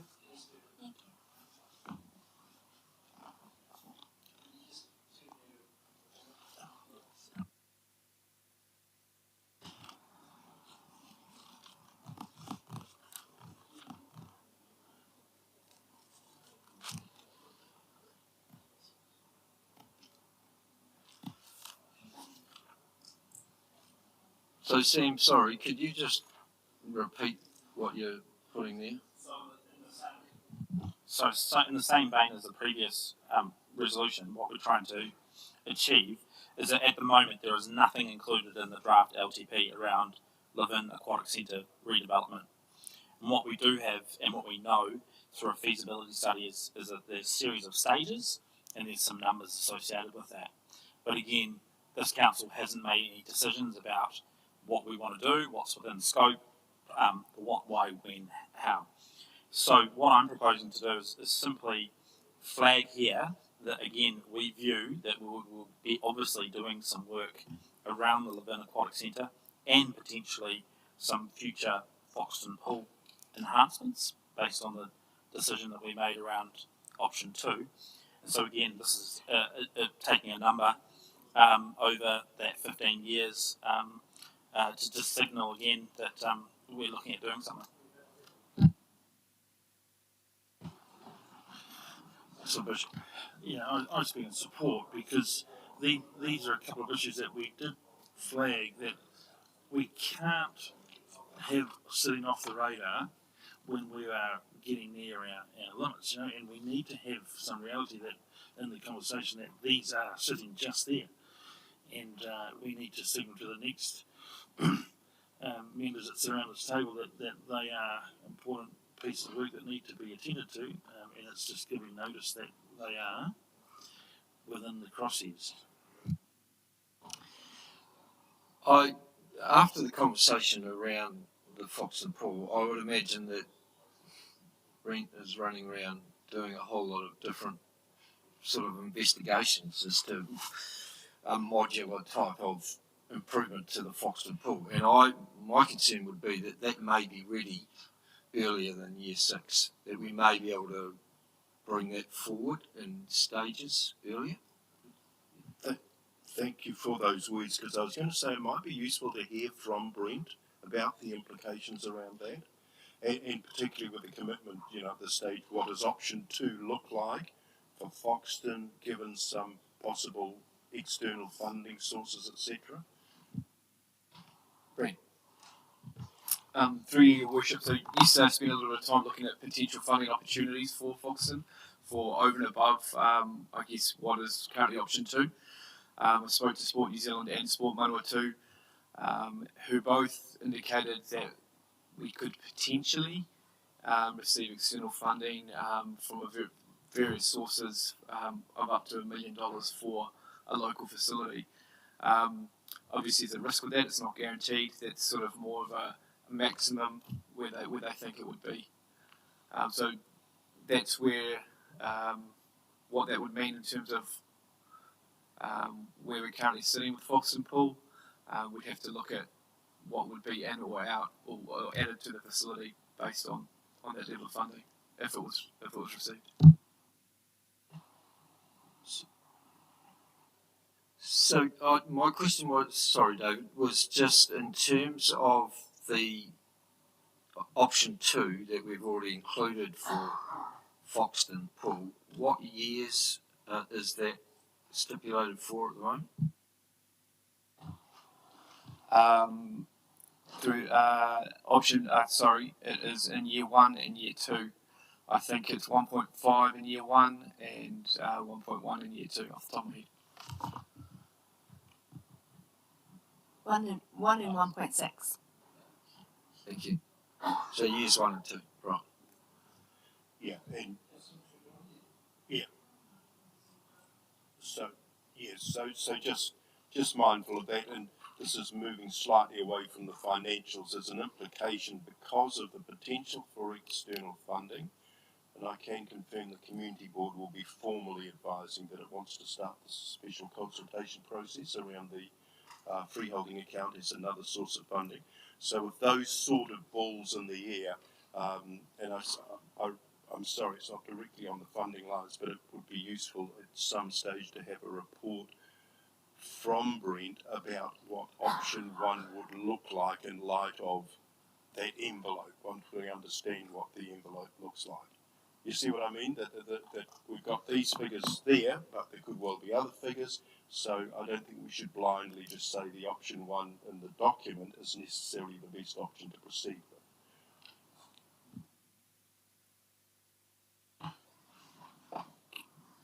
Can I just respond to Councillor Allen? So, yeah, my concept was about just, I guess, future-proofing and providing some scope in the eventuality that there was some enhancements that we could bring later on, but totally acknowledging that something might happen sooner rather than later, and then that probably needs to go through. Usually, imagine that'll come through a council meeting or through an annual plan process, will it? Yes, look, Councillor Jennings, absolutely respect the direction you're going in. This was a bit of a rabbit hole. This is as well as, not instead of your motion, but I just really wanted to tie up and tidy up what that pool looks like, and that we need to just be aware that maybe there's some officer work to be done in light of the uncertainty around funding. Maybe give it 6 months or whatever time is required to ascertain what funding is available, and then proceed with a massaged version in light of that funding. So yes, that nothing to do with any opposition to the proposal that Councillor Jennings is bringing? So just for guidance, look, we worked, and Brent worked sort of frantically over the last 48 hours to see if we can come back with, something that we talked about. We're not in a position to actually provide something definitive, but that's not to say that there is still further discussions that could take place between now and a point in time in the future around possible funding sources and things like that. And Brent is working in that regard, and possibly with knowing that the decision has been made around option 2 at this juncture, and it's included in the LTP, but also taking into account the options around future-proofing what might occur in that space going forward. So in light, do you still want to include Foxton in terms of that? I think it's important that we do signal it. Yep. The only other omission I did make was that I didn't include anything in years 1, 2, or 3 for business case development or further sort of project refinement, and so that might be an omission on my part. I don't know if the chief executive has a view on both. So I just spoke to Brent before, and I think we've actually got $165,000 in year 1 of the LTP for that. Is that for Laverne you're talking about? I think it's a bit further out than that. I think it's year 5, and I think it's in an OPEX line.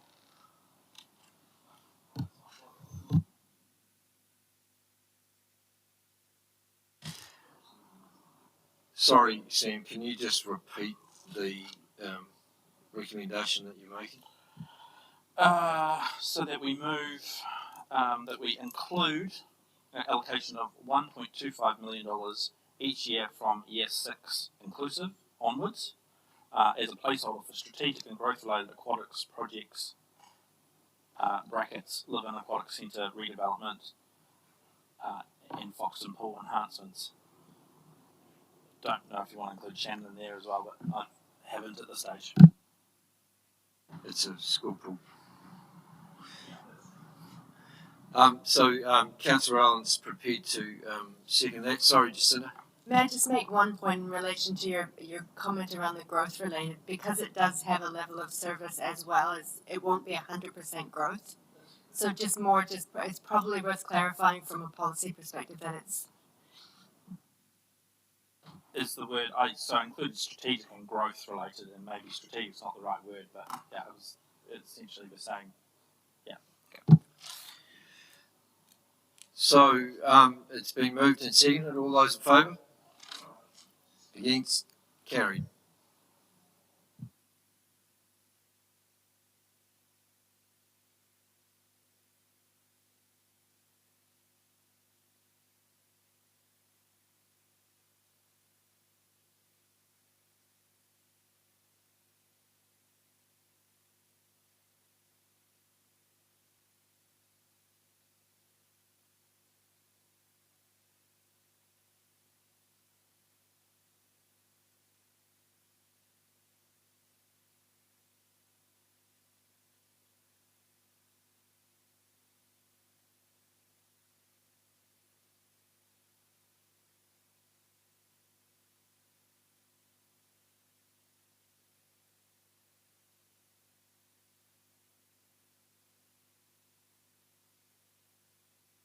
Jacinta, do you need a little bit of time?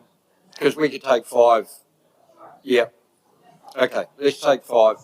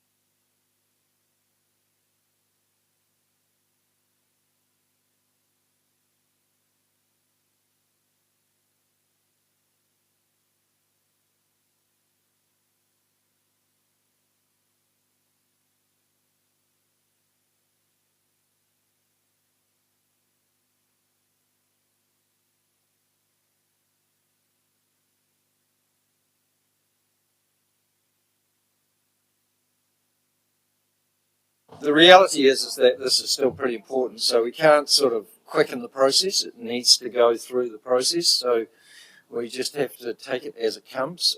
So we may be here a little while longer yet. So where are we up to? Thanks. And I just thought I'd highlight quickly. So from here, once you make the decisions today, what we'll be doing in the background is then working all the changes through tomorrow, and then we'll be preparing the statements to provide to audit by the end of next week, and then they'll go through the audit process. We also are going through a hot review process with the audit office, but we are amongst many friends going through the hot review process, which is good. But what they'll do is they'll take a quick look back at our draft assumptions and where we are as part of our final, and just reassess and make sure they're comfortable with the end process. So just to highlight in terms of getting to the end of this process, we would hope that nothing changes from this point tonight, because we really do look to strike the rates on the 30th of June, along with setting the long-term plan all at the same time. So if there are changes, it would cause us in audit some significant issues. So just to highlight that at this stage. But moving on to the next item is there was some, as we presented when we were in Foxton, and this was around the secondary pipeline from the water treatment plant to the river, and this was around moving the funding from the initial amount of $259,000 in the draft long-term plan from year 2 into year 1.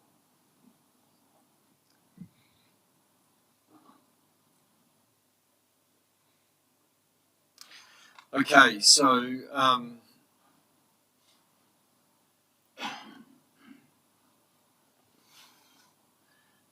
can I have then someone, if that's the recommendation, that someone prepared to move that? Happy to move. Councillor Mason, seconded by Councillor Mitchell. Any discussion? All those in favour? Against? Carried. Thank you. The next item was around the Foxton Beach Quay, and that was around the wharf. So there was some discussion around whether or not to include the funding in the long-term plan at this stage, I understand. So Jennings? Yeah, Mr. Mayor, I think I put forward this as an option into the model for potentially to look at removing that. I do think the numbers there, I think there might be a number missing. I think the total project cost I had was 2,424,100 overall, which is an LTP, I think. And so I was looking at proposing to remove this project from the draft LTP on the basis that at this stage we don't own that property, and we also don't have clarity around exactly what that project entails. I certainly not clear on why we're doing it at this stage, and so I'd like to propose to remove it at this stage, acknowledging that it may come back in future years once there's clarity around ownership, that kind of thing. Yeah, Your Worship. Totally support Councillor Jennings' comments. That's until we own it, and I don't think even if we did, I don't think there's that much money to spend on it as yet. I think we're doing that now. So. Councillor Rice? It's just from my understanding, so it is being repaired at the moment, and it's going to be functional once all the work what we're doing right now. This is something else going forward we're talking about, is that correct? Yeah, I believe I can answer. What's being done now is probably separate. It's the rest of the land there that currently sits with Doc that hopefully will be with us sometime soon, but there's no real money to be spent there that I see at this stage. So. Okay, so Councillor Jennings, you're moving the removal of that fund for the Foxton Beach Quay / wharf. Correct. Just confirming that's in starting from year 6 onwards. Just so it doesn't confuse anything in terms of the current. I think it's under a different name, but yeah. So just confirming it's 2.424 million. Do I have a seconder for that? Councillor Isaacs. All those in favour? Against? Carried. Thank you.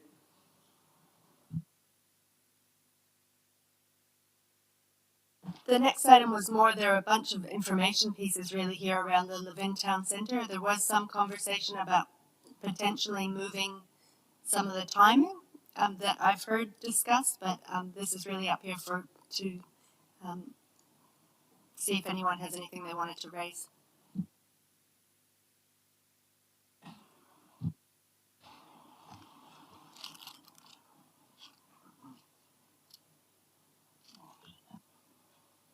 I'm happy to see that stay there.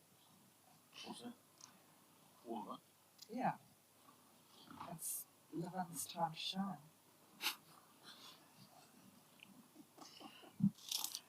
Councillor Tukupa.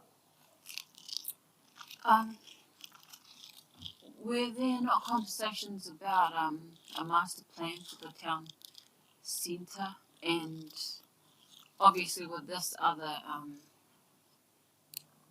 properties coming online, or how we deal with the bigger picture in this CBD, and some of this we could be incentivising, like that lane-based stuff, and I'm not particularly in support of it at the moment.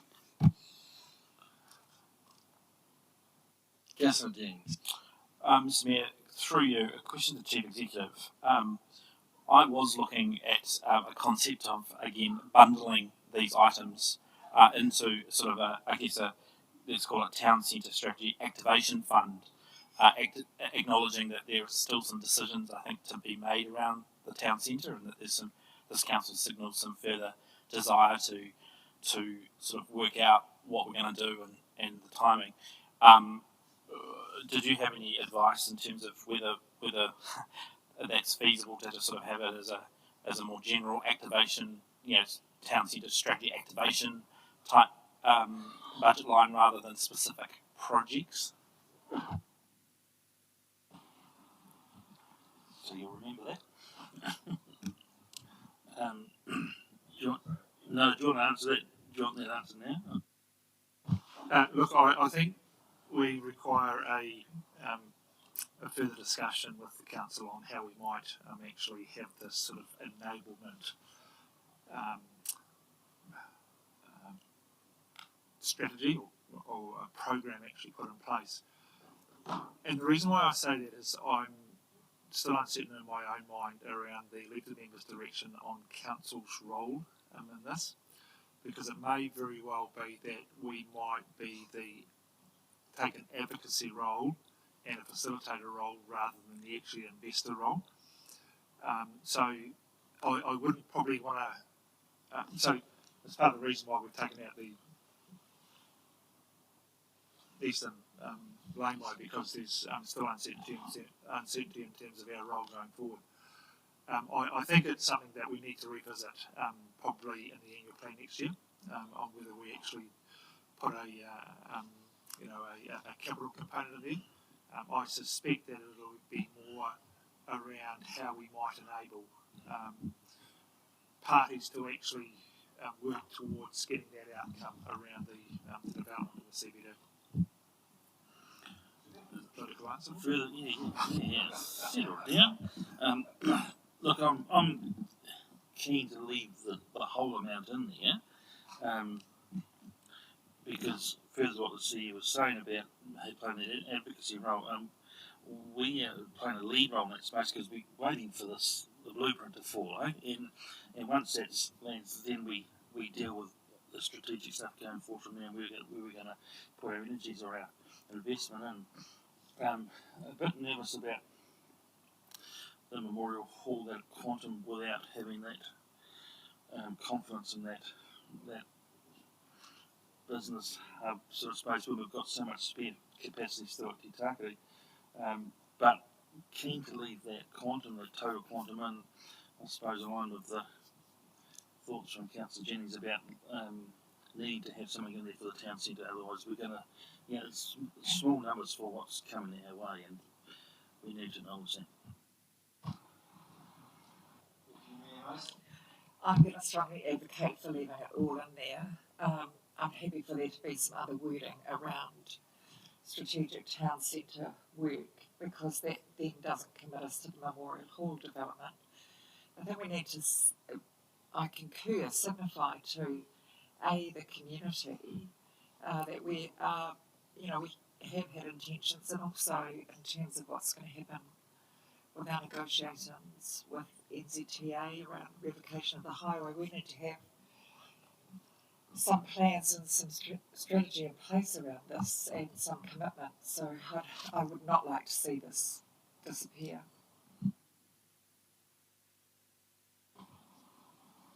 Councillor Mitchell? Well, I'm just wondering about the fact that we've got 1.5 million over 3 years for strategic land purchases. Are other people not envisaging that to be used in the town centre? So you want the town centre on top of that?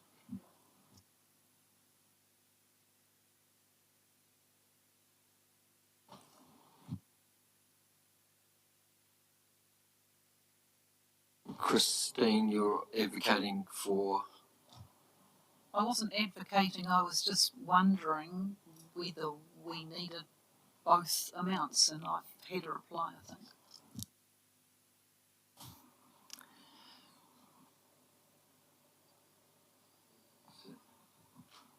Councillor, The motion hasn't been moved to merge all of it. Yeah, okay, right. but the suggestion is a suggestion from Sam is that we consolidate and put it out. The contrary argument to that is that we leave it as it is.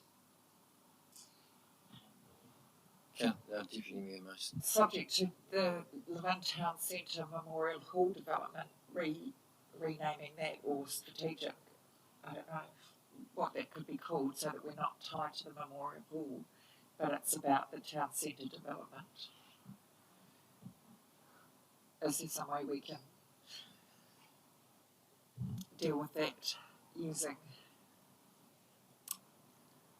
a more broader description that will meet audit requirements?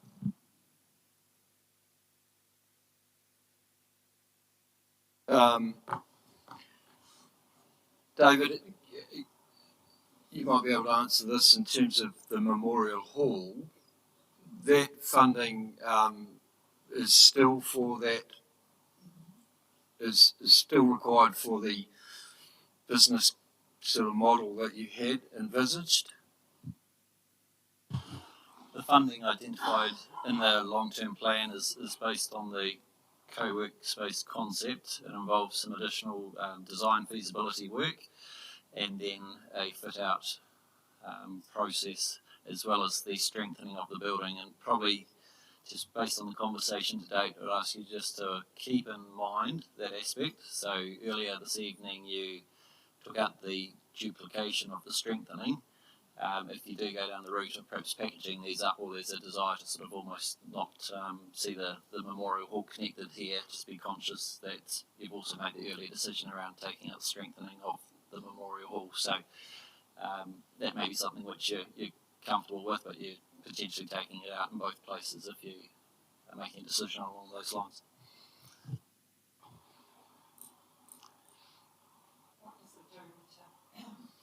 What does it do to the numbers if we shift that out a bit to the Levin Memorial Hall? Or is it worth just leaving it where it is? Or can we shift it out? So, David, you're saying that 230,000 is for strengthening, or for the feasibility study to undertake? Sorry, I should know that, but.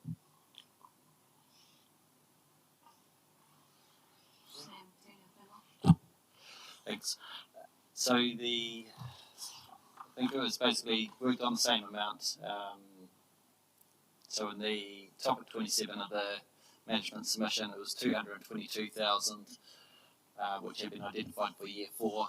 It's the same sort of quantum, but I think the first year had the feasibility stuff first, and so that cost was probably spread, the actual strengthening cost and the numbers that you're seeing up there would have been spread across years 1 and 2.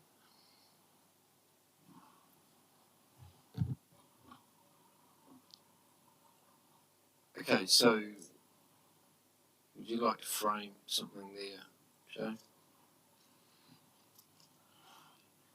Hang on, Councillor Jennings. Can I just ask one question before that happens? Just to clarify my understanding that none of those projects involve a growth component, so none of them attract DCs. I think that's based on page 160 of the activity statements.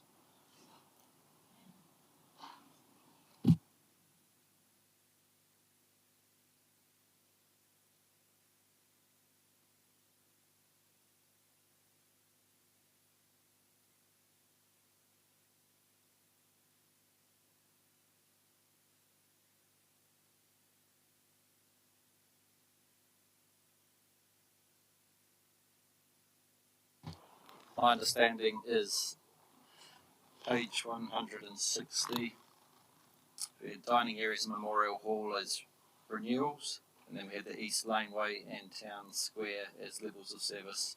So your answer is correct, there was no growth component. Well, I'm happy to move if there's a seconder, or I'd like a seconder, please, that they stay as they are listed, 83 to 89. Is there a seconder for that? Councillor Mitchell is seconding that. Any further discussion or debate?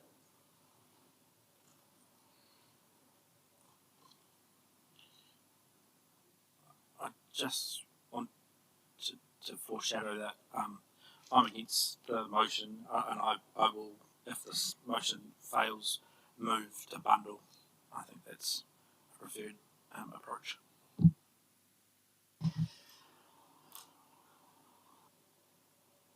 So I'll put the motion in.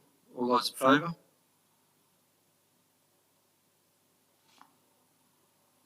Those against? Okay, motion's lost. So your new motion? Yeah, I think what I've moved is that we provide a budget allocation of 500,000 in year 1, 500,000 in year 2, and 2.5 million in year 3 as a placeholder. As for Levin Town Centre strategy activation projects.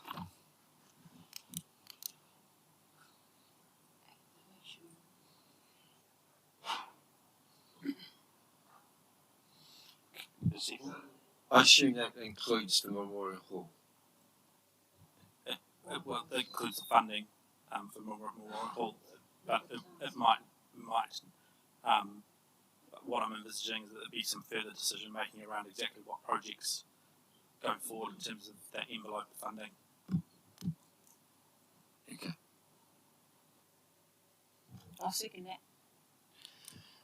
Thank you. So moved by Councillor Jennings, seconded by Councillor Tukapua. Any further discussion, debate?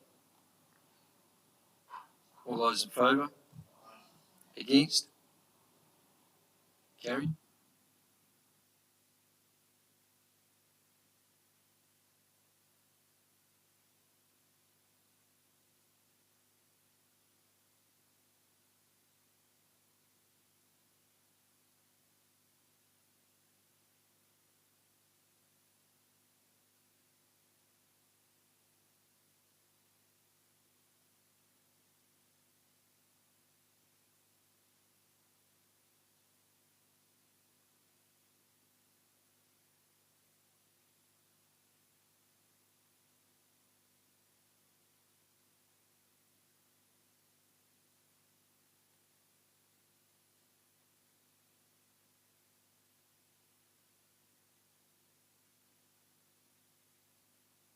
So just to confirm that I've understood that correctly, so we've got the projects above 500, 500, 2.5.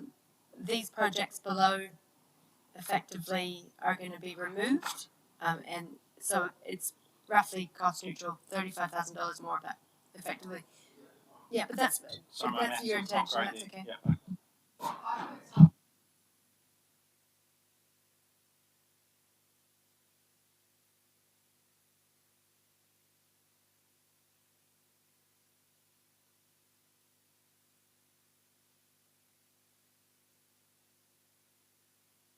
Okay, next item is there was some conversation around shared pathways and potentially making any changes. It looks like So I again can confirm that I introduced this into the mix just to get a bit of a sense of flattening out some of the numbers over the 20 years, but I'm not proposing to move forward with the option that's there. sorry, I missed one, which was Levin Aquatic Centre first, which was potentially adding funding in for that one, but I'm guessing it's superseded by the previous one.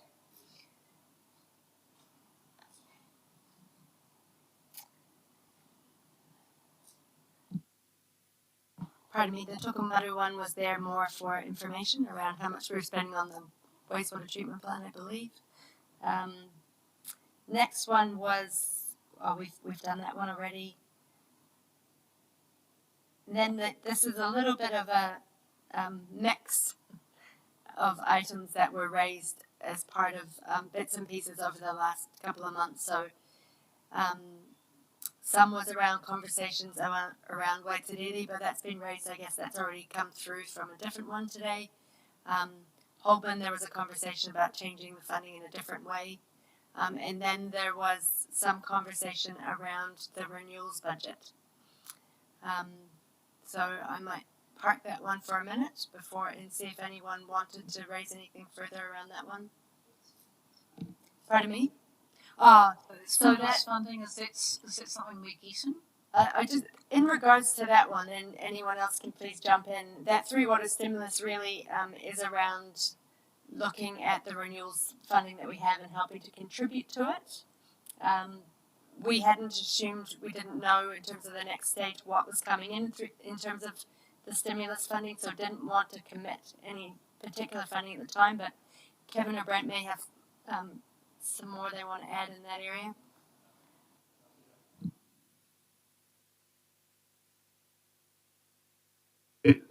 There could be some funding. The pot, as far as I'm aware, is only about $250 million or slightly less than that compared to the 500 that's actually been allocated in part 1. We haven't had any indication yet that there is additional funding as a bit of a sweetener to actually help us consider making the decision on whether we're actually going to be part of the Three Waters reform or not, which has to be made before the end of the year. There is an embargoed meeting set for the 1st of June. So we might have some more information then.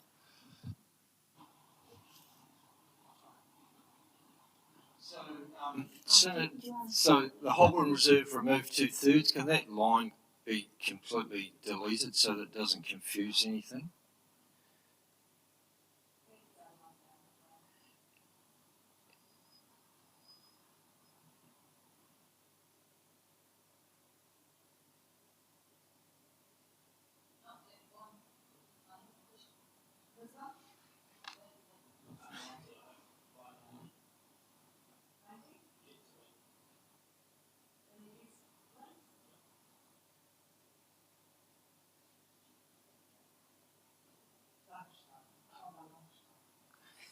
Should we stop on Tokomaru then?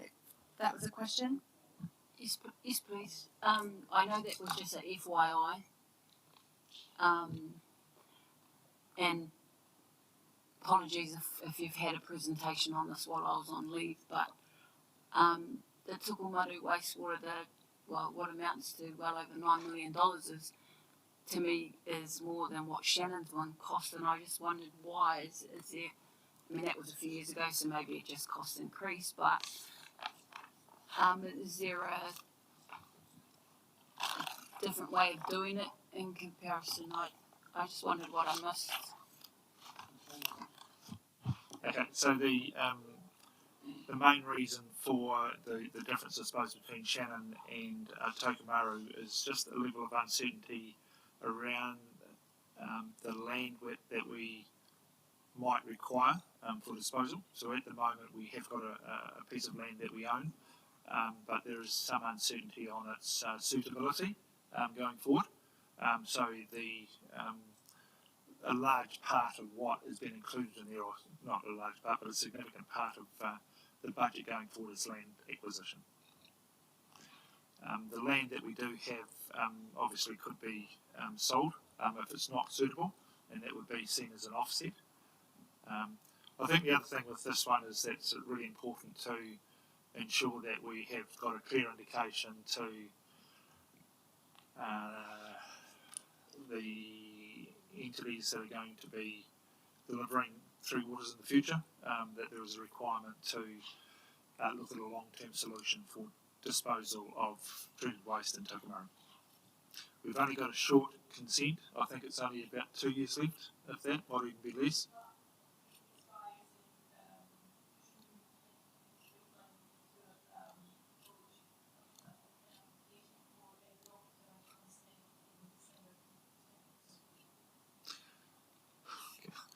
Okay, so I'm not sure if you heard that, but we have to lodge an application for a long-term consent by December 2022, which is next year. And is the 120 going to cover that?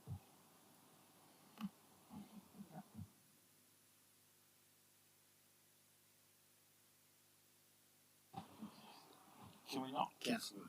Can we not push out what are the other million, the 500s in those next 2 years?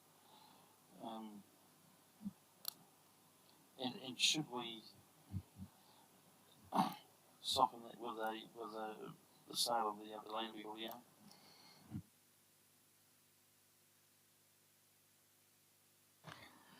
We can, or yeah. Otherwise, the land that we own now, which is superfluous, given whatever you've allowed for land acquisition, we should take that because we've already got it be in and out.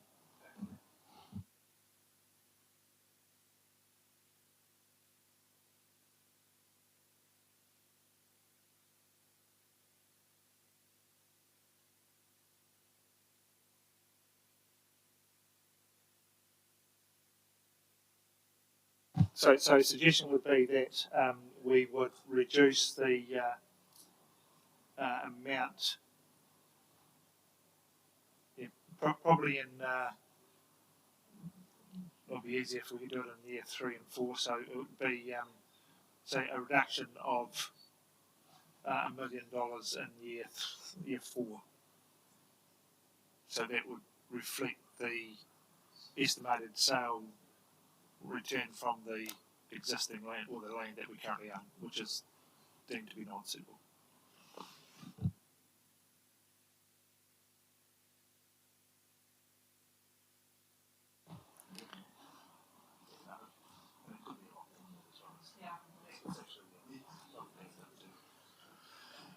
So, do we need a resolution for that? So, the resolution is that we reduce the Tokomaru Wastewater Fund Capital Expenditure Program by $1 million in year 4. So, Councillor Mitchell's moving that. Any seconder? Councillor Bishop? All those in favour? Against? Carried. Thank you.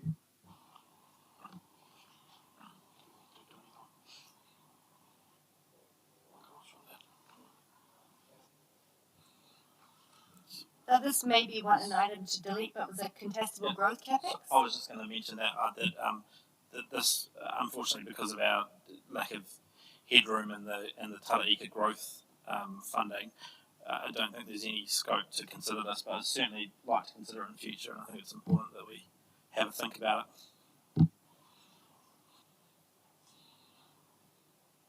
Performing Arts Centre?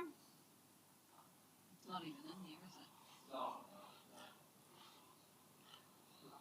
Can't afford it.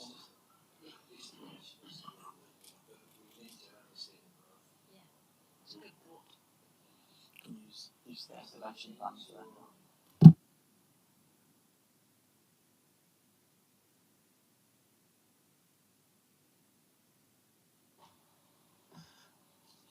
Is there a requirement for us to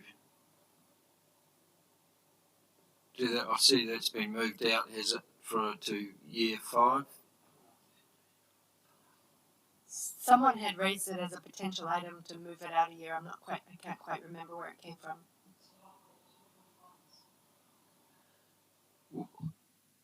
Was it in year 4 though? Okay, so it's probably, sort of one, or, immaterial probably in terms of, it's just a placeholder. Yeah. And do we need to put in an amount for the Foxton? Sorry, I have that above. Yeah. Oh, right, okay.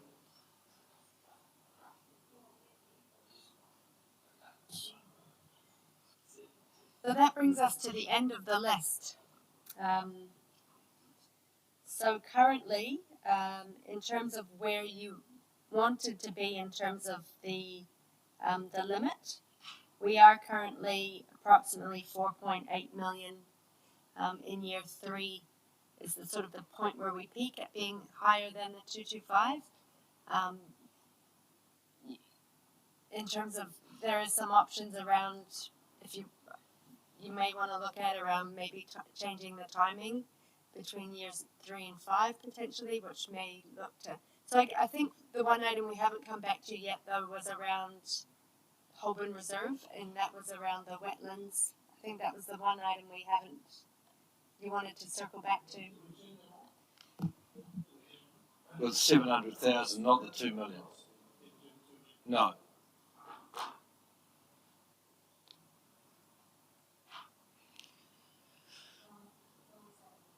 It's only 700. So, councillors, do you wish to then go back to year 3 and, or overall?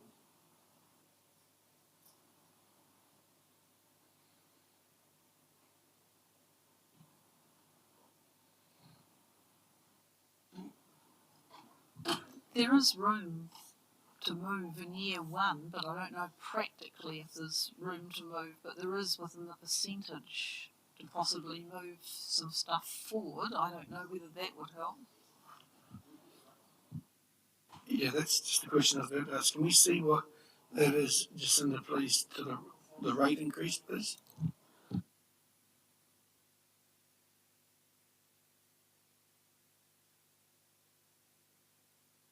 So the rates increase currently sits at 8% after growth. So a total rates increase of 9.7, but a rates increase after growth of 8%.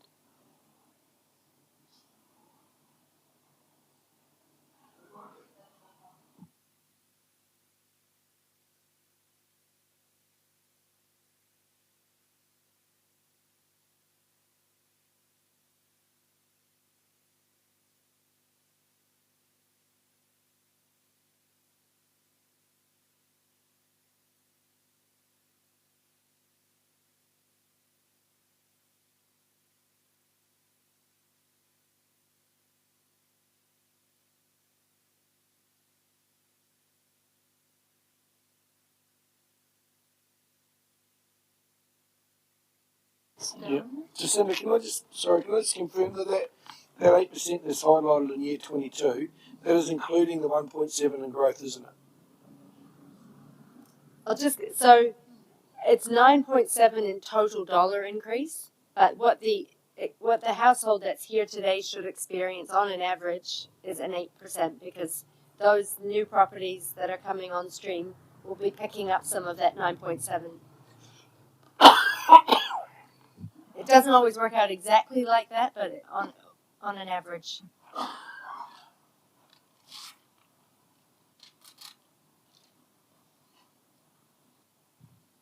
In terms of the public, though, when it's announced, it'll be a 9.7% increase. It'll be announced as an 8% increase. So through the draft long-term plan, we have been talking about it as an average rates increase after growth. And that isn't, I know that was new for this council, but that is how councils across the country do talk about the rates increase. Who gets to announce it? Huh? Who gets to announce it? Look, and I have no position as far as the rates increase. That's up for council to decide. But there is a communication story around this. It's not about a single year rate increase. It's actually about a change in 2 years. And if there is a very, very good story to come out of this, that council made a really bold decision last year as a result of COVID, and there was a significant reduction in what was expected as far as the rate increase. So our comms people can actually pull together a very, very good story. Look, it's high, if it's 8 or 9, yes, it is high as a single year, but over a 2 year period, it's actually not bad. I've actually asked Doug to do some work for me in terms of, his sheet of indicative rates on selected properties. So I got him to go back to 2019/20, 2020, 2021, and indicative for 2022. And this was all based on the 6.7, obviously, but there was still 16 properties out of that 38 properties who were going to be, in that 3 year period, have a rates decrease at 6.7. Because of the changes in valuation, there were 8,000 residents that had a rates increase last year, but still, for the most of them, they are in a region of between about $2.35 a week to the biggest one increase over that 3 year period is Hokio Beach at $6 a week. Everyone else is between that line, those lines. So, unfortunately, the reality is that with the rates decrease that we did last time, those that could most afford it got the biggest decreases. And they are still in a decrease mode, even for this year, with a 6.7 increase. So, for instance, the farmers have done pretty well. The lifestylers have done pretty well. The business people have done pretty well. They're paying less than they were 2 years ago. The increases are in suburban places like Waihuri Beach, Levin, Foxton, and Shannon. So I actually, my indicative rate person was Lou Roloff. I shouldn't have mentioned his name in public, but I used his address. He's a single person in a home on a fixed income of the superannuation of $22,000 something a year, which has risen by $600 in the past year, plus his energy payments for 5 months, which is another $27 a week. So that increased that by another $200. His rates, indicative rates, would have risen by pretty much on $200. So they would go up by that $4 a week. But his increase in income is actually over $800.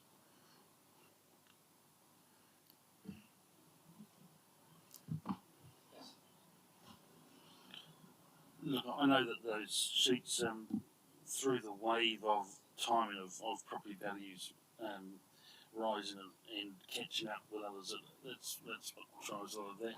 But I just want to go back to the spreadsheet, because we've done pretty good job from a pretty scary position to get down within the realms, and I'm looking favourably at those years 4, 5, 6 where those amounts are dropping down.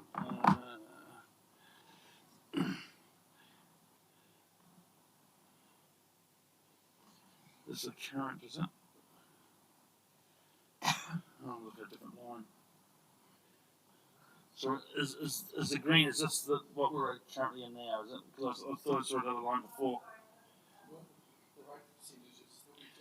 No, that's up there. Borrowings, Jacinta. Yeah, so we're getting back down to 221, 217, 212, and I think we've got some room to maybe transfer some of that stuff just out a little bit. And I think it might be worth the effort because it might soften some of that blow on the 9.7. We've done well to build some capacity there.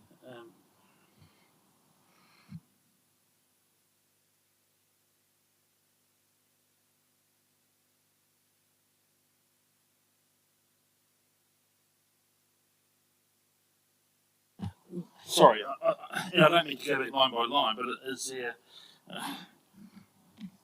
that something that we can leave with the team, David, and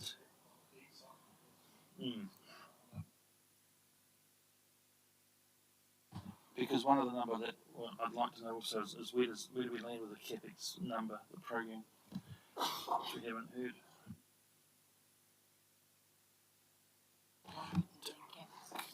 Yes. Mr. Mayor, I just had one question for through you to the Chief Executive. I just wanted to get on the table before we close out for the day, which was just in relation to a stormwater activity, which is the Levin Northeast stormwater drainage, and there's obviously quite good provision in there for years one in particular for the work that's needed out there. The question I had was when we talked about development contributions earlier in the week, we were talking about the fact that there was no northeast Levin catchment, and so that we were looking at revising that potentially in 12 months' time and then installing it. And so all I was wanting to flag is there that it might be too late to recover what we've got in here.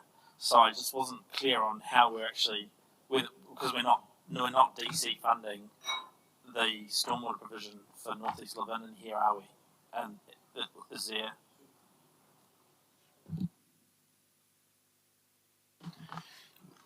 Just to remind the members that the lion's share of the stage that's currently being constructed is funded by the Three Waters Stimulus Fund and wouldn't be eligible for DCs in any case.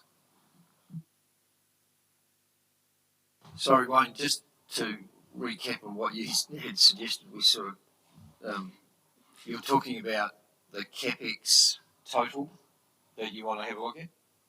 So see how we've gone from 202, 225, 230, and then we drop away to 229, 221, 217, and because we've got that rather lumpy, but I'm just thinking if we could smooth it out, which might help with the rates impact.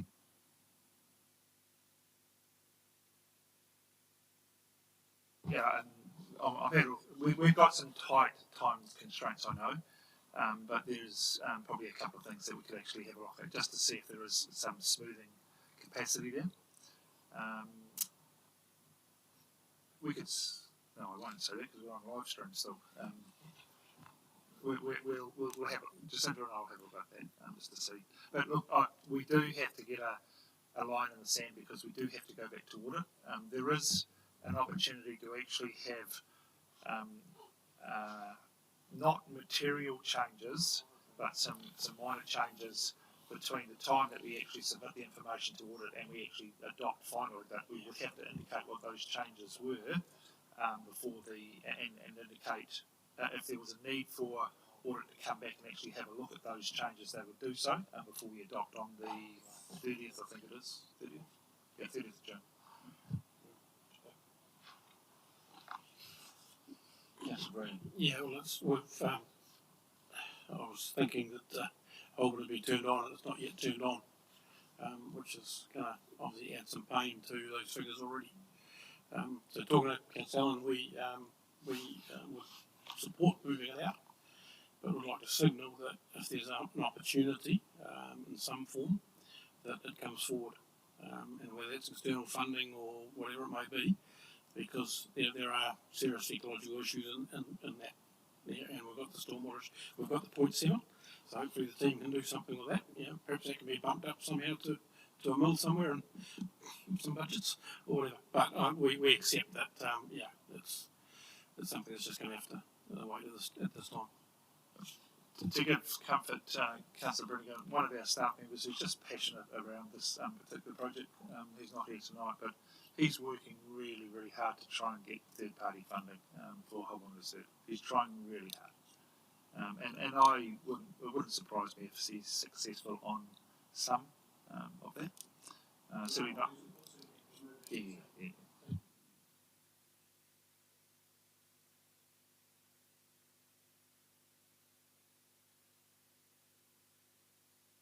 So would we say then because changes in the borrowings are unlikely in the first few years to impact rates, and really the crux of it. So it would be good to know though, particularly on the operational side, whether you're comfortable with where the rates number sits.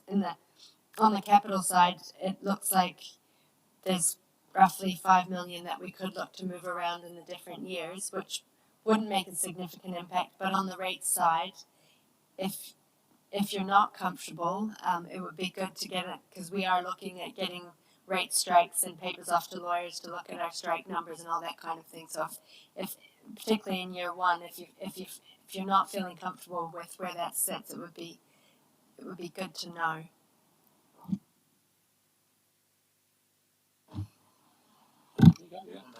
I'm comfortable. I think it's good effort in terms of what's in front of us. And I realise there's an impact, there's always an impact. But I think we've done a pretty good job of getting it to where it is, and I just don't think there's too much more movement we can do apart from that massage as you've talked about. So I'm comfortable where it's at. From that perspective, could we resolve to look at finalising the numbers based on what we've set here? Can I just ask a question before we do that? Which is around realistically, in terms of reducing the operational expenditure, the realistic options are renewal, like reducing renewals or loan funding renewals, or stripping out something in terms of service delivery, right? Those are their stark choices, I think. Yeah.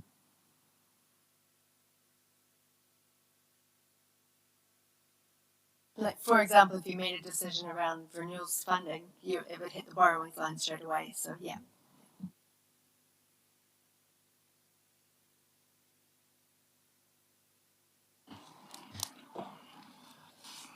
Yes.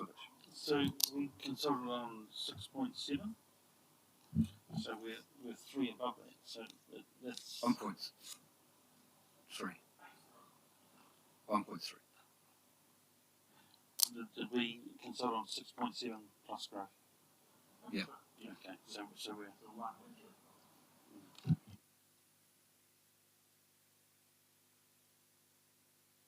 We have effectively gone up by 1.3%.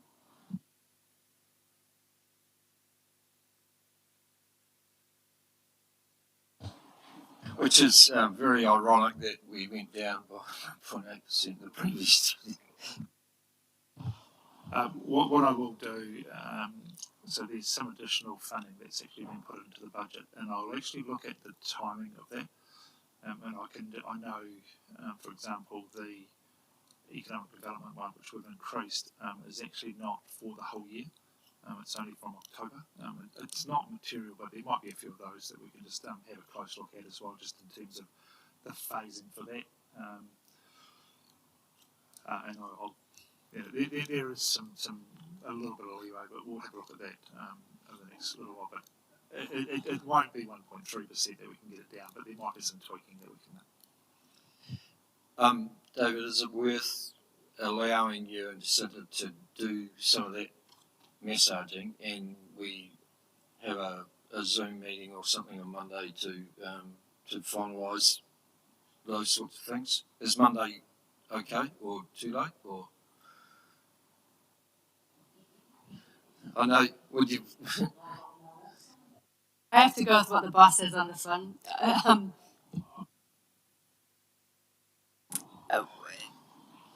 I had my team scheduled in to make all the changes tomorrow and then get them through all of the documents next week. So Monday would be probably the absolute latest in terms of letting us sleep next week.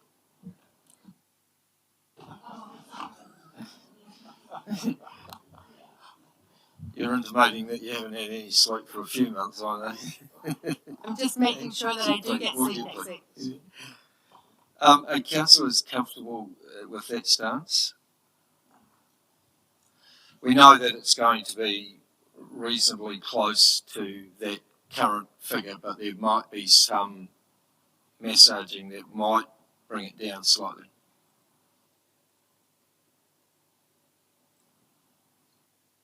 Councillor. Well, the other option is to act now, to make the decision now, because to be honest, the message I'm hearing is that the massaging will be point or whatever percentage type thing. That I think that's what I'm hearing.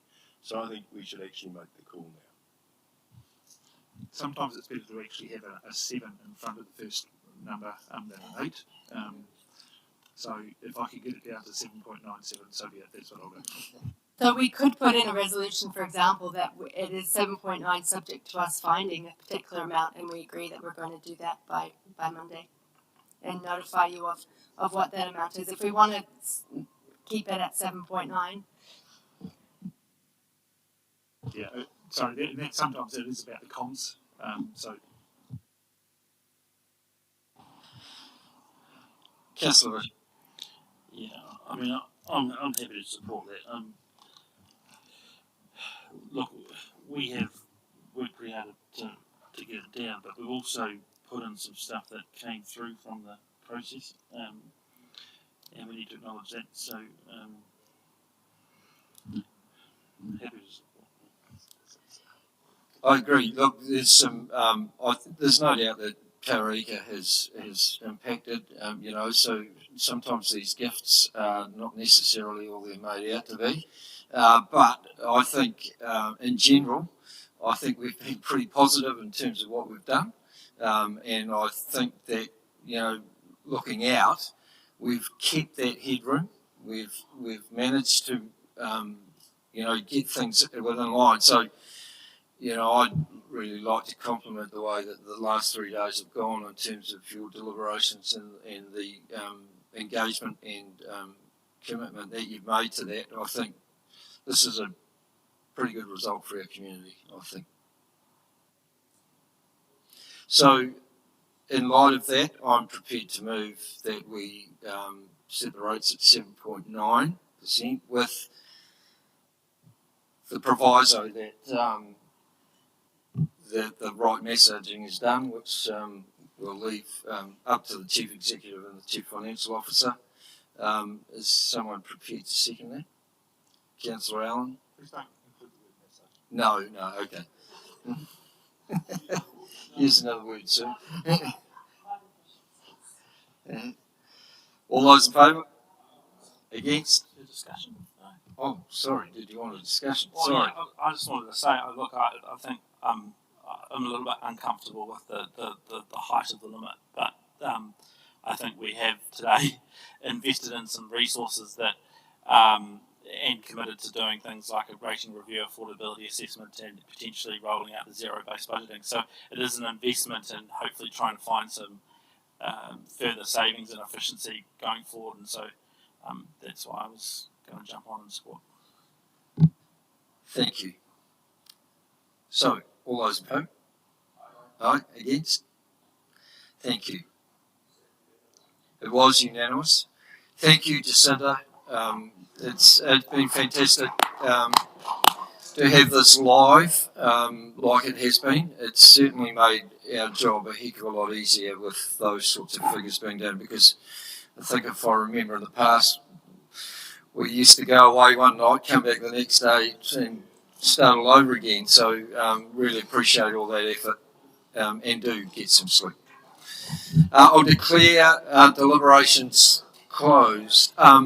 There is one small that I will have. We did that last night.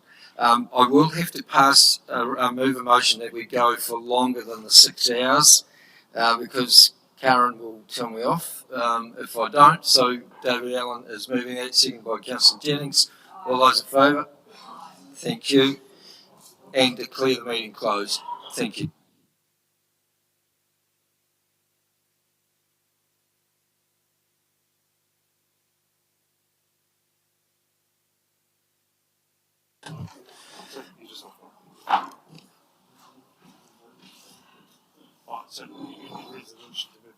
Yes, yes.